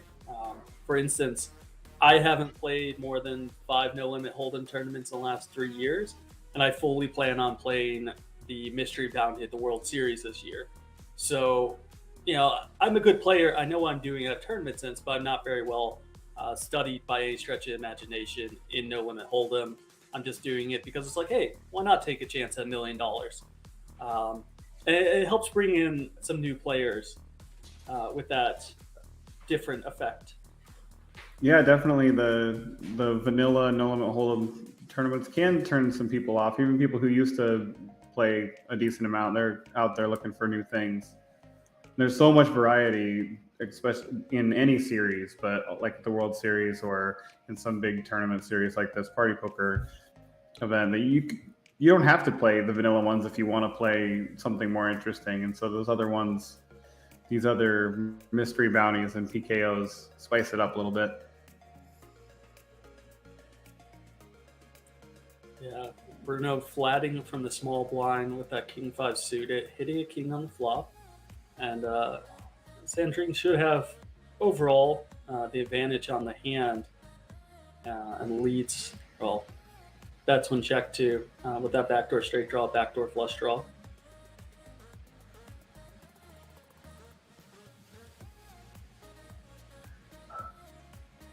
Checking back ace queen or betting it. Even if this is really a bet for value, it's not a bluff. That's just fine.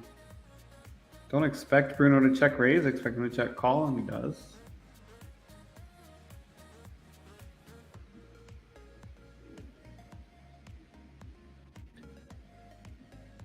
If Bruno doesn't go for too much, he'll probably get looked up here.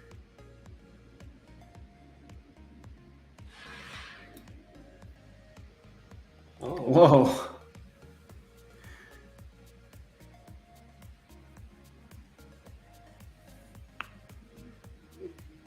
Wow, Sandrine with a really spicy river raise there. That was an interesting one. Interesting to see that play out, and for Bruno to find the fold there, just realizing that he doesn't beat any value at all. So, spicy one. Yeah. He doesn't beat any value on one hand. And also, I mean, another thing is there's really not very many hands that would bluff. Like ace queen does block the big kings, so it's one hand that could turn into a bluff, but there's not very many hands that make it to the river there that will bluff. So Sandrine finding a very creative spot.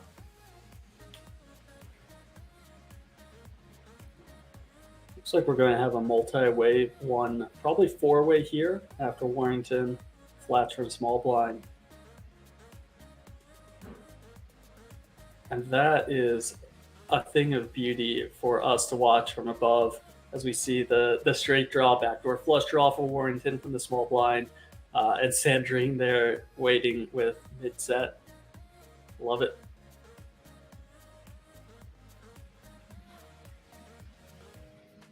The board is so dry.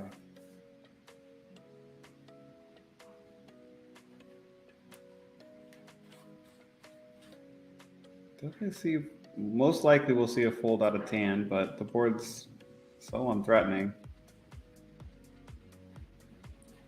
What I'd love to see is if Warrington just flats here, what Montes would do, because that's actually a really good candidate to go with a check raise. It is.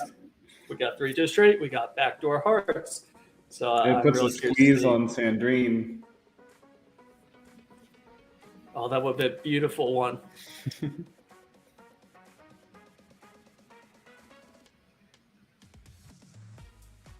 Snowball's out there rooting on the Carnage. You're in the right place today. A big bet from Sandrine. It's honestly too much to just straight draw to.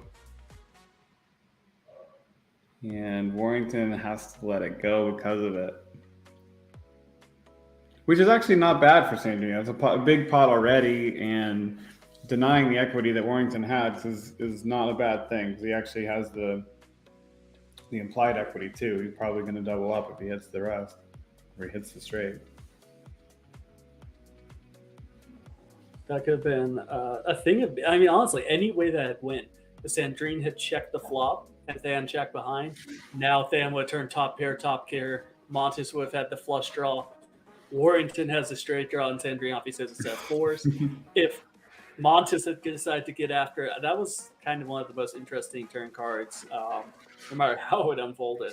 So I'll love to see it.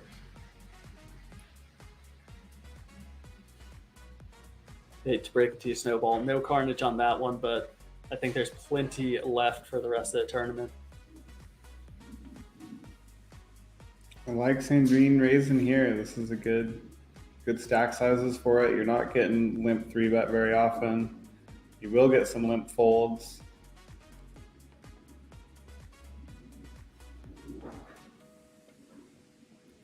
Don't necessarily love a fold from King 7, but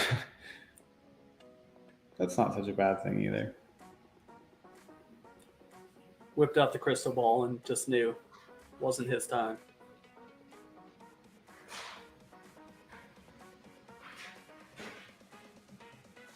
Yeah, I mean, Warrington's in here at 25 big blinds, so it's going to be a little bit of a time before we see any true blood kind of fold to this table.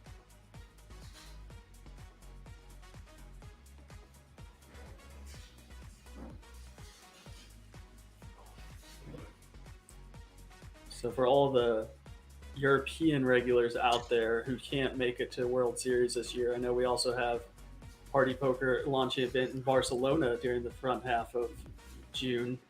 So I personally would love to attend that if we were at a little bit different time of the year. Barcelona is probably my favorite city to go and visit. Oh yeah, that's a big one coming up. There's some satellites running for it and everything. Did you say big one? Because I think we got a big one right here. Wow. So yeah, you were saying just a second ago that with Warrington having 25 big blinds and no one else being really short, we might not see too much blood. However, we did see Sandrine find a creative river bluff recently. We see Bruno really going after it, opening any time there's anything he possibly can.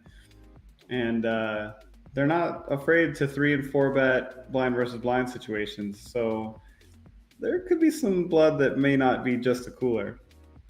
That's fair.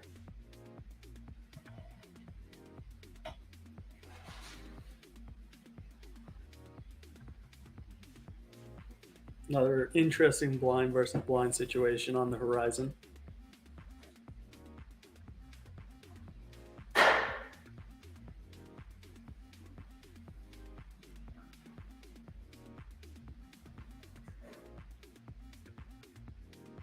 Getting out there in the chat, the Millions at Europe Festival in Barcelona runs from June 2nd through the 12th. If any of y'all are interested, check it out there in the chat. How much traveling have you done for poker throughout your career? A fair amount. We did Australia. We've done. I did the Irish Poker Open one time, and all throughout the United States and Canada, but very little Europe. So Barcelona was like on the horizon for me before the pandemic. So it will be again in the next year or two. But yeah, everyone tells me that that's one that you can't miss. So that is one I'll be at sometime in the near future. Well, then can't miss on this flop and turn with the top two, A7, turning nut flush draw. Let's see how the river looks like. He'll be able to get a little bit of a small value bet going. I don't imagine anything from Bruno though. Yeah, I've never played poker out in Barcelona. Honestly, I've been there twice now and didn't even know they had a casino. But as a city, the people, the food, it's a beautiful place to visit, and I would love to go out there at some point, maybe for one of the Millions festivals or another festival. It's just such a fun country and city to be in. It's one of the coolest things about these online satellites is just forcing you to travel to somewhere you wouldn't normally go. If you happen to win something, go check it out. It's so cool. I had a sort of a funny story that I was doing a stream like this for the World Poker Tour, and they were advertising their next stop in Berlin. And just as a good company man, I was advertising for them. I kept talking about this Berlin trip coming up, and I had no plans to go. But my fiance, well, my girlfriend at the time, fiance now, was listening to the stream, and she thought for some reason that I really wanted to go to Berlin. So during the broadcast, she had booked us a flight to Berlin and and a hotel stay and everything. And so we ended up going to this poker festival just because I was doing commentary and talking about it. And anyway, that could be the case of just winning a satellite, and you can go off to some city you were never planning on being in. That's amazing. That's awesome. Yeah, I didn't do well on the trip, but it was a great city to go check out. I've made it all over Germany. Don't think Berlin has been one of the few places I haven't actually made it to, but would definitely love to at some point. This is an interesting spot here. So the ace comes in the turn, and Montes bets really big, and I don't really blame Bruno for calling because the ace is such a good bluff card that Montes would rep it if he didn't have it. So Bruno deciding to stick around, that maybe Montes is bluffing. I don't know if we're going to see another value bet from Montes or if it would work anyway. Yeah, it's always one of those interesting scenarios of, do you go for the value on the river with one pair? What are you getting called by if you do? And are there, check raises in Bruno's range on the river?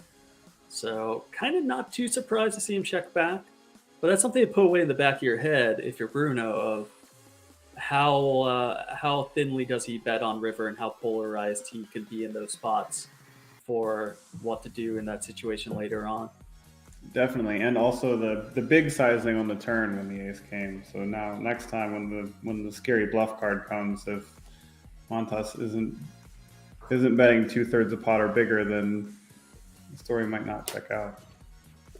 Yeah, that's definitely fair. I heard you and Jack Sinclair talking earlier that he put certain players in certain colors based off of that exact situation.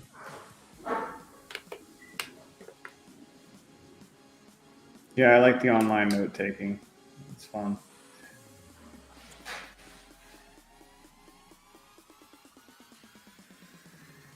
I don't think I could do it because it would just be socially awkward, but it might be kind of fun to sit at a live poker table and have like a little notebook. You actually like write about players, you know? I think you should just whip out some Post-it notes and just put your it on. hand. Just shuffle through your bag real fast and just walk up to a guy that just beat you and just slap a pink one on him. He's like, "What's that mean?" You're like, "Don't worry about it, man. It's for later. It's for later." That is fantastic. I'm definitely going to do that at some point. In some place where I'm comfortable with the players, I'm definitely going to do that. I'm gonna see if I can get on any of the streams for the World Series this year and just start doing that to people.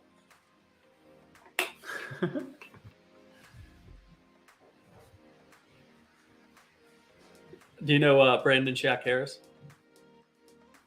Barely, yeah. I don't. We're not. Okay. Yeah, not very well, but I know who he is. Yeah, I'm pretty good friends with him. We've played a lot of poker together, and he's definitely someone that I could happily get into that type of affair with at the table, just throwing them back and forth and making sure. I feel like it'd turn into some weird places very quickly, but Yeah, that makes sense. I know him mostly. I mean, I have played poker with him a few times, and we run in some similar circles. But I know him mostly just from interacting on his Twitter account, and it's good. His friends and their inside jokes that spread out. It's a good follow. yeah. Probably one of the best human beings in all of poker. Wow, that's high praise. He's up there. He's very, very far up there. Open here from Bruno under the gun, 5-handed with that ace X. And let's see how Warrington reacts with the stack of... Okay, just finds a flat. Yeah, I like that. 5-handed. The stack gets a little awkward if you 3-bet.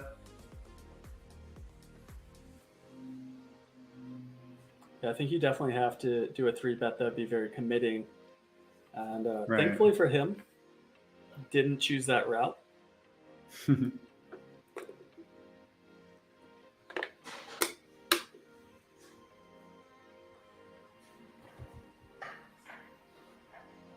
You could have just won the pot by 3-betting pre-flop, probably.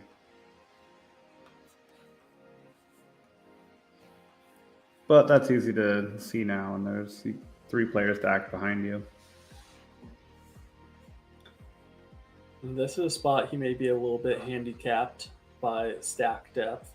You know, if you're almost any of the other players at the table, you can easily open Jack-8 suited under a gun, but try and preserve and find a better spot for later, decides to lay it down.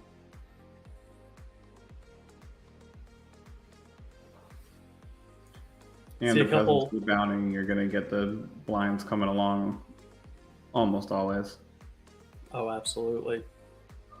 See a couple new players out there in the chat. Nano and Pescador, welcome on in to Party Poker Millions as we're working our way down to the final table. We have 15 left, so one more and we'll be down to the final 2 tables. So appreciate y'all joining us tonight. Well, it's night for them. It's not night for us, Tyler. Right? Yeah, I like you using tonight. For us, it's only 5:30 in the afternoon.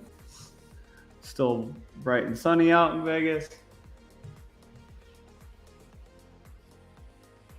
These guys, they're up all night. They're grinding 4 tables on Party Poker right now. Popping up the stream on a 5th screen.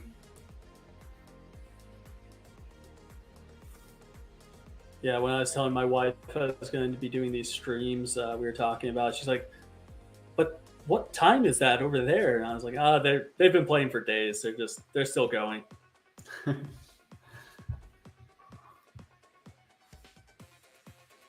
mean, the middle of the night's got to be kind of popular on Twitch, right? That's when you Twitch stream.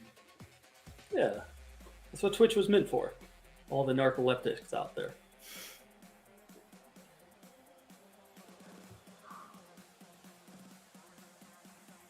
Mons is finding it very playable. Is queen off under the gun, but doesn't look like any action on the horizon.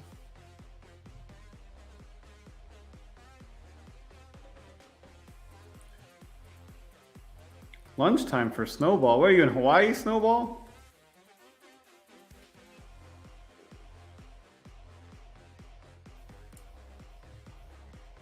Snowball's in Hawaii.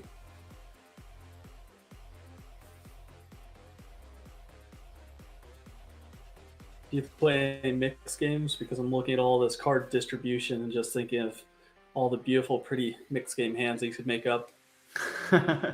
I dabble. I don't for any big stakes really. PLO was a thing for me for a long time, and our local casino at some point realized in their rules they had never written any rules for PLO high, and they had limit OMA high low. So they, even though we had been playing PLO high for a few months, they told us we must play PLO 8 if we're going to play PLO until they fixed the rules. And the rules through this tribal casino took a month or so. So we had to play PLO 8 cash for maybe a couple months while they figured that out.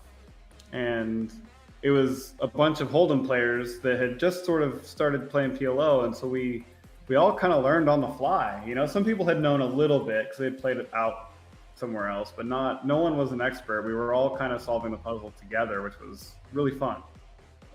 So I kind of became a PLO 8 player, even though I didn't intend to. And I never played a tournament, but then the World Series PLO 8 tournament came up.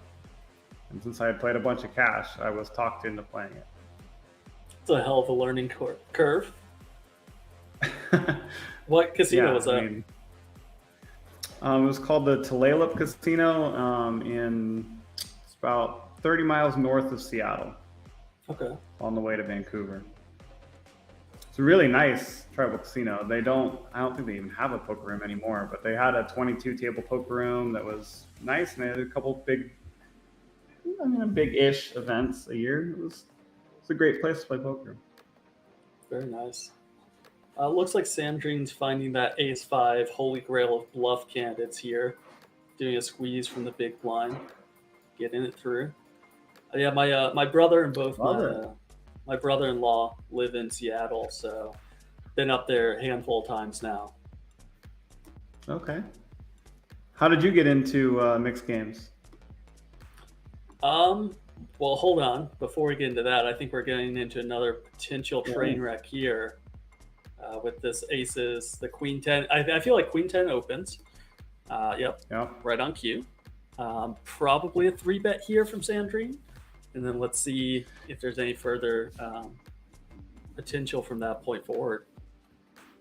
It's possible Sandrine traps.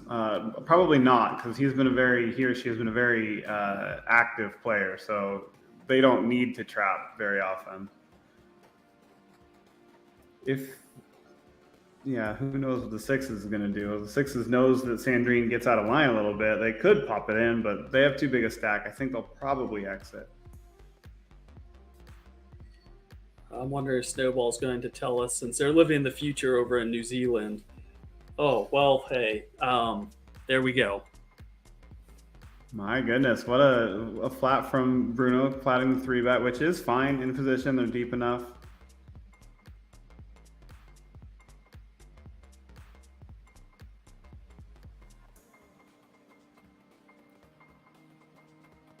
I think, honestly, Sandrine can go either way there. Obviously, Bruno on this two-tone board texture is going to make a bet, and we go with an all-in from Sandrine. Sounds reasonable? Yeah, absolutely. I kind of like just shoving if you're Bruno. I know that sounds weird, but there's so many draws out there that shoving looks like a draw. So we do get that half-stack bet and the shove. Needing a 2-outer here on the river as Bruno's not going anywhere.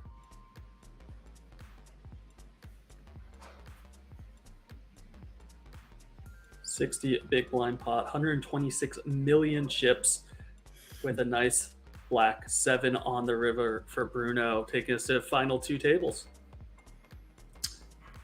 I'm kind of sad to see Sandrine go, just because they didn't miss a spot. You know, they attacked every time there was a good one, which was kind of fun to watch. So I wanted to see more spots open up for Sandrine. But Bruno also getting after it, and now massive chip lead. Yeah, I believe that took Bruno roundabouts of a 250 million chips. Just sounds fun. And I imagine they're the chip leader at the other table as well. Over here, it's Timothy once again. Mr. Ulmer has about half of what we last saw him. Yeah, about half. Well, Raul's got a lot of chips here too. Raul Manzano's got a little more than Timothy now. Good call. I didn't see that. And it looks like we have quite an international crew out there in the chat. Luca, Sam, same. They're in Bora by the looks of things. Snowball is in Auckland, the same on Scam Train. Yeah, let us know where y'all are watching from. We definitely appreciate everyone being out here watching. I've been to New Zealand for one trip, and it looks like we're taking a trip here into Bounty Lane. Nikita ripping it. Yeah, man, Nikita was real active earlier. I was a fan of their play also. Ulmer with the 9, so we're going to flip for it.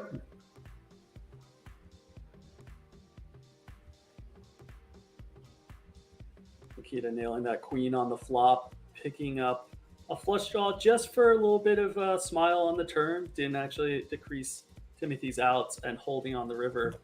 So Timothy hitting a little bit of a rough patch there as Nikita doubles.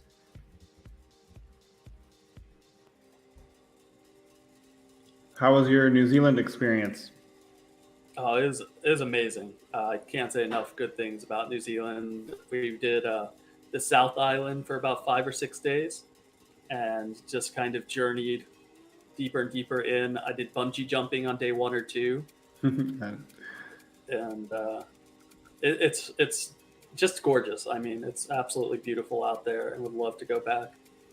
I also bungee jumped in, I think it's Queenstown in the south. Yep. In the south. Southern part. Did you go up to the North Island at all? No, we didn't. We flew in there, but we explored just around Queenstown. That's it. Okay. But it was awesome. I mean, loved it. Fun little adventure town right there. Yeah, I'd love to spend some more time. Yeah, I love so many New Zealanders in the chat. Yeah, Scam Train saying his father lives in Scam Queenstown. Train dropping a bad beat story for us.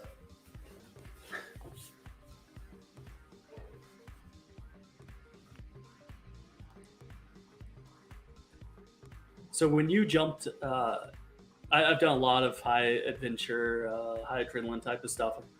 You know, I've done bungee jumping, I've ridden bulls, I've done skydiving, I've done a lot of that stuff. And bungee jumping for me was the one that made me say, like, oh shit.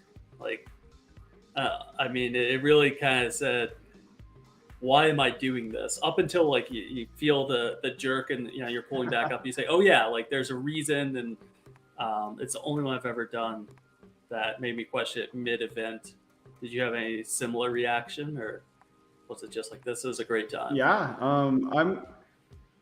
I loved it. I wouldn't call myself like an extreme sports junkie or anything, but I have skydived and done some other things like that. And bungee jumping for sure was the biggest thrill. Like it was, the first one I did was in Oregon, and it was just off a bridge. Some guy out of his car sets it all up, and it was a little intense, but yeah. But it was really great. And the one in Queenstown is so professionally set up. It's really, really nice. And the view's amazing. So I feel like I was less scared, but it was still, man, what a crazy experience. So yeah, I don't know. I loved it. That's a night and day experience difference there. Guy in the old 92 hatchback saying, it's safe. Trust me. Oh my gosh, yeah, what a crazy experience. It was like he usually has a partner and they set it all up and all this stuff, and his partner wasn't there, so we all carried the gear out with him. It was really intense. We for sure should have said no, but we all did it anyway. Everyone lived, so it was worth it. Have a little bit of an interesting spot here for a little showing why he has that chip lead as he gets after from the small blind, but going to be met with too much resistance. Yeah, we did South Island for a bit, and then we went up to the North Island, did a couple winery tours, and then we went and did the Glowworm Cave out in Rotorua. That's top 5 experience of my life, I'd say. Wow, yeah, I got told to do that, and we didn't make time for it. We blew that. You'll have to go back. It's definitely worth the flight.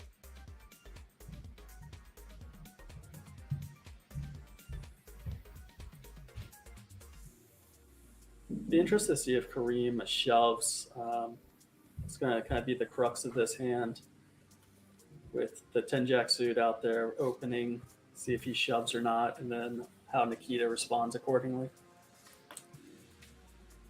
Yeah, interesting dynamic on both ends because you have almost no fold equity in a bounty event unless Kareem has a very small bounty, but even then it's almost no fold equity. So King 8 suited goes down in value, but then on the other hand, even though you're going to get called, you actually get called by worse sometimes when there's a bounty.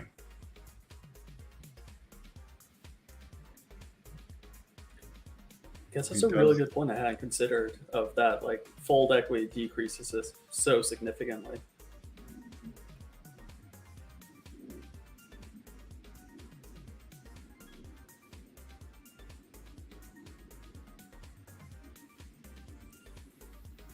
A healthy 3-bet from Nikita. I like the sizing. And it feels ambitious to call with Jack-10 suited, but Jack-10 suited really does have a lot of equity against a lot of hands, and in position it plays so well. I don't really fault Tan for sticking around with the Jack-10 suited in that spot. I think Nikita chose the right sizing there on flop to dissuade Van from continuing on with some sort of backdoor flush, backdoor straight draws like he had. Looks like we're going to have some violence here from the 2 shorter stacks at the table with Warrington, the big blind with about 11 big blinds, and Kareem on the button. Not too much more with the 5s and the ace-king. Depending on the size of Kareem's bounty, Nikita actually could put it in here too.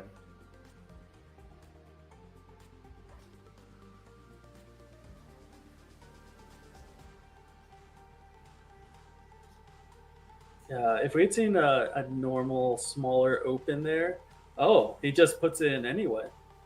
Yeah, it's just you're getting 2 bounties if you get it in. So the amount of money that is added to the pot, if you converted that to big blinds, I think you would see that this is probably correct. I mean, we can't see how much it is, but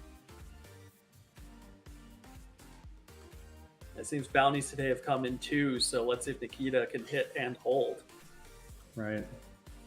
Flush draw, flush on the turn. Goodness. C'est la vie, c'est la vous. Goodbye, Kareem and Warrington. And You called it too. bounties in 2 today, Tyler. Yeah, if they come 2 at a time, the stream's going to be over before it's dinner time in Queenstown. Snowball saying they're calling with the 10-8 suited there as well.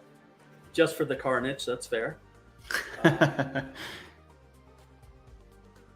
don't remember the smell of Rotorua personally. I know it was, you're asking because of the sulfur out there with the mud, but it's been long enough ago, thankfully, I don't remember the sulfuric smell.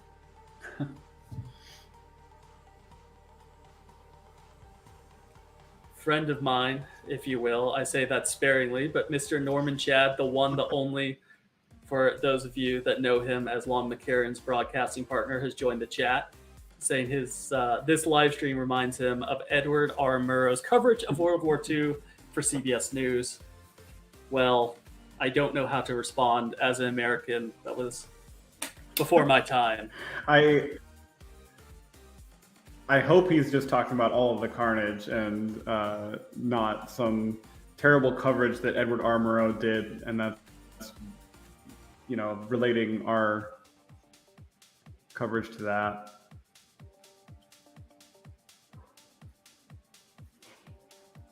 This seems to be a. But it is far nice more to see an stacked American table. in the chat. Thanks for joining us, Norman. And for those of you wondering, that is the real Norman Chad. He stalks me every time I get on stream, so I can attest. It's great. Lon McCarron stalks me on the golf course, so I'm easy money.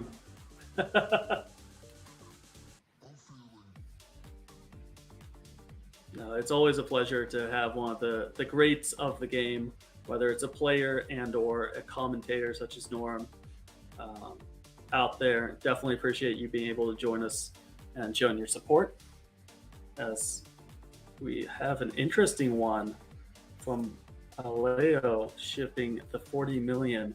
And there is potential here to get called by a couple different players.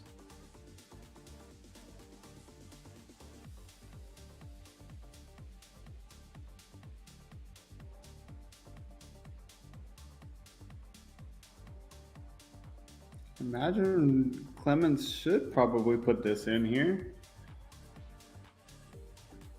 As he does.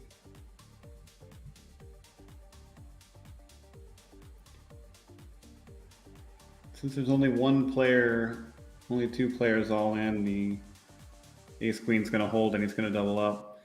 You got to have two at a time, Clemens. That's the only way you can win when you have the worst hand. That's true. If Bruno had actually called there and then Clemens found an overshove, then Bruno would have gone with the flush and got 2-for-1 bounties. So that's the only way we've seen a knockout, Tyler. The theory holds.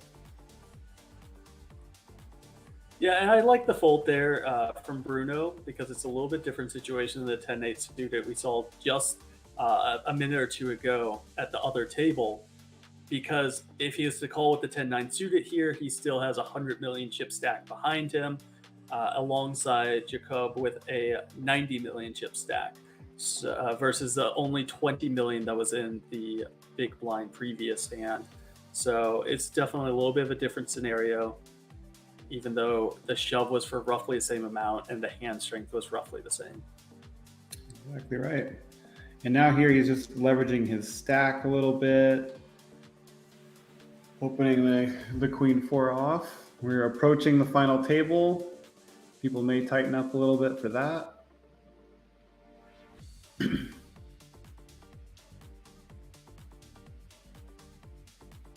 We do have probably the tournament short stack nowadays over here after the other table eliminated 2 bounties. Dennis is sitting with less than 10 big blinds. And it kind of just depends on, I assume he'll be folding this one. Bruno's likely to open this garbage just because of the short stack and the big blind.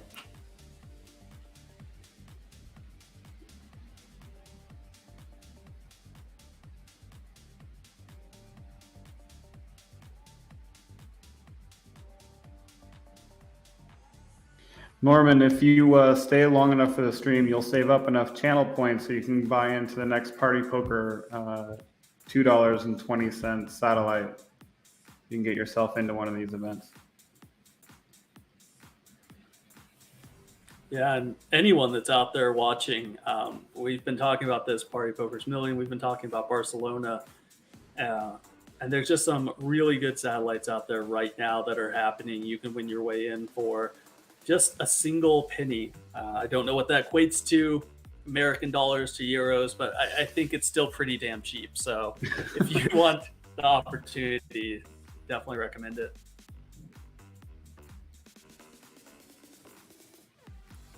Not just to Barcelona either. There's that Grand Prix they still have going on where you can win your way into a cheapish live event they have at From Dusk Till Dawn Poker. I think they have like a 150-pound tournament that starts online and day 2 is live at From Dusk Till Dawn. That's awesome. I'm sure all that is in the lobby. You can figure that out. Norm's out there saying he only plays Party Poker Raz events, so. I don't know if the channel points translate to Raz satellite buy-ins. I imagine maybe Snowball could figure that out for us. to be a little bit of an interesting one here. Clemens should be opening under gun, ace 4 suited. Ends up doing so, and then Alexandre here with the pocket aces. I don't see too much action beyond this, though. Unless Bailo sprinkles a little spice in with the threes, but I wouldn't imagine so.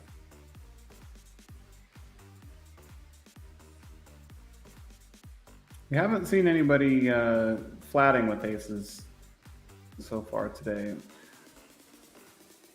In PKOs, I think people do get pretty wild when it comes to isolating over the top of flatters or squeezes over the top of flatters. So I think flatting with aces does work out really well sometimes.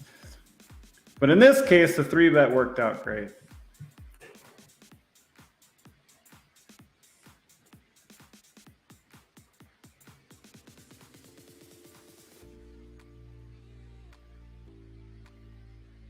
Clemens flopping not much of anything, but does turn the nut flush draw, and sadly has to settle for 12th place there on the river, unable to fill it up.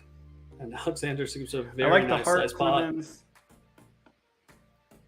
And you don't necessarily have to have too many 4-bet bluffs in your range, but as all the studiers will tell you, the ace wheel suited is a great hand to add to your 4-bet bluffing range. So applaud the effort and the heart. And also 12th place out of 1,000+ players. Pretty nice. Takes us down to 11 players. So was that left 4 until we hit the final table, Tyler?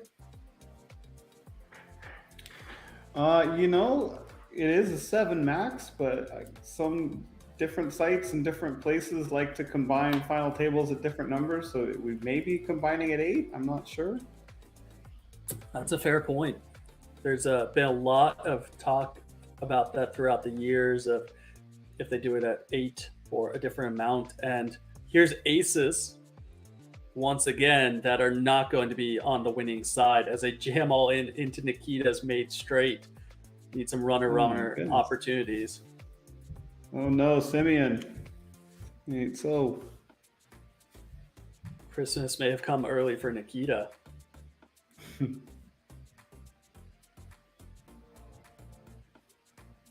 8 on the turn, providing opportunity, but a sad and disappointing 3 of hearts there for Simeon. Sad to see it, but we are down to 10 left there.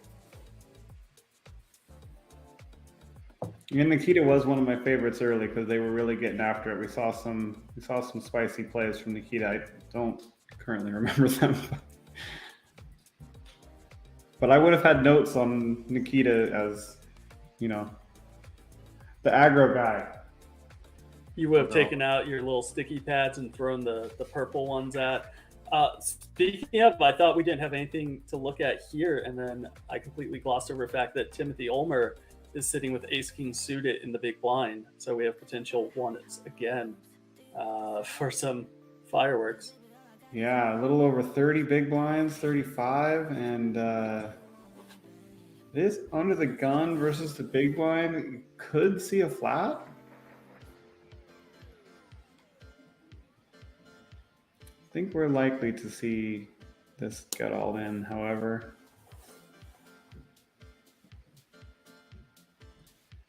I know we saw some plays from Timothy earlier in the day that were a little bit more aggressive, and it looks like Dan has picked up on that as well.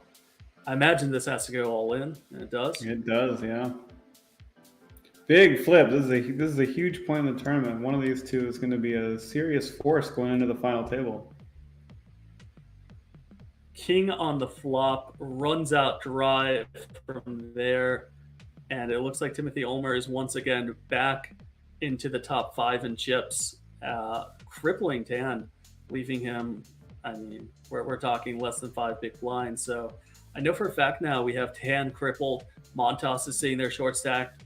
We had one player at the other table in that same 8 big blind range. So that's 3 players, and we only have 3 left to go before final table. So unless we see a little bit of a spin up for one of these gents, it doesn't look like we have too much longer to wait. Okay, this is really difficult for this theory to hold. Oh, it didn't. Okay, I thought Montes was going to put it in there. I was trying to find a way for Raul to find the double knockout with Queen Jack versus Queen Jack and Queen 10, which would have been a tough one. But you're saying there's a chance. There was a chance, but now there is not, actually. Well, not this hand anyway.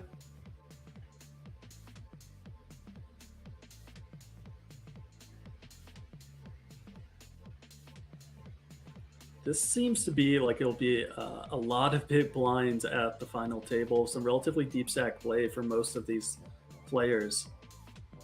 As Raul is now sitting after his hand with 154 million, Timothy with 173, Nikita over on almost 230. And switch on back to see Bruno there with over 300 million. So I think we're going to go from a lot of kind of shorter stack play to some very deep stack play shortly. Often the case in a 6 max 7 max tournament, and also often the case in a PKO.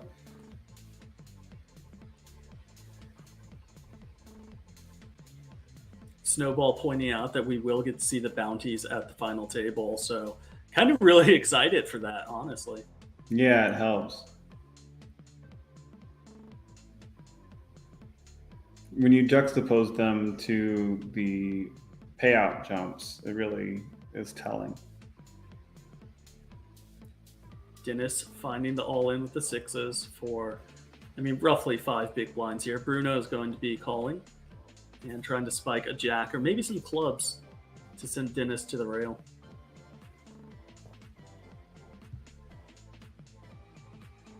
Four on the flop, providing additional 2 outs, one of which spikes on the river. 4's full of 9s. Good game, Dennis. Nice bounty, Bruno. Just like that, we are down to 9 players left. Believe so. And what a fortuitous river there. I think that one's going to be taking us into break shortly, Tyler. Yeah. As we prepare for the final table here with just 2 players left to final 7.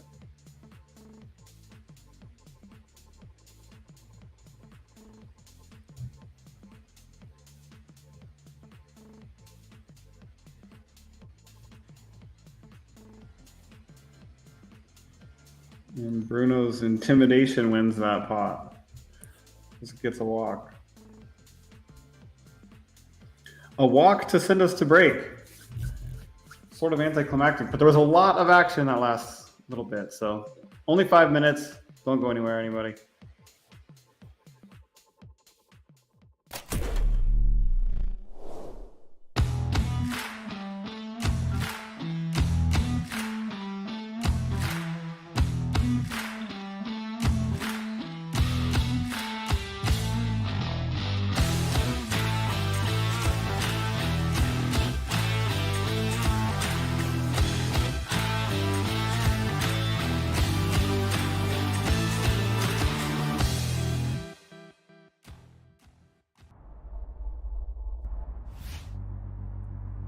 I was playing cash the other day. Just head on down and jump in. Cash games have been insane. Back out with the jacks in the hijack. 18 bigs and a dream. 18 bigs, a dream, and a couple of hooks. Not a bad spot at all. Oh boy. Oh dear. Oh boy. There may be trouble ahead for Artur Martirosyan. Bacalao gonna have some raise folds off of 18 big blinds. And ace 10. Kind of a nice hand unblocking those raise folds. King queen, king jack. Gets away, Henry. Will Anton get away?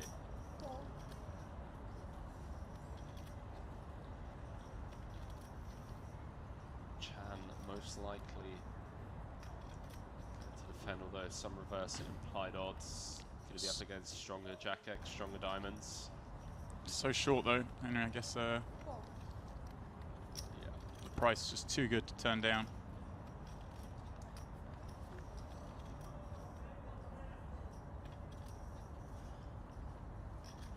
And well, a set once more. Anton this time quickly checks it over. Makalu a little upset. Henry, see the ace high board. Okay, how's the impetus? Up against the small and the big. Does decide to continue?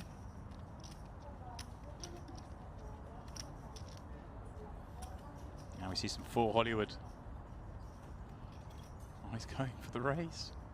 No slow playing. Some of that. 1.4 he says. It's a huge raise.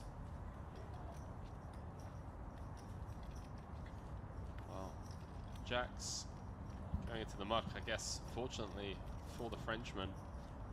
Some ace high board rather than a 8-5 deuce. I love that unsteal in the chat saying wasn't Arthur grinding online earlier. Wouldn't surprise me. You know, just make it to day 3 of this 2K with $250,000 up top, and well, doesn't start till 1 o'clock in the afternoon. Got to fill the morning somehow. Why not play a little bit of cash online?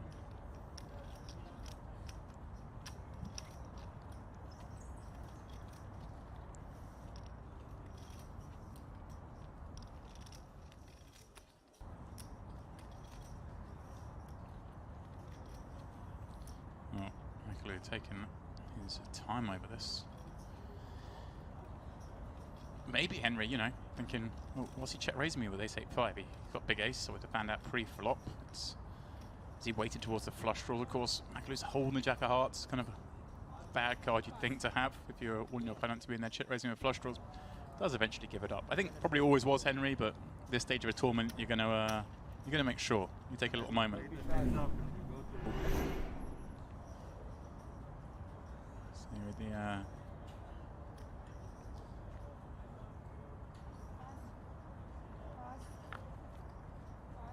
I'm just looking at him. Obviously, we're getting some requests about Johan Gilbert, but it looks like he is actually the tournament chip leader out on the other table with 15 million in chips. It looks like he may have busted someone.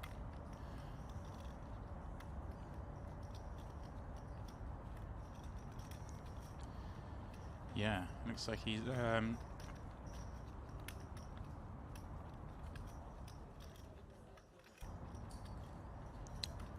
wow, yeah, he doubled up, Henry. It looks like a bizarre. Okay.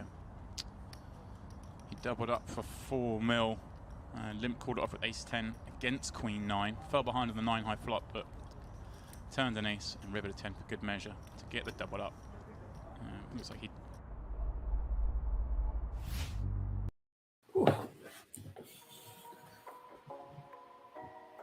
All right, welcome back, guys, to Party Poker Millions. 215, 7 max, PKO, weekender. First place is going to be over $30,000, and we're down to the final 9, I think. Is that right, Nathan? That's right. We're down to the final 9. Had some busts out right before break, and final 7 will be the official final table. I know we have, oh, it looks like we're down to the final 8. Not sure what happened there. Maybe yeah, they must have lost something. one on the table right before we got in. It's fair enough. I know there's at least one more short stack at the other table, potentially 2, depending on who they lost.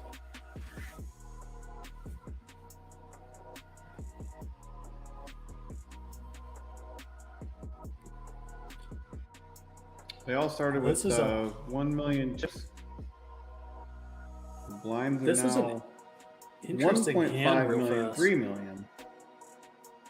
So Bruno led this flop. Jacob raised it and Bruno flatted. So going to be interesting play here from Bruno.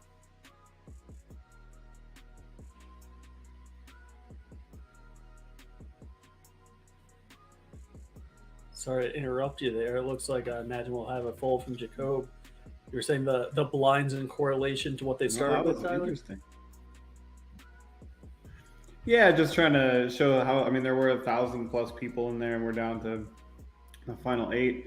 And I was going to highlight that we're going to have a 1 billion chip pot, I think, at some point in this tournament. There's a little bit over 1 billion in play, which I don't think I've ever commented on a 1 billion chip pot before.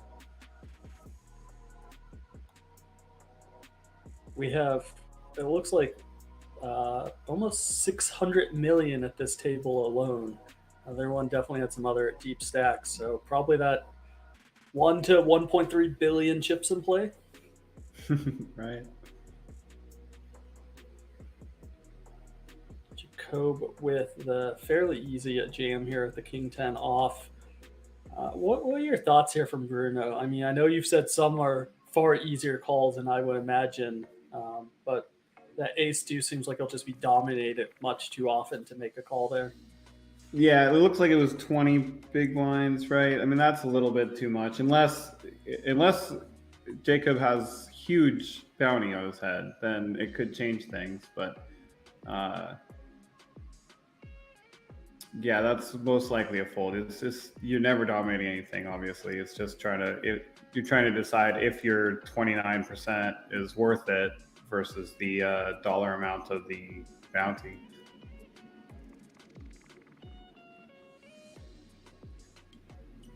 It's interesting to see back-to-back hands. One of them he, rips it in from the small blind, and then this time he goes with a different sizing here with 16.5 million. And it is kind of hand strength indicative alongside position dependent. But something to note if you're in Bruno's shoes is the difference between those two sizings. And he was getting such a good price to continue, but still folded. So I think Bruno was probably already aware of the situation a little bit. And I'll go on record here for all of our European players out there, all of our international folks, and I'll do a blanket apology for every single player's name. Not exactly my forte.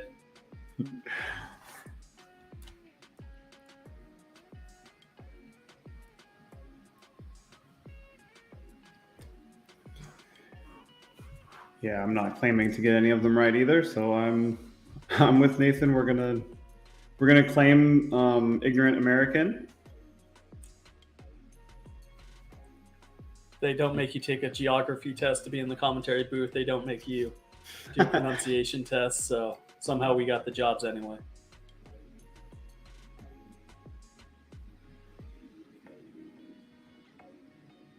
I like the flat call and the rejam here from Paola in the small blind. Makes a lot of sense. Yeah, it's a good trap. You're up against a super aggressive player in Bruno.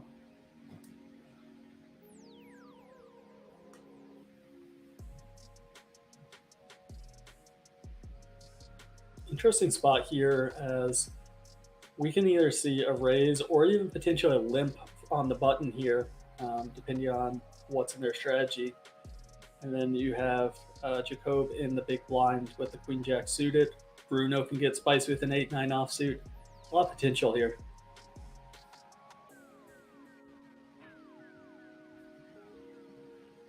Absolutely, and Bruno does come in calling with the 8-9 off. I think these guys are a little too deep to be really excited about their bounties, so I don't love the call with the 8-9 off. But obviously, you do need to expand your range a little bit when you're playing four-handed. That's probably one Bruno could let go, even though he does have the huge chip lead.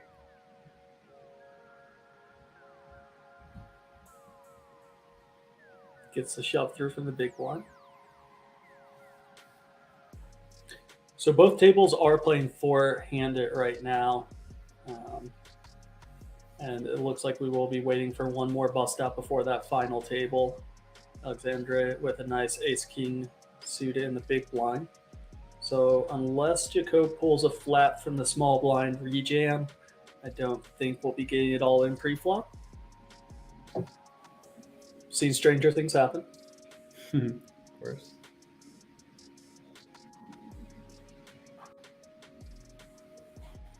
Well, we got the first part of it. It's like artistry when it comes together. You get the raise. You don't really like to have too many limp folds in your range, and 10-7 suited is like almost callable. Yeah, he just goes with the limp call. That's the beauty of a flop form too. 6 doesn't rate to be in Alex's range.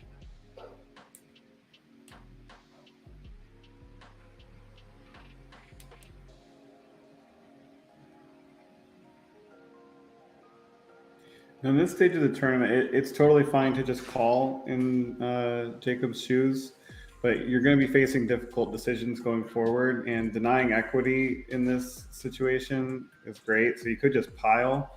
That small raise does induce a call from Alexander. This is a nice pot for Jacob.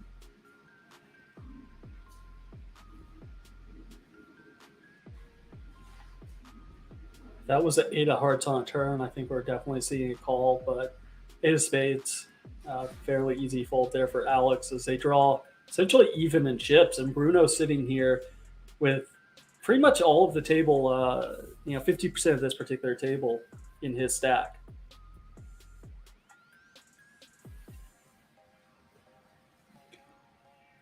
Yeah, which does give him some leverage, but everybody having over 30 big blinds, they're not super hamstrung unless, I mean, I don't imagine the pay jumps matter too much to these players at this point. So unless there's someone on the other table that has, sub 5 big blinds, everyone can kind of play like a normal tournament with 30 big blinds right now, because it's worth a lot to double up in this situation. You have a much better chance of getting the top couple payouts. Absolutely. And when we did leave that table last go around, there was 2 shorter stacks at 9, and now we're down to 8. So I imagine there's at least 1 short stack over there, and they probably have both tables pulled up right now and are watching action unfold, just to kind of monitor the situation.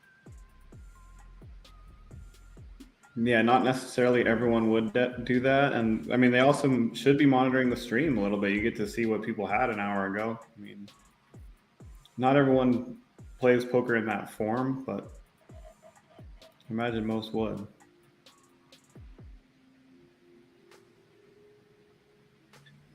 A nice candidate here for Bruno. He's going to barrel off on the turn with that 9 of clubs and a gut shot, which happens to land on the river in the form of a 10 of spades. Goes for, about 40% pot? And interesting hand here with the queen of diamonds, the jack of clubs blocking flushes, finds the call, and this time happens to be up against one of the few hands that just drilled him on the river. Yeah, I really like the size of the bet that Bruno made there, because big hands would likely shove there because of the bounty aspect. And with Jacob having about a pot size left in his stack, it's very likely that if Bruno had a really big hand, he would shove because he wants the bounty also. So kudos to Bruno going with the smaller bet size instead of shoving, making it a little bit easier for Jacob to call. Overall, I'd say it's a really nice call, even though it didn't work out this time, because he shouldn't be running into too many kings that are going for that size. And well, Bruno's really ramping up the pressure now. We're on the queen deuce offsuit, 3-bet from the big blind. If y'all know any of the players left in this tournament, I would recommend telling them to check out the stream. There's a lot of valuable insight to be gained right now. What a fantastic pressure play there from Bruno, just 3-betting the queen deuce. I mean, Alexander has one of the best hands to continue in position, but because of stack sizes and pay jumps and bounties, he just can't. I almost expect to see a jam here from Bruno with how he's been playing.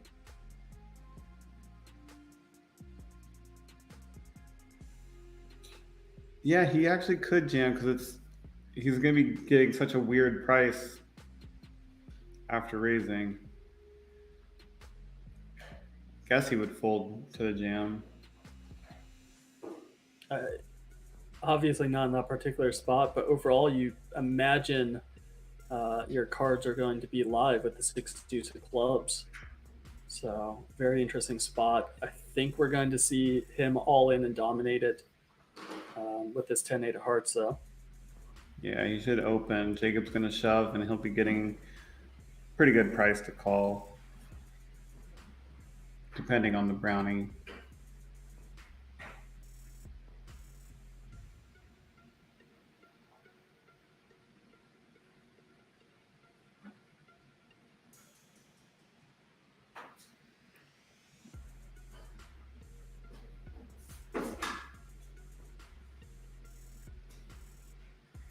However, there is something else to keep in mind here. So I don't know what the size of Jacob's bounty. So the bigger the bounty, obviously, the more likely Bruno will call. But this situation that Bruno's in right now is fantastic. And so he doesn't have to let that situation be over by calling there and running out the cards, so that now Jacob either has 120 or he's out and they go to the final table. He can keep this four-handed game going by folding marginal situations. Yeah, that's a really good point. Kind of allow him to continue applying pressure and picking up chips from all players at the table.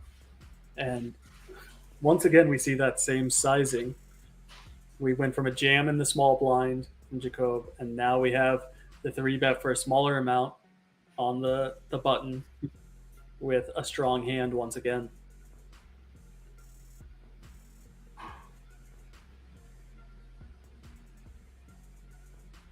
Looks like we have a little info on Bruno. They're from Brazil, according to our lovely moderator.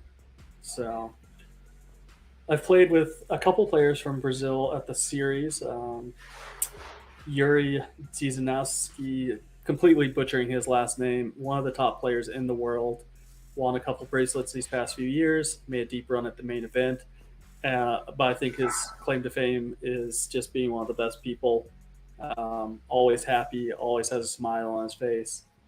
So I have a lot of respect for the Brazilian players out there.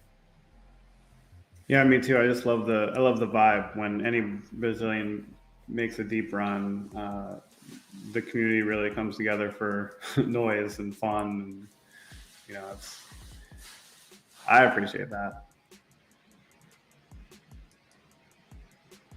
I like that kind of stuff in poker. Like, I know that there's a place for, I don't know, decorum or whatever, but I really think that crazy energy is really good, and I think the World Series is a big, that's the place for it. I tend to agree. Especially at the main event final table, we've seen that throughout the ages.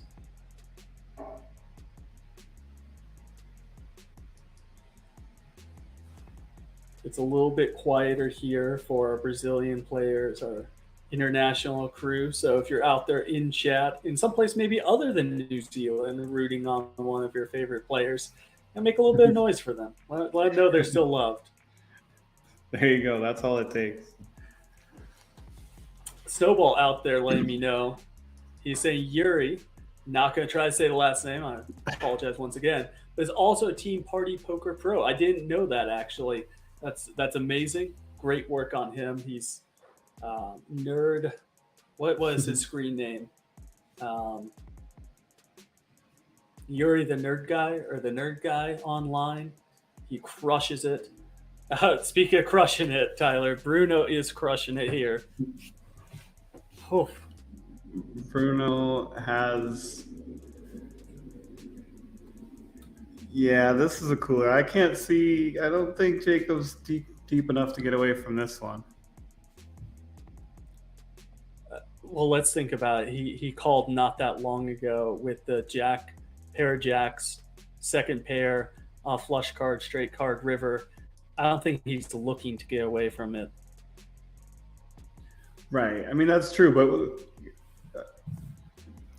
as you pointed out, that was a good hand to call with. I think that you're not calling Jacob a calling station by saying that he made that call, and then it's also probably going broke with top pair here.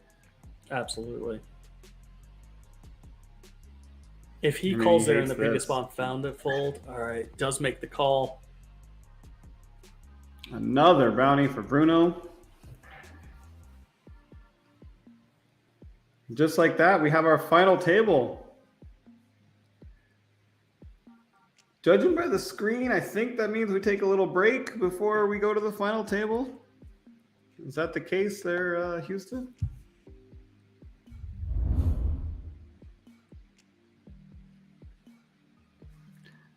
Not sure. Looks like we're going to a break. And then we'll have the final table set for you.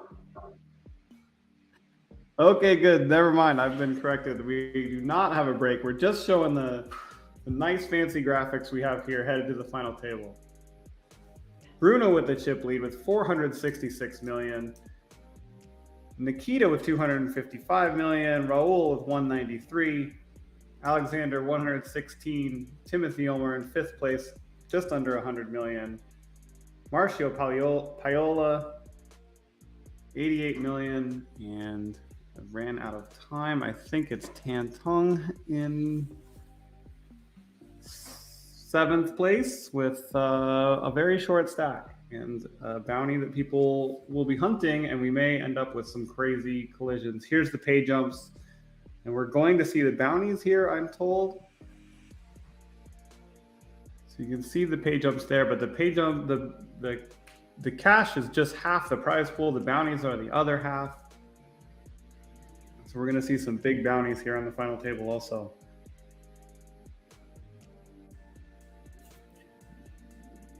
Yeah, and one thing to note here, as we talked about earlier, Tyler, is first and second are roughly the exact same amount, 16,293 and 16,266. But really it boils down to those bounties at the end, where first is going to be considerably more than second, even though it doesn't appear to be that way on the official payouts. Give us a prediction here, Nathan. Who are you taking? Well, that's going to be a fun one. I think we got to go with, well, it's hard when we just see this. I was actually about to say Timothy Ulmer on 99 million. Everything we had heard about him prior seemed to be the front runner. And then we walk back into the final table in action. He's running queen straight into aces in a cutoff versus small blind situation. I don't think this is going to be preventable for an all-in. Right. And I'm going to sound like a front runner now, but I have been touting Nikita as a great player during this whole tournament, so I'm not going to feel bad picking Nikita, even though right now they have aces sitting in front of them, so it's pretty easy to pick them.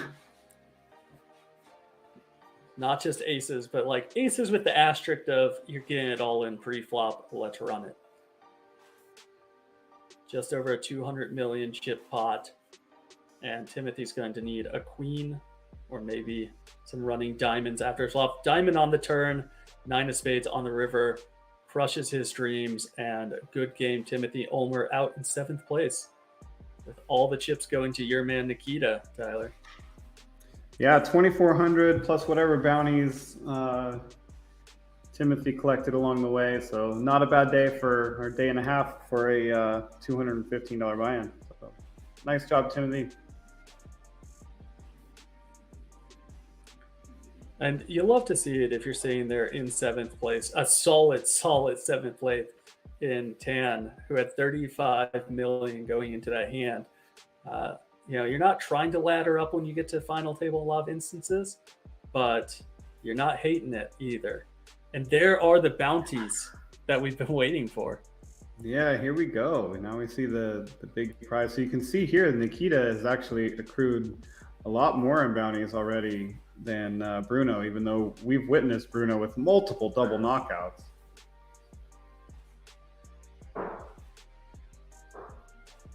Right. Yeah, I think the really interesting things to note is Tan really doesn't have a lot. He has about minimal 650. Raul alongside that same amount, 648.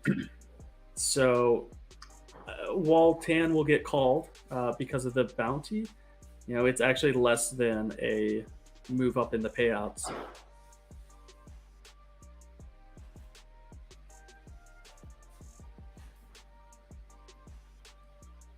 And Snowball once again coming through clutch.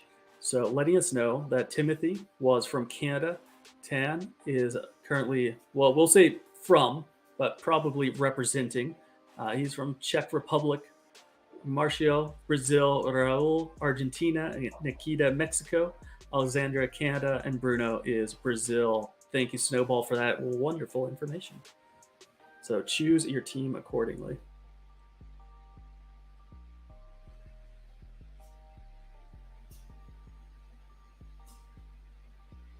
The big 3-bet jam from Alexander is going to get this job done. So your horse knocked out mine on the very first hand. I feel like maybe I get to do a redo here. Absolutely. You can pick either Bruno or any two. I feel like Bruno is definitely the easy choice here, and I have full confidence. But I kind of lean towards a little bit of the underdog story. So we're going to be fair here. I'm going to take Tan for the complete underdog. And let's go actually with the second shortest stack, Viola. Just because we saw earlier he was a large stack and very active and very aggressive and knew exactly what to do with it.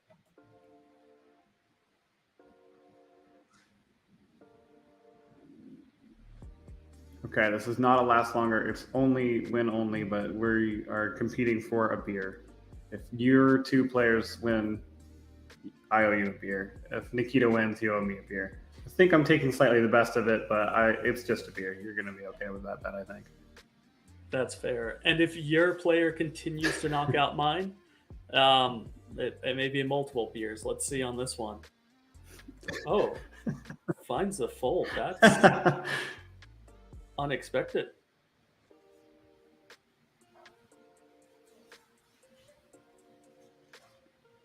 It is, yeah.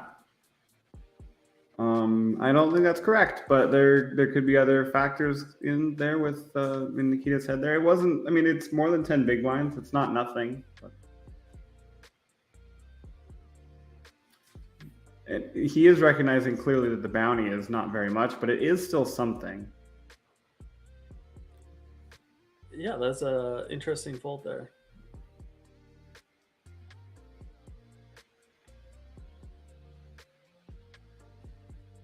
Nikita's main problem at this final table is going to be the position he finds himself in with Bruno on his left. Going to really handicap his opening range on the hole.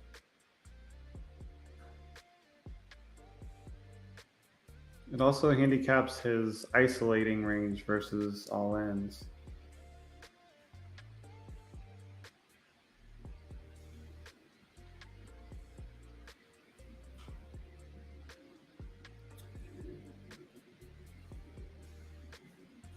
Potential here for collision between Bruno and Alexandra, depending on his action there with the ace-jack off. Even though the pay jumps don't matter a ton, I expect Alexander to just call because of ICM implications.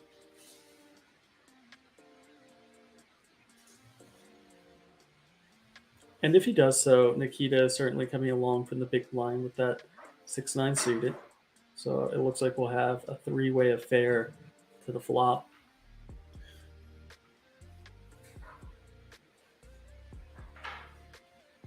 Great bluff out there cheering for all the Canadians. Sadly, first hand, first knockout, Canadian down. Oh my goodness. It's made for TV. Great season. Great season for your Toronto Maple Leafs again. Great bluff.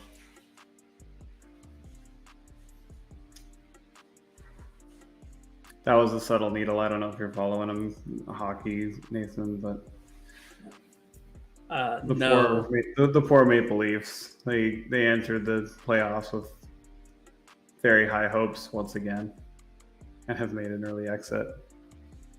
Alexander's sitting here with high hopes for his ace jack against Bruno with ace queen, so maybe he's on par with the maple leaves after this hand. Yeah, and the presence of tan is probably, oh my goodness, and Alexander is bailed out. I think that the presence of tan would have made Alexander very confident that Bruno is just barreling off. Yeah, he does just call on the river. I'm perfectly fine with that. A lot of people will shove there. I don't think you're really getting called by anything other than ace. You can still potentially run into quad deuces or an occasional ace-8 suited. So it kind of puts your stack on the line unnecessarily. Yep, totally agree. Yeah, I actually went to a Golden Knights game. I think it's been about 2 weekends ago, which was their very last home game. And I know they've subsequently been knocked out. So watch a little bit of hockey in Vegas, which that sentence doesn't make too much sense. They're popular in Vegas.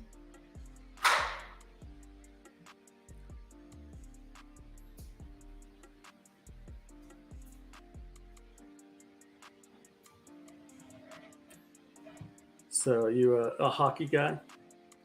Sort of. I watch the playoffs, and my friends like to gamble on it, so I join a little bit, but not a ton. Like maybe now that Seattle has a team called the Seattle Kraken. They're terrible, but it was their first year, and so that's exciting. So being a loyal Seattle fan, even though I haven't lived there for a long time, I am a Kraken fan. But now I live in Vegas and I spend a lot of time in Vegas. Probably going to root for the Knights as well. That's fair. Bruno 3-bet and folding to the jam with Alex having pocket nines. Yeah, I knew that they had the Krakens. Aren't they only a year or two old now? This was the first year. The first season just ended for them. Okay. Bruno finding another spicy spot. He is not passing up on any spot. This is an interesting one, as Tan will be open jamming, and honestly, any hands that are able to call up until the big blind, with Viola having the queen 10, and it'll be interesting to see if he does make that call based off of the bounty, as it's for, was that 13 big blinds? Only player he covers. I think because it's the only player you cover, it's your last chance at a bounty unless you win multiple pots. And being super short is not terrible because you get isolated and get to triple, quadruple up. But if he doesn't put it in, it's much more likely that he'll move up one more page up at least when Tan busts. So that implication, and that's over $1,000 jump. So it does make a lot of sense that he would fold there. I imagine we're going to have an anticlimactic all-in here with Bruno versus Paella, button versus small blind. Don't think Bruno can find a fold after he raises and gets jammed on.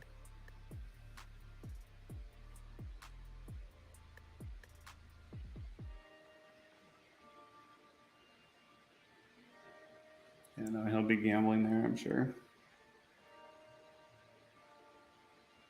Is it sad and slightly twisted? I'm sitting here counting the hearts and diamonds and spades and just seeing if there's any for pure blood. That's the mixed game player in you. You're counting all the hearts really quick.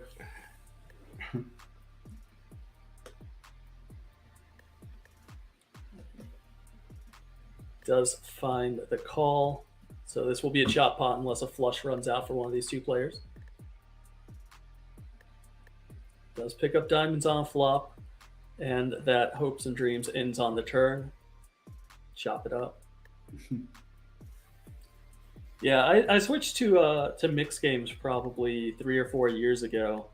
From my primary game was Pot Limit Omaha, and I'll tell you, for me personally, it's been the best decision in poker. I just have way more fun at it, and it fits my style a lot better. Hold'em and PLO is much more solver intensive and studying intensive, and mixed games much more intuition based and kind of feeling out certain situations and watching and learning just through playing. And that's more of my approach to life is to just learn through intuition and making mistakes, if you will. Yeah, that makes some sense to me. I enjoy playing the mixed games. It always seems like the vibe at the table is better. It doesn't. Even the people who are trying hard or not, it doesn't seem like they're trying hard. It just kind of feels like everybody's there having fun. Yeah, you definitely get the occasional player that is very crotchety and grumpy and just, but you experience that anywhere. So you get that from time to time. And I think we're going to see at least Paola open here. Maybe Bruno, depending on what he's feeling. The problem for Paola is I think Bruno's going to open and then Paola's probably going to have to fold. Maybe he'll flat, which could cause some shenanigans.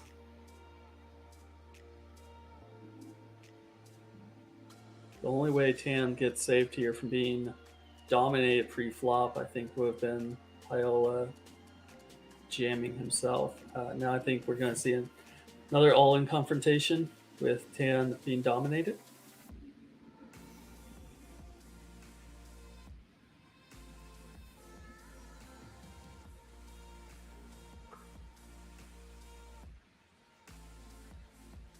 This isn't the worst way to be dominated, though, where it's that relatively low kicker, the 5 and the 6, not going to play on 2-mate. Wow, that's another interest.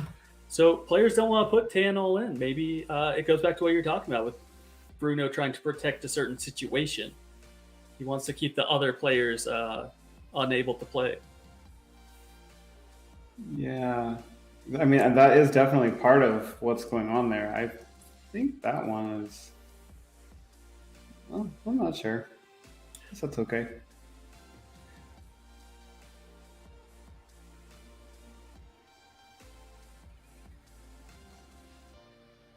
That's one of the fun parts about tournaments versus cash games. Is in cash games, you just say, mathematically, am I supposed to call yes or no? Okay, it happens.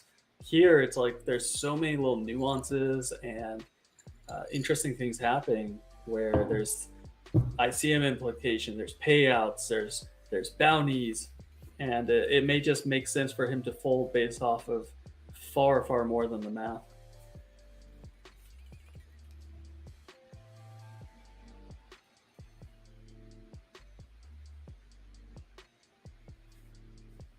I like that Nikita's not afraid to peel against the big stack. That's good.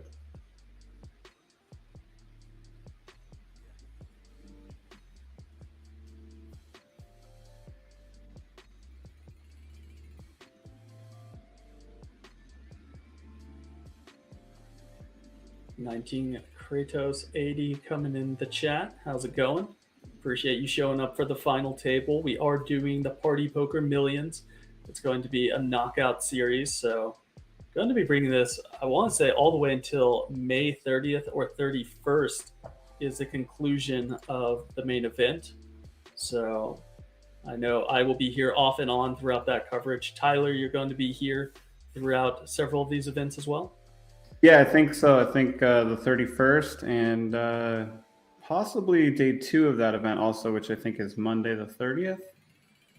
Not sure if I'm there that day yet or not, but I'll be here at least for the last day. Awesome. Yeah, that's a $1,000 buy-in, million guaranteed main event, and it's still a PKO, so that'll be fun.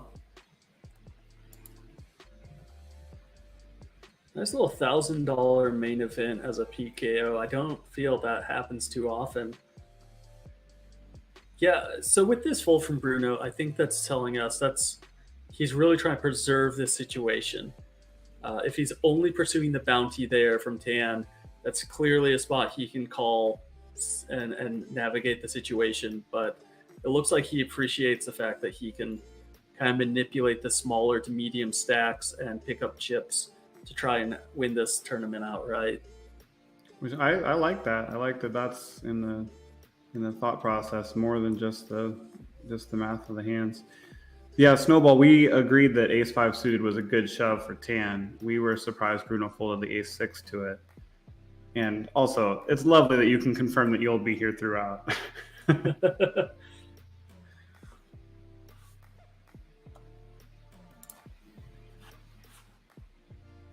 So something I'm curious on is we've seen Bruno choosing 3 bets from the big blind twice now. Once with a queen deuce offsuit and once with a queen 5 offsuit. And coming from a non-solver, non-studied background, it just makes me curious. I know the Brazilian players are very well studied. They've done a lot of research. So I'm curious as to see if down the line we find out that those hands are specifically chosen by solvers for their properties as a 3-bet bluff hand. I like that. I think that Queen X, King X, and Ace X all are. I think Bruno's also picking it in non-obvious spots. I think he's kind of a creative player. So he was doing it from the big blind versus an under the gun open. Where in this last hand, Nikita opens the button. Bruno has ace-4 off, but it's kind of an obvious 3-bet bluff spot, and he decides to pass it. I mean, it also could be in relation to their stack sizes instead. But I think he's picking creative spots. Raul is picking an interesting spot to limp in to kind of protect himself from Bruno's 3-bet. But very interesting choice, as he clearly has enough chips to be able to raise, get 3-bet, and proceed from there. Now flops top pair against a naked 10 high for Alexandra. It's funny, we talked about almost the situation earlier where the 10-8 check raised, but the 10-8 had a heart with it, which helps. And also the stack sizes were a little bit different because we weren't at the final table with pay jumps involved. So we saw the check raise 3-bet, and we had called it ahead of time with almost exactly that hand, but it did have a heart. A lot of potential on this hand for a lot of shenanigans to unfold. A couple queen jack offsuits, a king 10 offsuit, the 9s, a queen 10. Just a lot of duplication effect going on there. So curious to see how this one unfolds.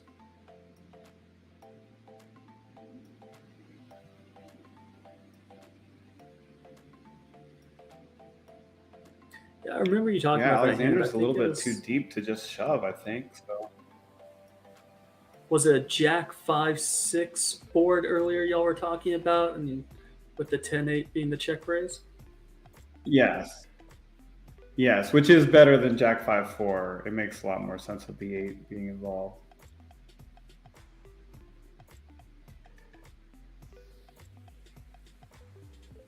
Great flop for Alex here. So Alexander does just flat.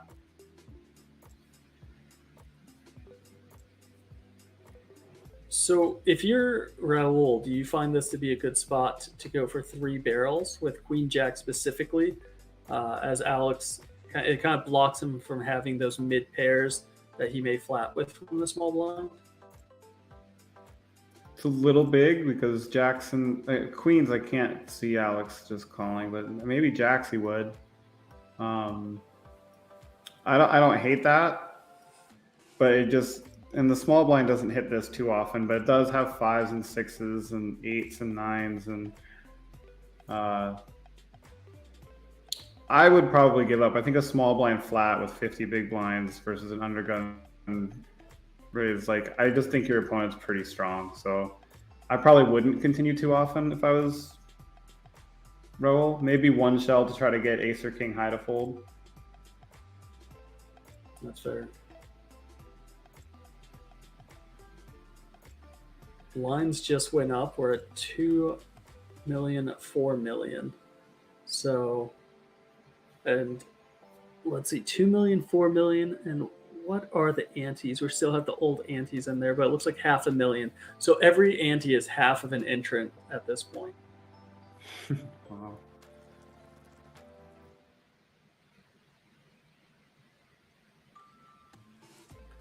Great Bluff saying that he'd like to be on the felt for the remainder of this Poker Millions event. That'd be a great place to play.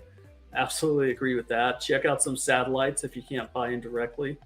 Running for as low as a penny, all the way up to as much as you're willing to pay, I'm sure.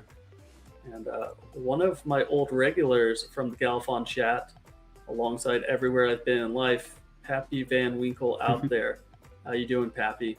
Appreciate you showing up and showing some love.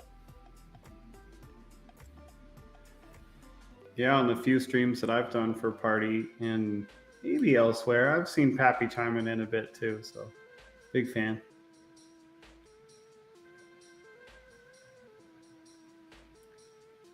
King's here for Alex, but doesn't look like there's too much on the horizon from that point forward, depending on raise sizing and overall spiciness of the remaining players. Nikita's not going anywhere. You think we're going to see that flat from the big blind with the Jack 10 off? At least, yeah. We could see Raul get out of line, and I don't expect Nikita to 3-bet, but it's possible.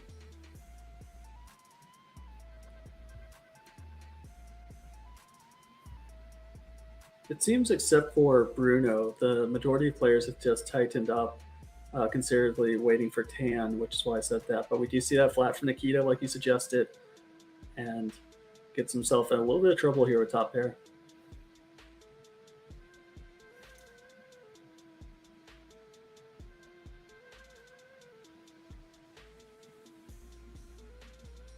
A big sizing from Alexander is could be alarm bells to Nikita. Nikita does call.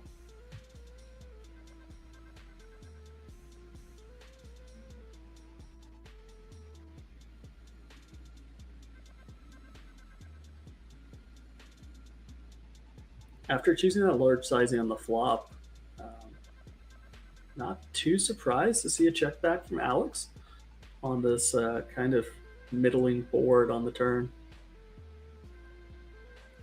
Would have liked a blocking bet from Nikita there. I think that this is going to be a difficult fold now. Might find a fold. That's a big bet.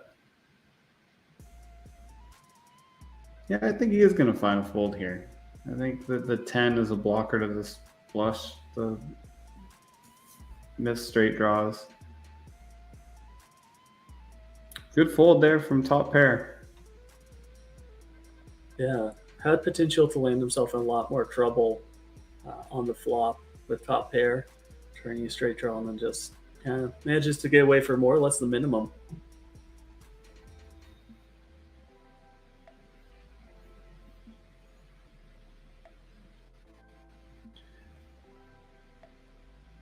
Nathan, I hate to leave you, buddy, but I see Dano talking about hockey playoffs and Pappy talking about basketball playoffs, and I'm scheduled to leave at 7, so I think at the end of this break you might be solo. Hey, that's fair enough. I appreciate you getting me this far, and yeah, you enjoy the hockey, you enjoy the basketball, and I'll watch these players dunk on each other for a time being. I'll keep the stream up. I'll be in the chat, but I think gonna have to sign off when I was scheduled. Definitely. But I know you're more than it. capable. You did that hours on end with the Galfon stream, so I think you'll be okay here by yourself with the help of the chat. I was about to say I won't be alone. I mean, we have 318 right there for the time being, and I know more will be joining as we get closer to conclusion. Potential here for a little bit of bloodshed for Raul, though, before you leave us. Yeah, it does look like it.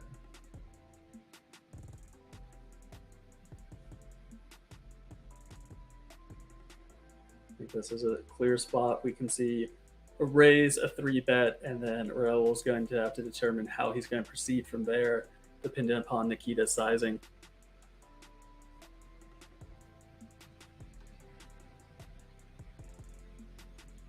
Oh man, this is such an awkward spot for Raul. The hand's absolute value is so good, but playing it out of position against bigger stack when you have this awkward 40 big blind stack when there's other stacks that might bust in front, it's really tough to play. I still don't think it's a fold. I think that's too good a hand to fold, but it's going to be really difficult to play. Does find the call, finds a 7-3-5 rainbow.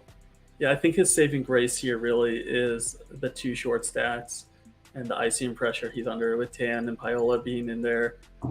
The bounty situation kind of allows him to just flat it versus going for a different avenue.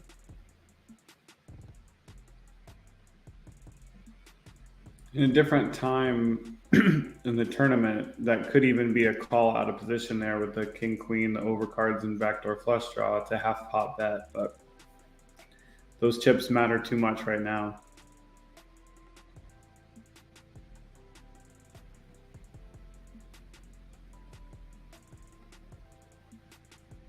Looks like we have more than a couple players that are going The to be blinds filling haven't in. gone up. Just a little bit ago, we have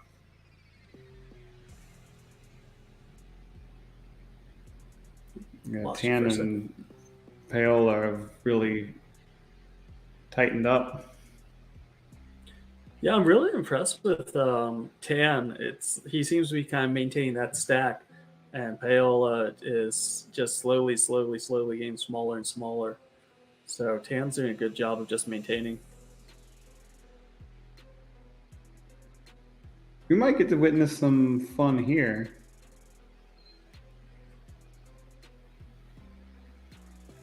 Alexander's got to at least call, and these two hands are pretty related.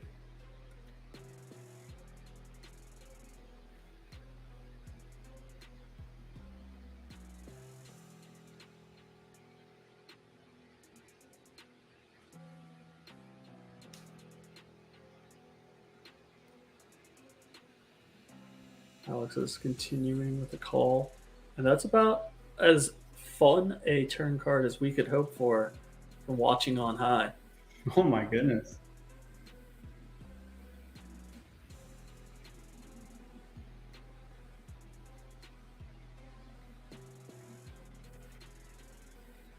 Not surprised to see him choose a large sizing on the turn, as there's a lot of draws out there now that he can have in range alongside that jack, obviously. And Alexander making a counterfeit at 2-pair on the river. So left with no kicker in play with the jacks and 10s out there. It does block a lot of things, and Bruno has been super active.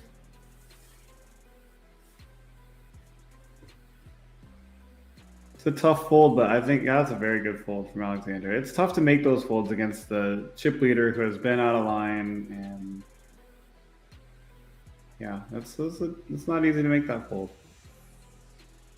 No, not at all. Great bluff was rooting for absolute carnage on the river with the 7 of diamonds. But just going to be having a nice little pickup for Bruno.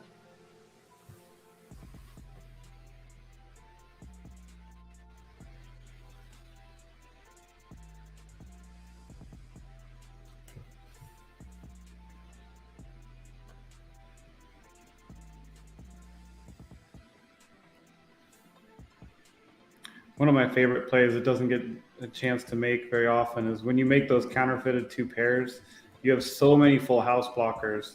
So in that situation, when someone's going to be value betting a jack or they're going to be value betting a straight, if you get to check raise bomb the river representing a full house, you block your opponent from having almost any of them. But it's almost it's risking a lot. You're a sick man that's played a lot of PLO. It was a little more obvious in PLO, but it's still, yeah, it comes up more often in PLO for sure. Bruno flatting pre-flop, getting top set, but doesn't really have much to work with for Raul. So just picks up another chip. He's almost at 500 million chips. I love saying that. 500 million.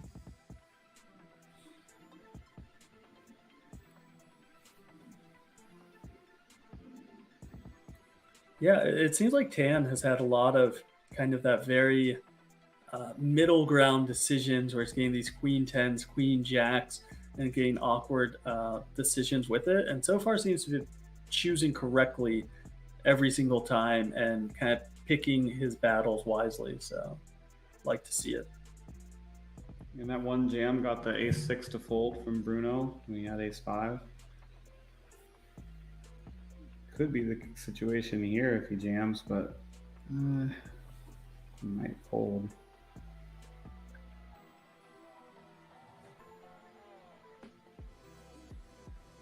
I think that's a good fold from Tan. It's you almost have enough to get Bruno to fold some hands, but not really. Nikita really hasn't been active at all and has just maintained that 360 million chip stack. Paela's kind of gone down. Bruno's building up. And Tan's, as I said, done a really good job at just maintaining.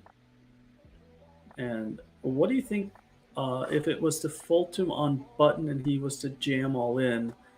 I feel like Nikita would have to call in that particular spot. But Definitely. yeah.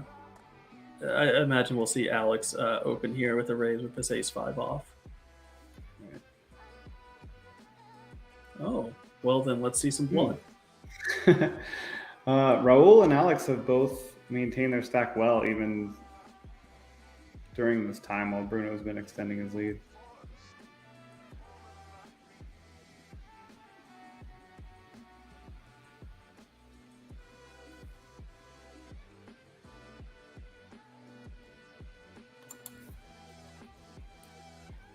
Nice thing for Tan here with Nikita's particular hand is 2 clubs were previously folded, so it makes the flush a little bit less likely to run out for Nikita.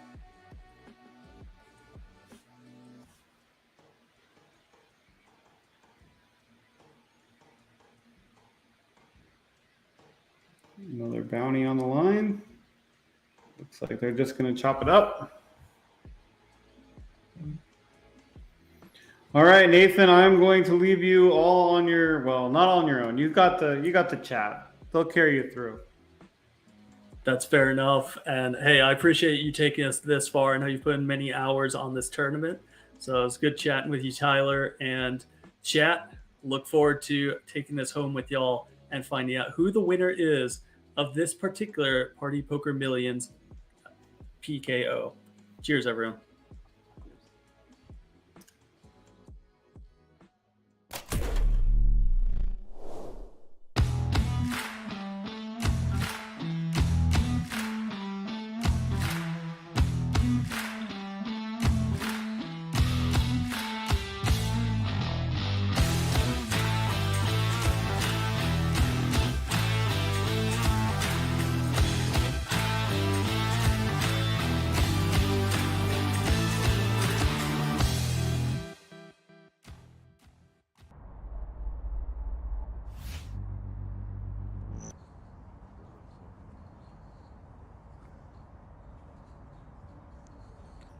Henry, the man that I feel I've said his name more than anyone. Maybe him and Rock Costisa are the names I've said the most over the last year and a half. It does feel that way, doesn't it? Including, you know, my brother's name, my mum's name, the dog's name. You know, it's been Artur and Rock. Here we go. Artur limping in with Queen 6 of Diamonds. Henry from the hijack. Spicy. Limping in off 15. Watch and learn, kids. The thing is, James, if I did that, everyone would be screaming at their screens, and what is this fish doing? But when Artul does it, everyone runs to their computer, checks the solvers, and they're like, oh, yeah, okay. Yeah, you're meant to do that every now and then.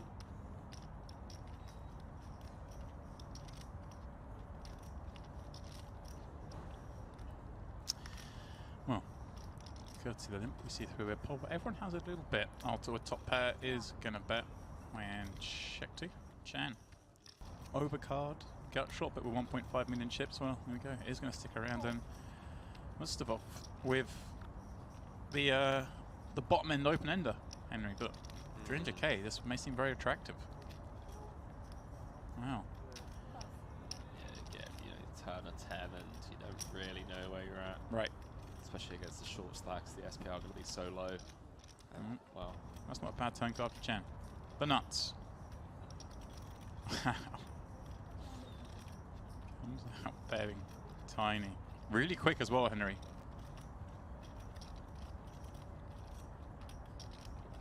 Artur's dug himself a hole. Can he find the ladder to climb on out of it? Not yet. He's going to stick around for at least one. Fortunately for him, doesn't improve. Yeah, look at that, just a mini left. 25k chips, the only ones left in Chan's stack.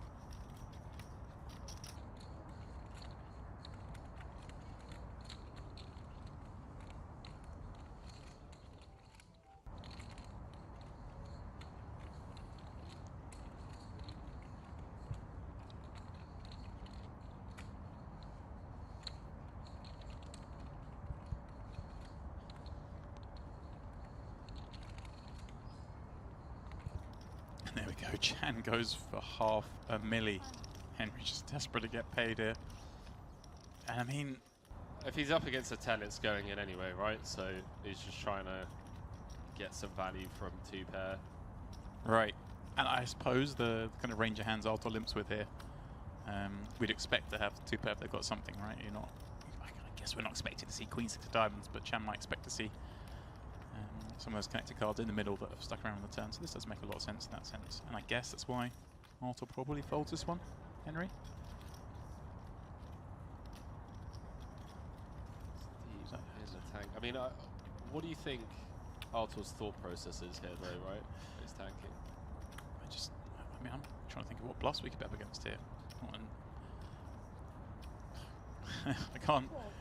King 9. Wow. Something. Wow. Does call it off.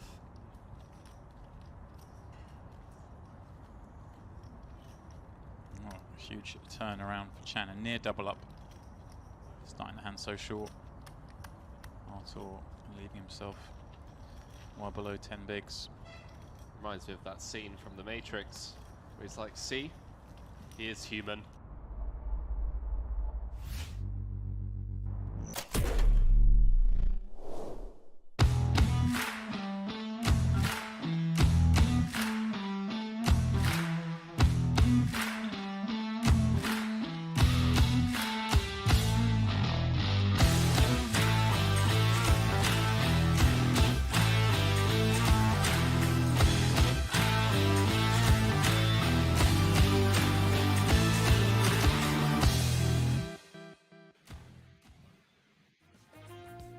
Welcome on back, ladies and gentlemen, to the Party Poker's Million online event. This is a PKO special. Tonight we have event number 25, the 215 PKO, and there's 6 players left. We have your chip leader in Bruno Dell, and it looks like we missed a big hand. Nikita had 360 million chips, and it looks like he found a double up to Alexander. I don't know what happened there, but Alex has taken second place to Bruno for the time being and has an opportunity here with Tan shoving Ace King on the button. Be fun to see how it unfolds between Bruno and Alex. Alex going to find the call here. Another 25 million, has that knockout on the line, has the bounty coming. Let's see if he can spike a 10 or maybe a few diamonds. All diamond flop, 8 on the turn, presenting some opportunities, but instead it is the Jack of Diamonds on the river. Flush for Alex. This is a hell of a comeback from break, as he is now up to 370 million, solid in second place, and another knockout. Welcome back, everyone, to the spicy affair of the PKO. My name is Nathan Gamble, 2-time World Series of Poker bracelet winner. I was joined previously by Tyler Patterson. He just had to leave us, and he has a rooting interest in Nikita, as my remaining horse is Viola there on the short stack. If one of them is to win, the other has to buy a beer. So let's see. Appreciate everyone joining us for the Party Poker Millions event. Bruno Del from Brazil is obviously our clear chip leader here. And he's going to try and actually not bust out Paola anytime soon. If he can kind of dictate that through his own actions so that he can keep the pressure on those medium stacks of Raul and Nikita. So it'll be interesting to see him navigate these waters.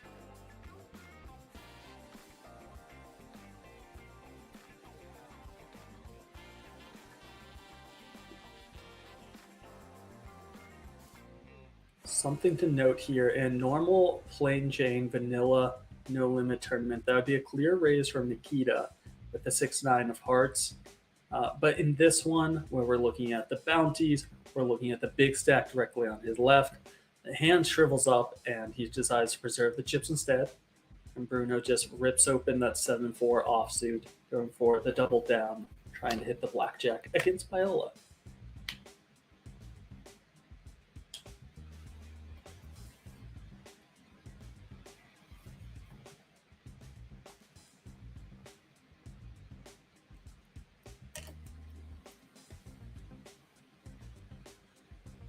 Great bluff, asking if anyone else hears the song "We Don't Talk About Bruno" whenever we do talk about Bruno.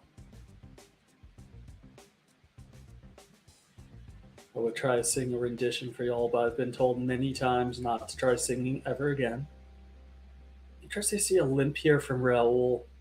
Curious to see what Paola does in a small blind with Queen 9 suit. Just chooses a call.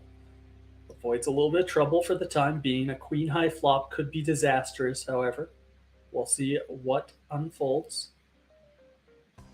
2 spade, 1 heart.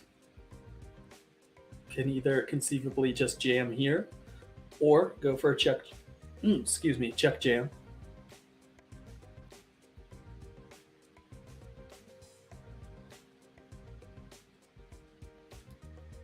Expect a 1/3 sizing, about 5 to 6 million from Raul. 6 million is chosen. And now I fully expect a jam to be coming from the small blind in Paola.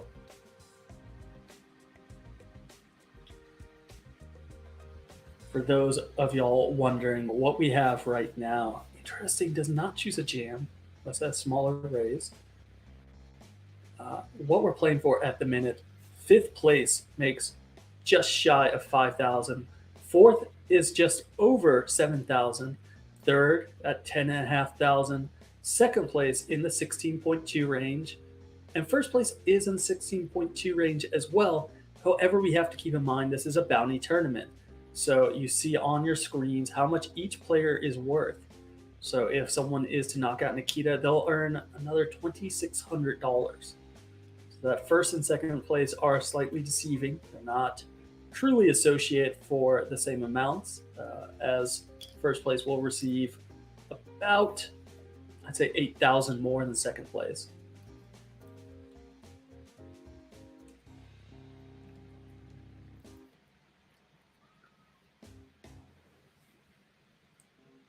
Snowball is out there thinking of the rated R version of Bruno with the Sacha Baron Cohen Bruno. So we got a little bit into the spectrum. And speaking of into the spectrum, that's what we have right here on this flop. Top pair for Raul, bottom pair for Alex. No backdoor flush draws. Sharing the middle card, that 10, which would be disastrous for Alex to hit. But instead, he does have a very good bluff opportunity with this ace on the turn. And we'll see if he capitalizes on it. Does elect to check.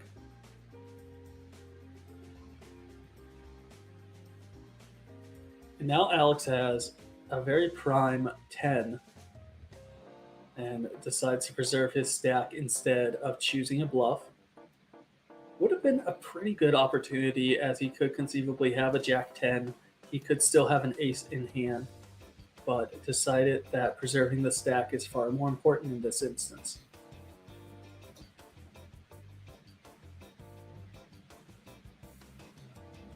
Jap G out there asking about the channel points and Nightbot coming in strong. If you want to exchange your channel points now and claim a MTT ticket, then click on that link, follow it, see what all's happening in life, and see what you'd like to do with the points that you've earned by being here today.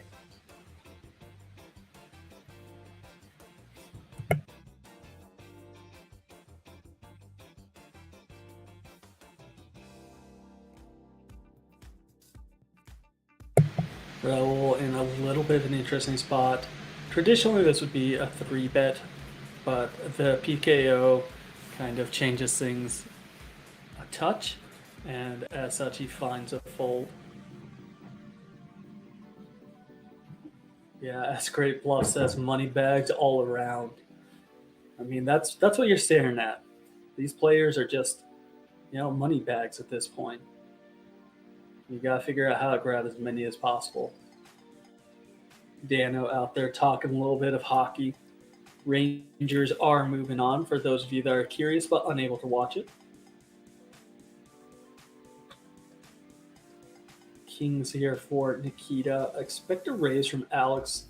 Ace-5 typically up there as a 3-bet, 4-bet, 5-bet, all the way type of jackpot hand.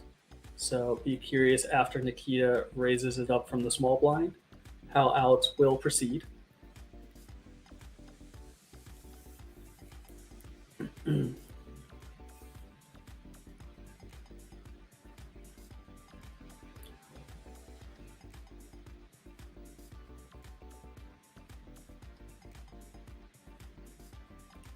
Does find a fold. If that was an ace-5 suited, I would fully expect the chips to have been going in, but the ace-5 offsuit nature helped him out a little bit to get away.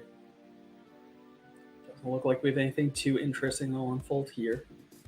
So, my name is once again Nathan Gamble, 2-time World Series of Poker bracelet winner, and I am representing Party Poker as we're watching the Millions Online event. It is a PKO all the way through, tournament after tournament after tournament. And it finishes with the main event, which will be a $1,000 buy-in, 1 million guarantee event. Multiple flights into that. You can win your way in through satellites. So definitely recommend, if you're able to play on Party, to go and check that out and to try to get your chance at getting on this stream and to win your millions. Dano Face asking, what did you win your WSOP bracelets in? I won my first one in the $1,500 Pot Limit Omaha 8 or Better event in 2017. And then in 2019, I won the online version of that when the World Series moved online. I won the Pot Limit Omaha 8 or Better event there. Made several final tables now, and usually have 2 or 3 very deep runs every year. So just waiting for the next bracelet to fall my way. You can only put your chips in so good and, kind of let things unfold how they will when you get to that stage of the tournament. So, is everyone here more for the Hold'em, the Pot Limit Omaha, or do we have a little bit of a mixed game community going on? I know European players have access to a lot more games online now, so seems like we could have a wide variety of player pool.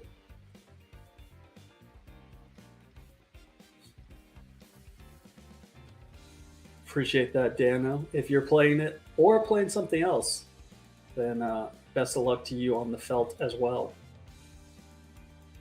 Great Bluff only playing Hold'em. I would always advise and just give some advice to once in a while take a stab at learning some new games. It's a lot of fun out there. So play Hold'em most of the time. Maybe once in a while take a stab at playing a little 1-2 PLO or 4-8 limit mixed games. Just mix it up, as every new game you learn definitely helps out in all other formats. And to me personally, it's more fun.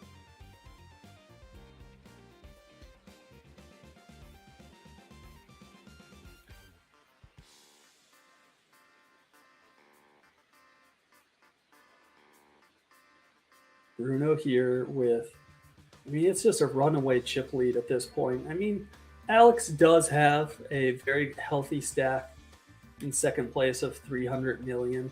But Bruno just, there's something special about saying over 500 million chips that makes it feel even better. 500 million. A lot of zeros.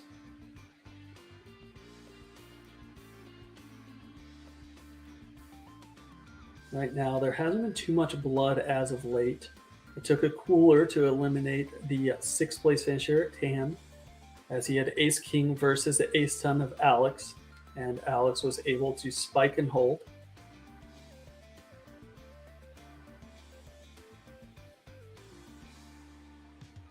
Now, all of these remaining players are sitting here. Well, maybe not all of them, as we do see this spicy little 3-bet. Raul has a very playable hand now, with the Ace of Diamonds working, the 8 of Clubs providing some backdoor opportunity as well. And obviously he still has the best hand, although it's hard to know that. Just going to call with a very dry Queen of Hearts on the turn. Let's see if Nikita wants to continue this bluff.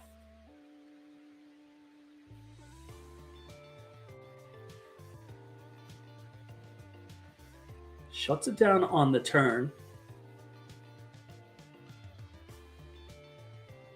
Raul giving him one last chance to bet it,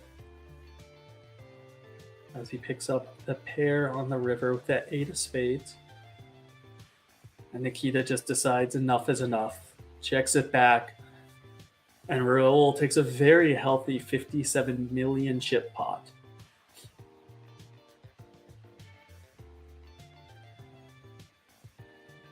Dano saying that he's been playing the 8 game lately, loves it, and is getting bored of Hold'em.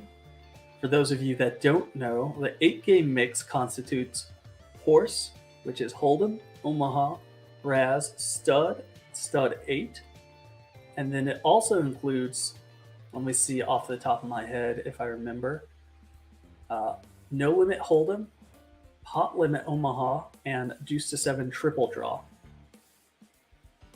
The 9 game mix is all of those same games alongside Deuce to 7 No Limit Single Draw, which is what the $50,000 Poker Player Championship has been for the past several years at the World Series of Poker. So I too enjoy the 8 game. It spices things up quite a bit.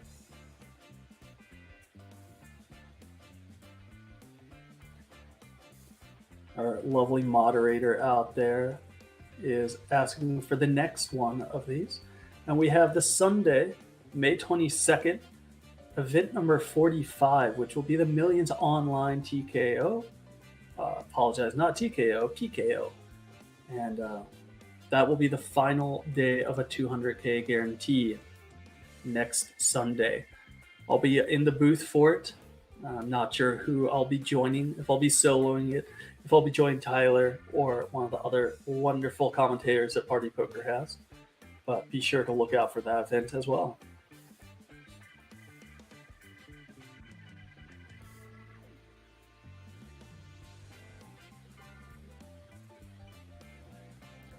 Not a single card over 10 in sight. And that 10 is accompanied by a deuce, which for those of y'all familiar with poker lore and history is the Doyle Brunson, winning 2 back-to-back World Series of Poker main events with the 10 deuce. I believe one was suited, one was offsuit, but wouldn't recommend too many people try to take after him. Bruno going to jam here once again, seems to be his MO.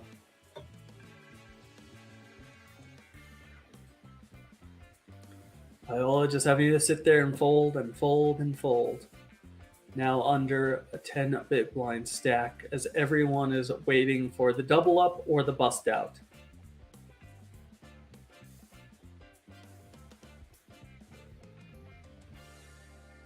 Potential for some fun here. Raul with ace queen offsuit under gun. Nikita with pocket eights in the cutoff. I expect to see Raul open here and Nikita just flat. Eights are a nice hand to see a flop with and not have to put all the chips in pre. So it would be kind of surprised to see anything else. We do get that raise to 10 million. See how Nikita responds.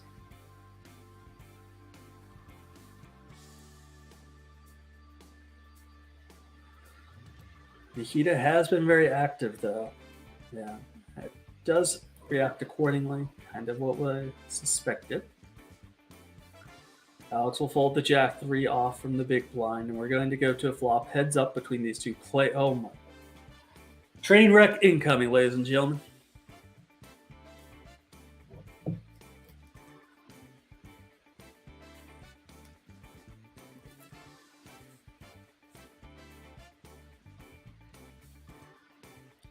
King on the turn. Rates is a good card for Raul. Doesn't rate to do anything to Nikita. Expect Nikita here to simply call and either jam all rivers or snap call all rivers when jammed upon. Let's see how Raul reacts to this. For this sizing, Nikita may actually just flat, as he could be against aces or kings, or jam, try to get value from ace-king. Does elect to jam. And now Raul does find the fold. What a great fold that is, knowing he can't beat any value hands from Nikita. Wonderful stuff there from both players.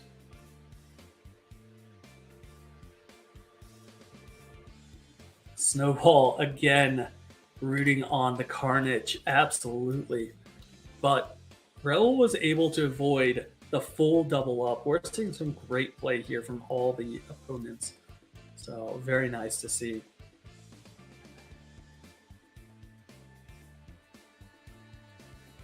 Tyler Poker in chat. That is Tyler Patterson, who was in the booth and took us up until the last break. Appreciate all the great work you did.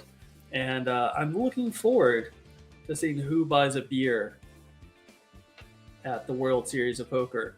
But I have a feeling we'll share many this summer. So look forward to it, Tyler.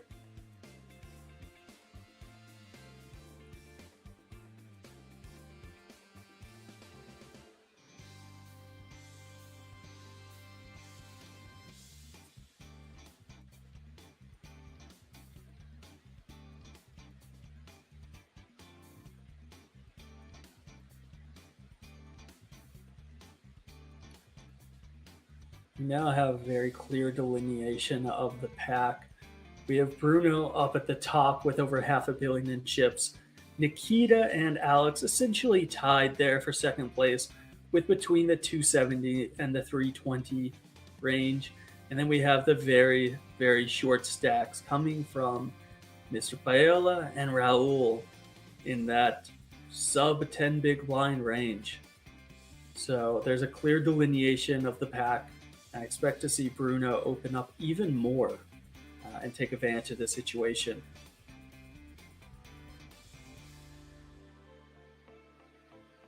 Dano, great time to be a poker fan with all these great streams, nonstop action, and all for free. Got to love it. I mean, absolutely. This is a hell of a time to be alive for the poker world. It's really great. Oh, something in my eye real fast. Nope. Oh, that hurts. It helps if for the streams if you can actually see the stream, but I don't know. Ooh, this is gonna be a minute. I may just sit here like a pirate for the rest of the stream. We'll see. I think I got a little bit of an eyelash here. Cool.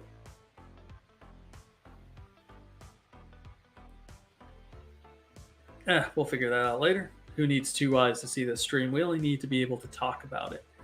So that'll do for the time being. All right. Sorry about that. We're all good. No worries. Sounds good. Alrighty, interesting hand here with Raul on the ace-5 of clubs. Very classic jam, and I think Paola is going to have to call with that ace-4 of hearts. So, going to be fun to watch this one unfold.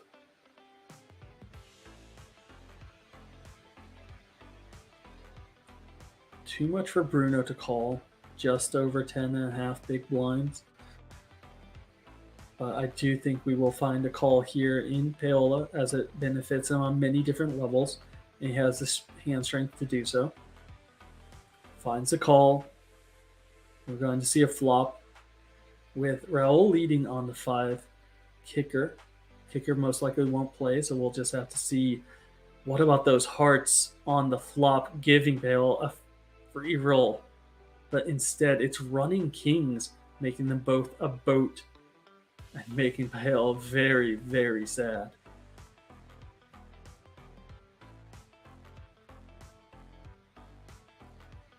We're going to definitely have Paola in there with the ace-queen of clubs. And I suspect Bruno will be min-raising from the button and then be forced to call it off. So, kind of an interesting spot. I think we're going to see a king-3 offsuit versus an ace-queen suited, is my guess here. And Paola is going to be in a very good position to get an actual double up this time after flopping a very, very nice draw and almost free roll last hand. Snowball trying to get me a medic. Appreciate you, bud. No harm, no foul. I've been through many streams before. Not going to be stopped by a simple thing like an eye.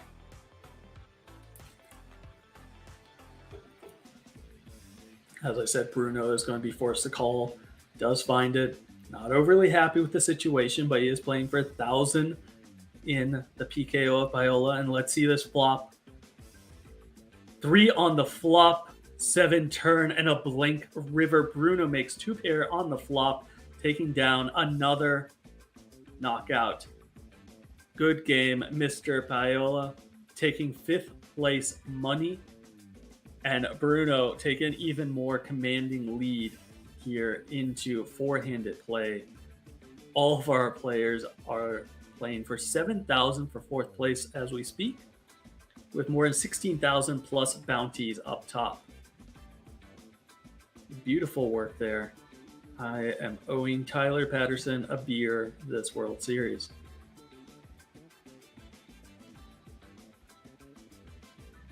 Nikita opening, min raise under a gun. Raul with a very playable queen 10 off in the big blind. I expect to just see a flat here.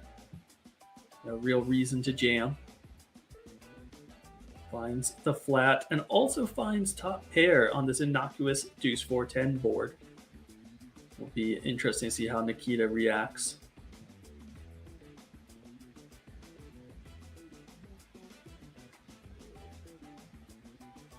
Checks it back, and a 4 pairs on the turn. Raul goes for just over a third sizing. Nikita can respond in a variety of different ways, from either raise or a call. Does choose call, and we'll be interested to see. I'd really love a check here from Raul.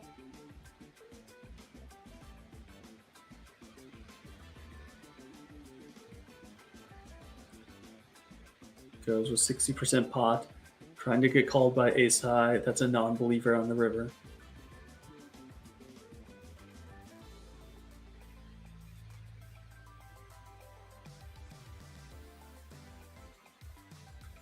So as we've talked about before, this is a fairly deep stack table.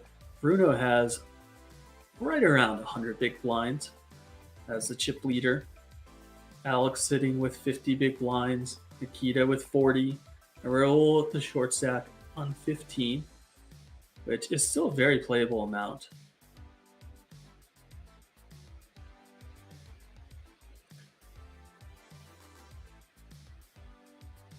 Appreciate y'all keeping me company through all this action.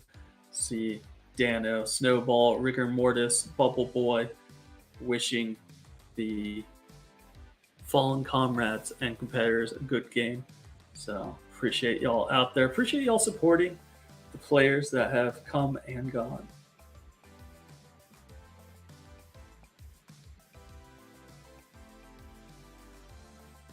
A little bit of a beauty here again for Nikita in pocket aces. Expect a raise from Alex. A 3-bet from Nikita. We'll see how Alex responds, as this will not be the first time that Nikita has 3-bet him from the small or big blind. We have to think about those past dynamics and how they affect future hands.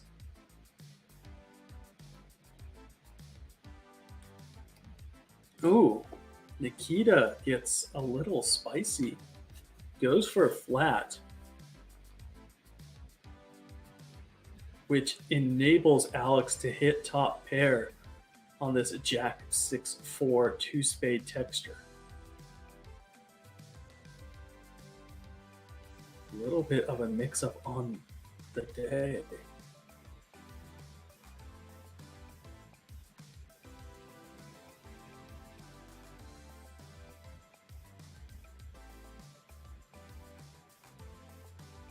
Alex betting as expected. Nikita is going to raise here the vast majority of the time, but instead, once again, gets tricky with it. Maybe he's trying to induce a little bit of bullying from the big blind.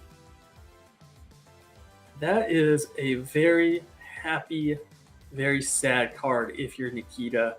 You obviously have top set. You're going to be good here 99.9% of the time, but your opponent is also just left with not that many strong hands that you're going to derive value from.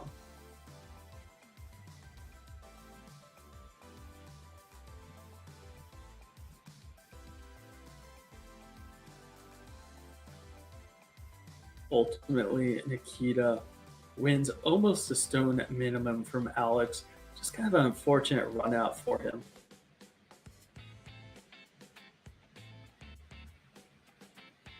But we are presented with another opportunity right away.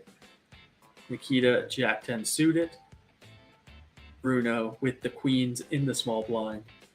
And if Alex is feeling extra spicy, Ace 8 offsuit in the big blind. But we'll have to see. I don't imagine that he'll be getting after it with these two going to war.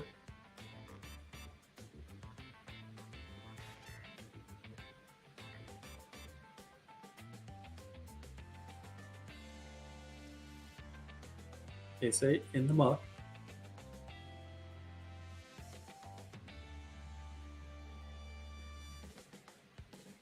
Nikita all in. And Bruno is going to go for that bounty, that 831 remaining in his stack shortly. There we go. Pocket queens for Bruno Del from Brazil. And Nikita calling his remaining few chips. Raul watching from the sidelines, rooting him on. Can he find a come from behind victory here? Or will Bruno... Ooh, we have clubs. We have 3 clubs on board. The 6 of 4, the 7. Nikita comes from behind 5.8. And what a turn of events. That would have put Bruno by far and away into the next stratosphere, putting him roundabouts of 880 million. But instead is Nikita that is now the dominant chip leader with over 500 million chips in play. What a crushing turn card for Bruno. Ladies and gentlemen, your chip leader is Nikita.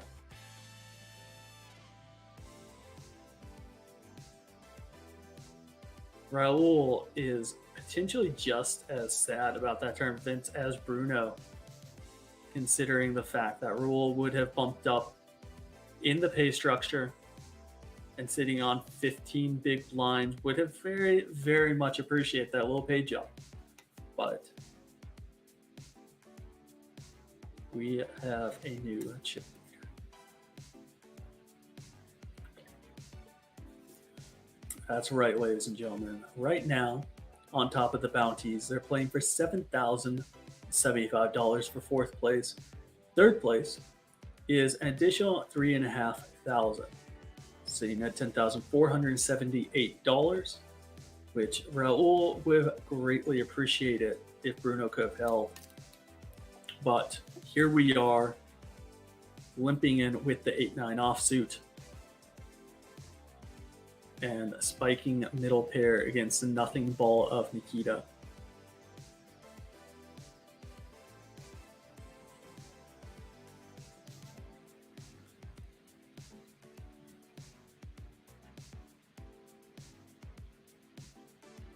Nikita's not falling for it. Raul continuing to try to get a little bit of extra chips here with his two pair, aces and nines.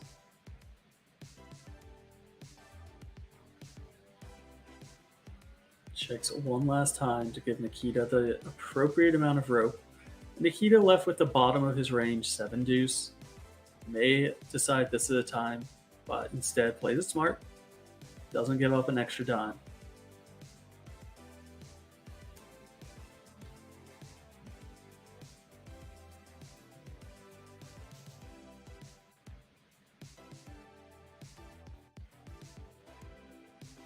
Snowball pointing out the big pay jumps between fourth, first, and second. Yeah, we have almost a little bit more than $9,000 pay jump between fourth place right now and that first and second. And as we've talked about several times already, first and second look comparable. You know, there's only $37 between them, $27 even between them. But the real difference comes with the amount of bounties that are collected. So it's about an $8,000 difference between first and second, if I'm doing my math correctly, that we'll see unfold when we get to that stage. Maybe slightly less. Let's see what we have at the table right now. 43, 50, 65. Very healthy. About 6,500 difference between first and second. But for now, we are looking at that pay jump. Nikita with a jack 7 off. Bruno's going to 3-bet here. Pocket eights. Imagine, oh, instead, interesting to see. Comes with a flat call, which enables Nikita to hit top pair on this jack 4-5 board, both with backdoor flush draws, both with backdoor straight draws. And Bruno is not going to be letting go of those pocket eights anytime soon.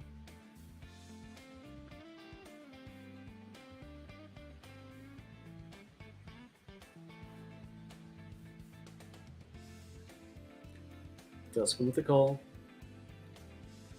Innocuous. Deuce of diamonds on the turn.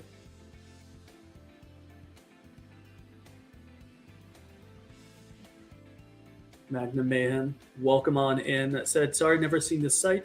Is the dollar amount their bounties? Yeah, so we're on the Party Poker Online Millions event. We're at the final table. There's 4 players left, and the number you see underneath them is the amount that knocking them out would be worth.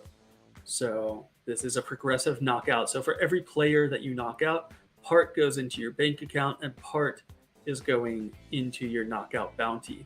So if you were to knock out the short stack Raul Manzano next, they would acquire that $648. But welcome on in. Glad you could be here.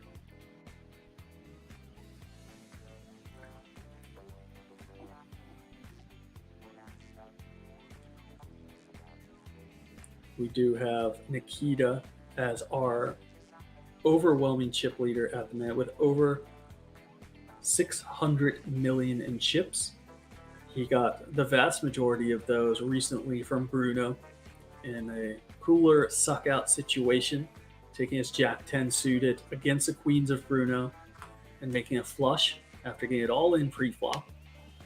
And then we have second place Alexandra, who is sitting here more or less very quietly for the better part of the final table.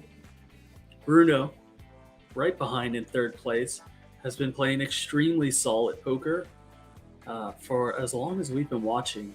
And then Raul, who has been recently relegated to the short stack, now with roughly 15 big blinds. And all the players are kind of handicapped, waiting for Raul to make a misstep and potentially get knocked out in fourth place.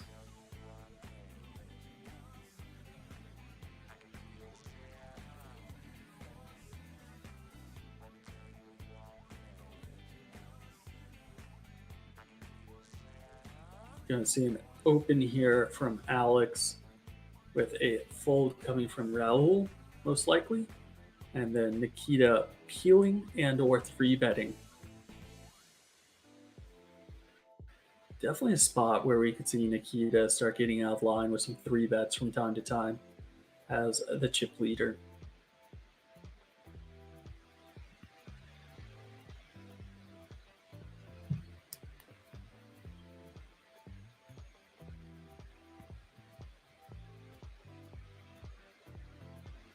Does decide on a call and hitting a very nice board of 5, 4, 6, 1 diamond, providing him with top pair, gut shot to a straight, as well as backdoor diamonds. And he chooses to lead out into the original razor, knowing this is just a really good board texture for him. And Alex does find the fold. Great fold there, letting the ace high go.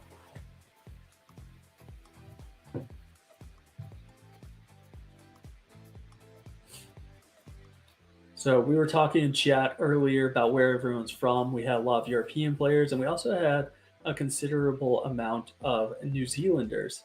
So just curious where y'all are all at, where in the world you are, as I'm sitting here in beautiful Las Vegas watching the Party Poker Millions online. So always fun to travel internationally in these chats, even if we're not able to travel there physically right now. Just like to see where in the world we're all from. I know we have an international fair here at the tables. We have had players from Mexico, from Brazil, from Czech Republic, basically all over. And one I know for a fact right now still with us is Brazilian Bruno Del. I'm not sure offhand where the remaining ones are from. I know Nikita was actually playing from Mexico, but we've had a couple Canadians come and go before. Which, speaking of Canadians, Great Bluff is saying Alberta, Canada. Dano saying Atlantic, Canada. Magnum is up in Utah. I lived there for about a year and a half, and can confirm there is no gambling there by any stretch of the imagination. Quebec, Canada. Lots of Canadians in here today. Denmark, Malta. Love to see it. Almost as much as Nikita loves to see 3 4s on this flop. Don't think we'll see too much more out of Bruno. Does find the fold. Snowball coming in strong, telling us that Raul is from Argentina and Alex is from Canada. So 1 Canadian, 1 Argentinian, 1 under the Mexican flag, and 1 under the Brazilian flag. Appreciate that, Snowball. You're a man of the people, or a woman. You do you. For those of y'all that are out there in the world that would like to play on Party Poker, and it's legal in your chosen country, we still have many more weeks of this Party Poker Millions Online event. They're all KO events, all progressive knockouts, and it's going to be going strong all the way until May 31st, where we will be streaming the final table of the main event. The main event will be a $1,000 buy-in, I believe a $1 million guarantee. And if that's too steep for your bankroll for all of these events, there are satellites running throughout. So just be sure to check it out for whatever you want to play. And make sure that you get to see this felt directly in front of you. Cards up on your way to winning. Elite Mike, welcome on in, buddy. You're from a Whole Foods parking lot. I like it. You winning any bracelets from there, or you just kicking it right now? Oh, who was that? That was Wanted.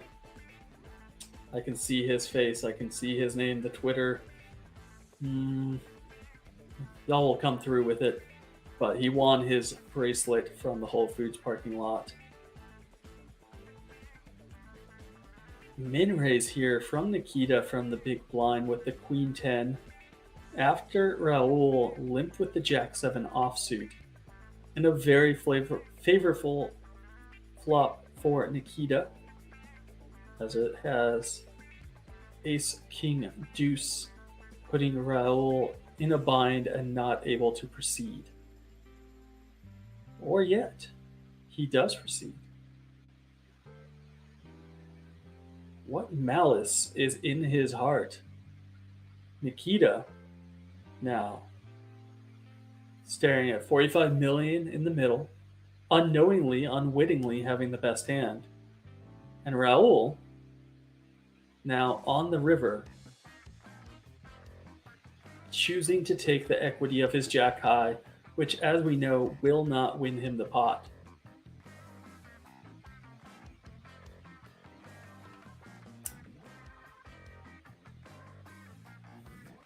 Yes, Elite Mike and Polio Medio coming through. Ryan DePaulo. Beast. Sending out the question marks, trying to figure out, I assume, what Raul was doing.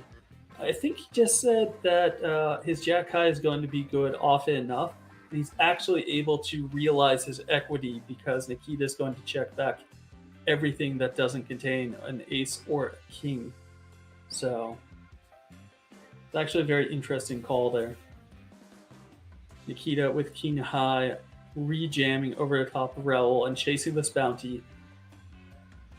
Raul is going to need to hold with his pocket threes against the two overcards of Nikita, coming in the King of Clubs and the Four of Hearts. 1-4 dead in Bruno's hand. Does hit a 4 on the flop, a king on the turn, and an inconsequential 9 pairing on the river. Good game to Raul as Nikita stacks yet another opponent and takes 800 million up against the 200 million of Bruno Dell in third place and the 245 million of Alex in second place.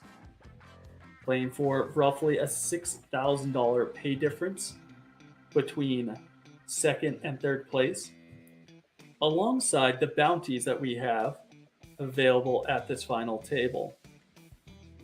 So we are now at the stage of real money, real decisions, and pressure beyond all of our opponents. Good game, Raul. Hats off to you. Nikita finding a nice fold there with King Jack against the 3-bet by Bruno, doing so correctly.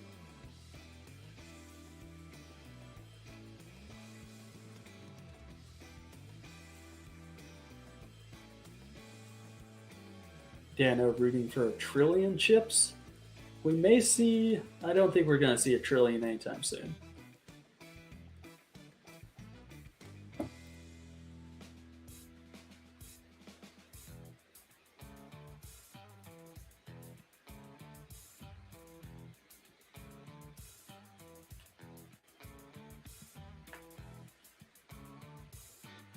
Nikita just continuing to apply pressure here at every opportunity. Raise it up after Alex limp. I expect 5-8 to call, and does so. Flops himself, bottom pair, backdoor flush draw, backdoor straight draw. Nikita with a fun little hand that will probably be turned into a bluff on multiple streets.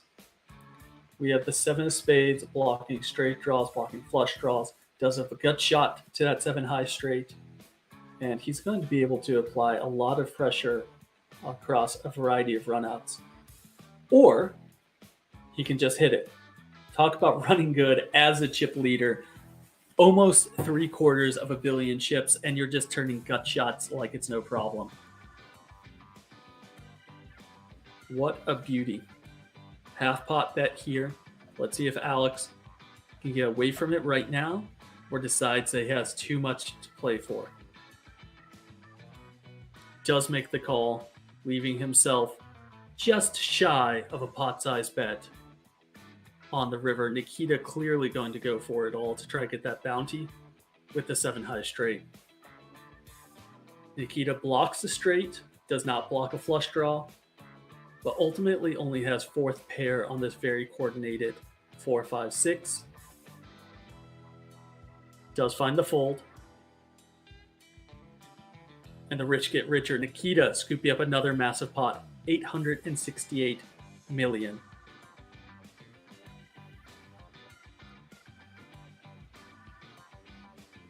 Okazu, welcome on in. Asking if this is a deep stack. This is the Party Poker Millions Online Knockout Series, where you have another 2 weeks left to play of the Millions Online Knockout tournaments. Be sure to check out the schedule online and see if you'd like to play for it yourself. It wraps up with a main event, which is a $1,000 1 million guarantee. Right now we have 3 players left. Nikita, the runaway chip leader, Bruno in 2nd place, and Alex sitting there in 3rd. 1st and 2nd are the same, 16,000 roughly. 3rd place gets 10,500. But the difference really boils down to the bounties. And 1st place will receive about 6,000 to 8,000 more due to the bounties and knocking out the 2nd place finisher.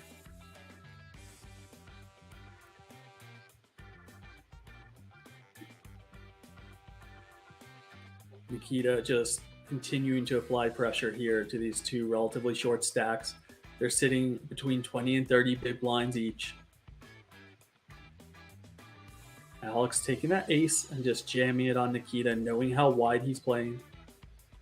Not willing to back down.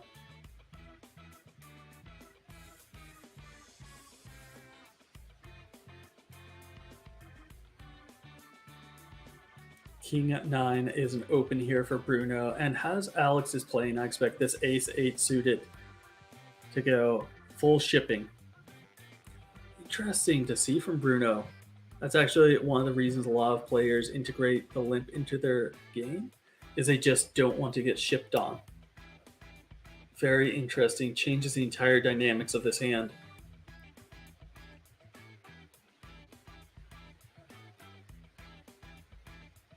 This now presents middle pair for Alex. A few backdoors on Nikita, as well as a backdoor straight draw for Bruno. And could have done much, much differently if Bruno had open raised.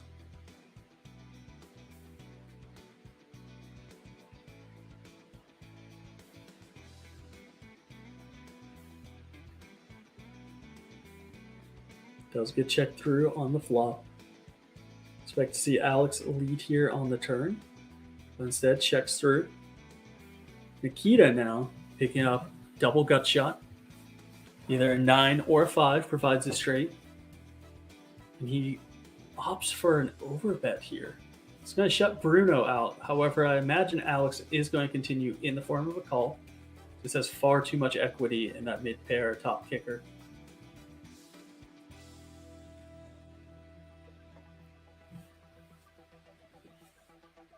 Instead, finds a fold. Beautiful stuff there by Nikita.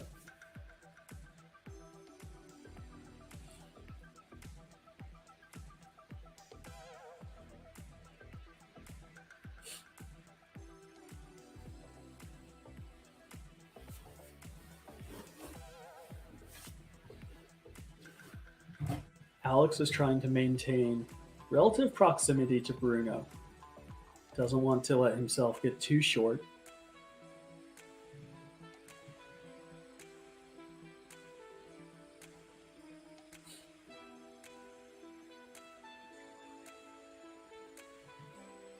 Bruno opting to call here off of 30 big blinds.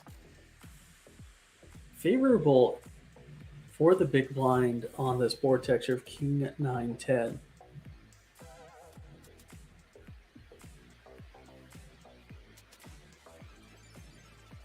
Checks back the straight draw, nailing a 7 on the turn, putting him significantly in the lead, and leaving Nikita drawing to only an ace on the river.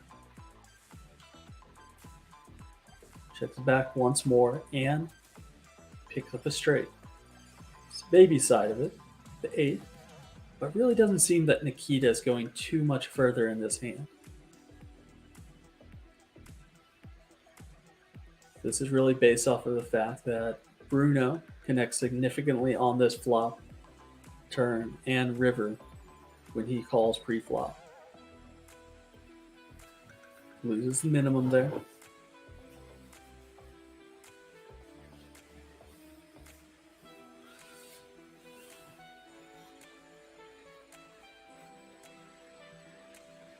These type of holdings will really dictate how spicy Nikita is getting in these situations.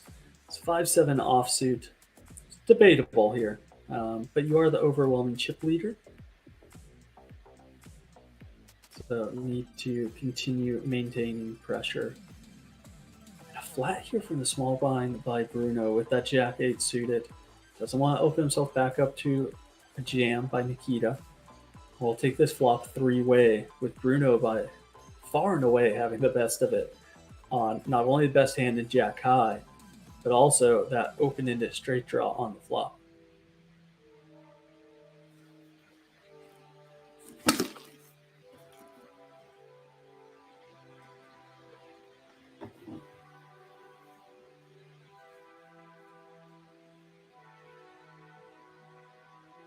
Just check through. Board pairing turn. Bruno now leading with the open and straight draw. Unless there's some shenanigans in the hearts of some of these people, this is going to be the end of this hand.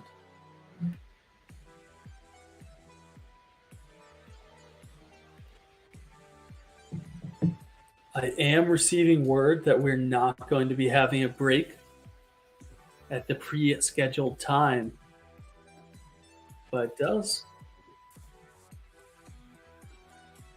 So we're going to just play this one out for the remainder of three-handed play.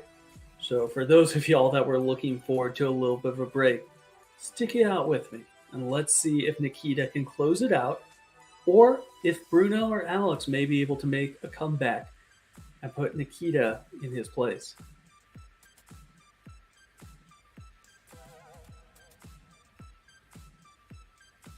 Interesting to watch as Bruno does fold that ace-deuce offsuit from the button, just kind of allowing for the fact that Alex has a little bit shorter stack and wants to maintain the disparity in chips.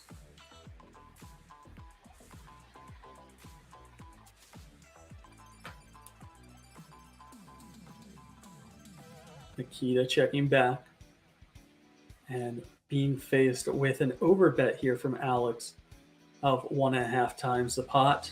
Expect Nikita to find a fold. Nice little pickup there by Alex.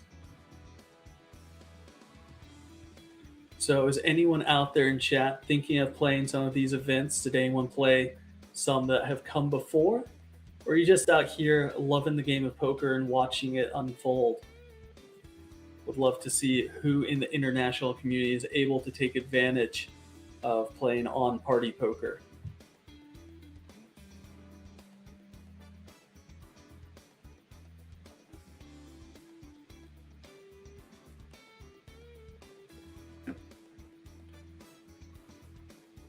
Nikita opening the 9-5 of diamonds.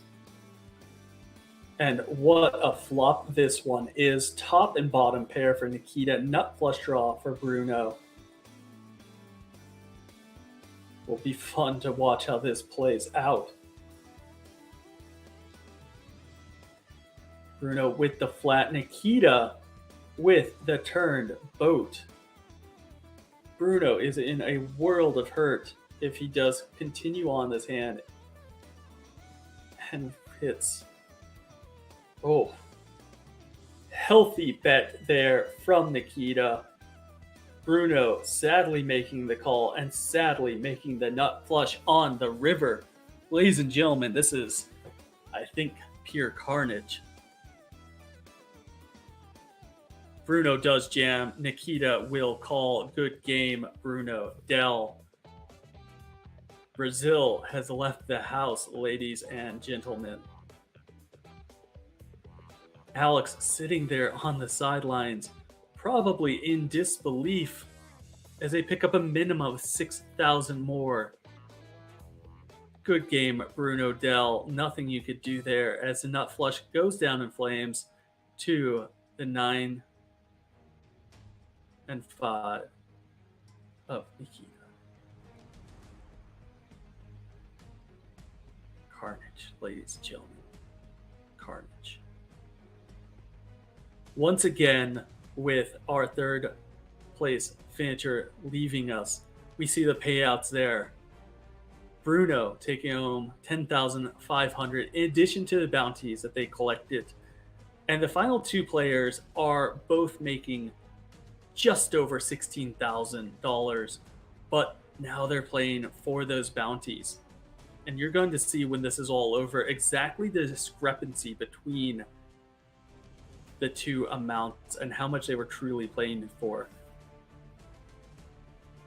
Beautiful stuff there by Nikita. Check on the river, allowing Bruno to just rip with the nut flush.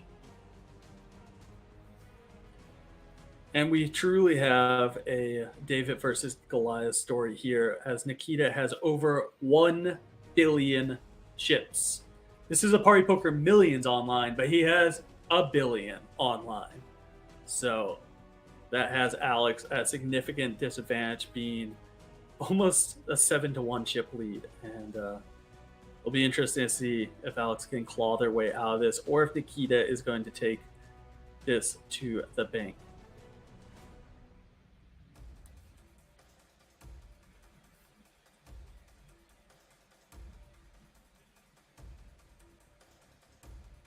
Magnum Mayhem saying 1 trillion, baby.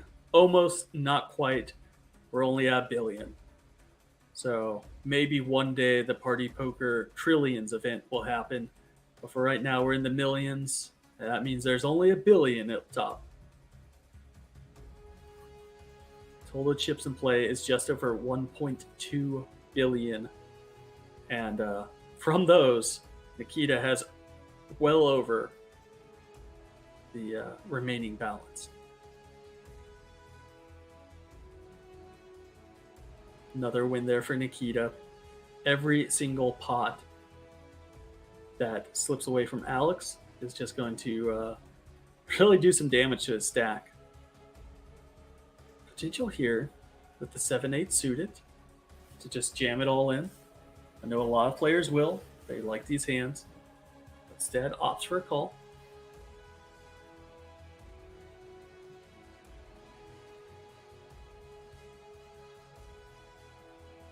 Do see a shove from the pocket deuces. No reason for Nikita to call here with the 7-8 suited, expecting to let it go. Yeah, Snowball out there saying, to be fair, it's a lot of chips and a lot of zeros. Yeah, we're working with 10 digits now. So every player in this tournament started with 1 million in chips. Every single ante these two players are putting in represents almost a starting stack. The big blind is representative of 7 starting stacks. So they're playing for, 3.5 and 7 entrants in the blinds alone. Really fun when you get down to it at this stage of the tournament. Great Bluff asking, how many big blinds is Alex? Alex is roughly in the 23 big blind range. 140 million is 20. So we're at the 23 big blinds versus 150 big blinds right now.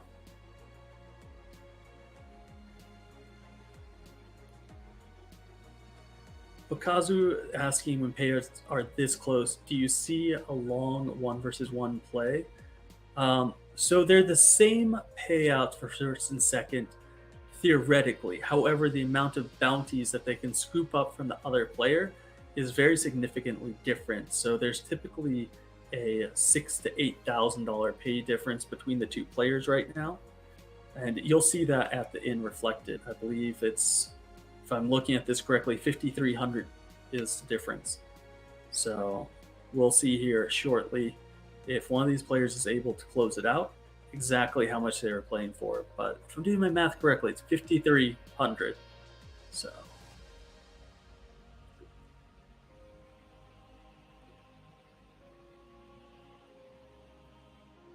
Alex with a very playable Queen 10 offsuit. Elects to limp in. Primarily going to be doing this so that Nikita, if he raises, Alex can jam on him. And nice limp here leads to Nikita looking at bottom pair and Alex looking at top pair with the nut gut shot.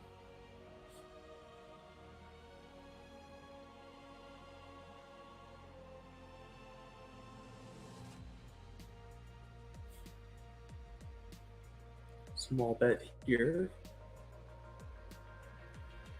Oh, and what a turn card we see for Nikita, giving him bottom two pair, 8s and 4s, as Alex is now left drawing at the 9s, 10s, jacks, and queens of the world if he wants to reclaim the lead on this hand.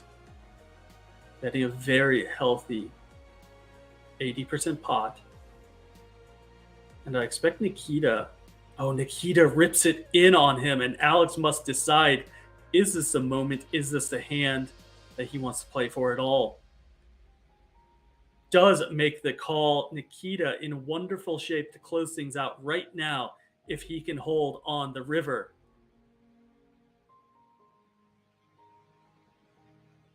Eight of spades, full house for Nikita.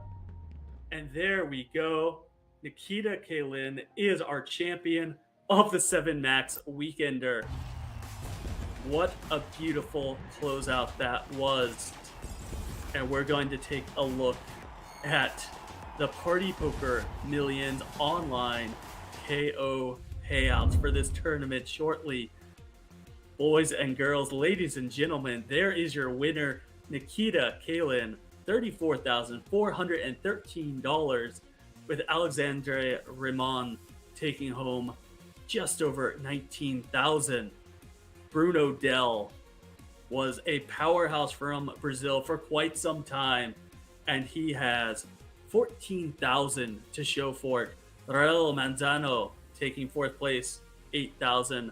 Marcio just shy of $7,000. Tan Tong with $4,600 to his name. Timothy Olmar was at $5,500. That's the beauty of these KOs. He took 7th place and still made more money than 6th place finisher. Ladies and gentlemen, if you want to get in here and make some money, these KO tournaments from the Party Poker Millions Online event are some real wonderful opportunities to do it. So I highly urge you to join us on future events, to get in there, to play some satellites. And if you'd like to see myself, Tyler Patterson, Henry Kilbrain, and some of our other wonderful commentators doing it for you, then you gotta play.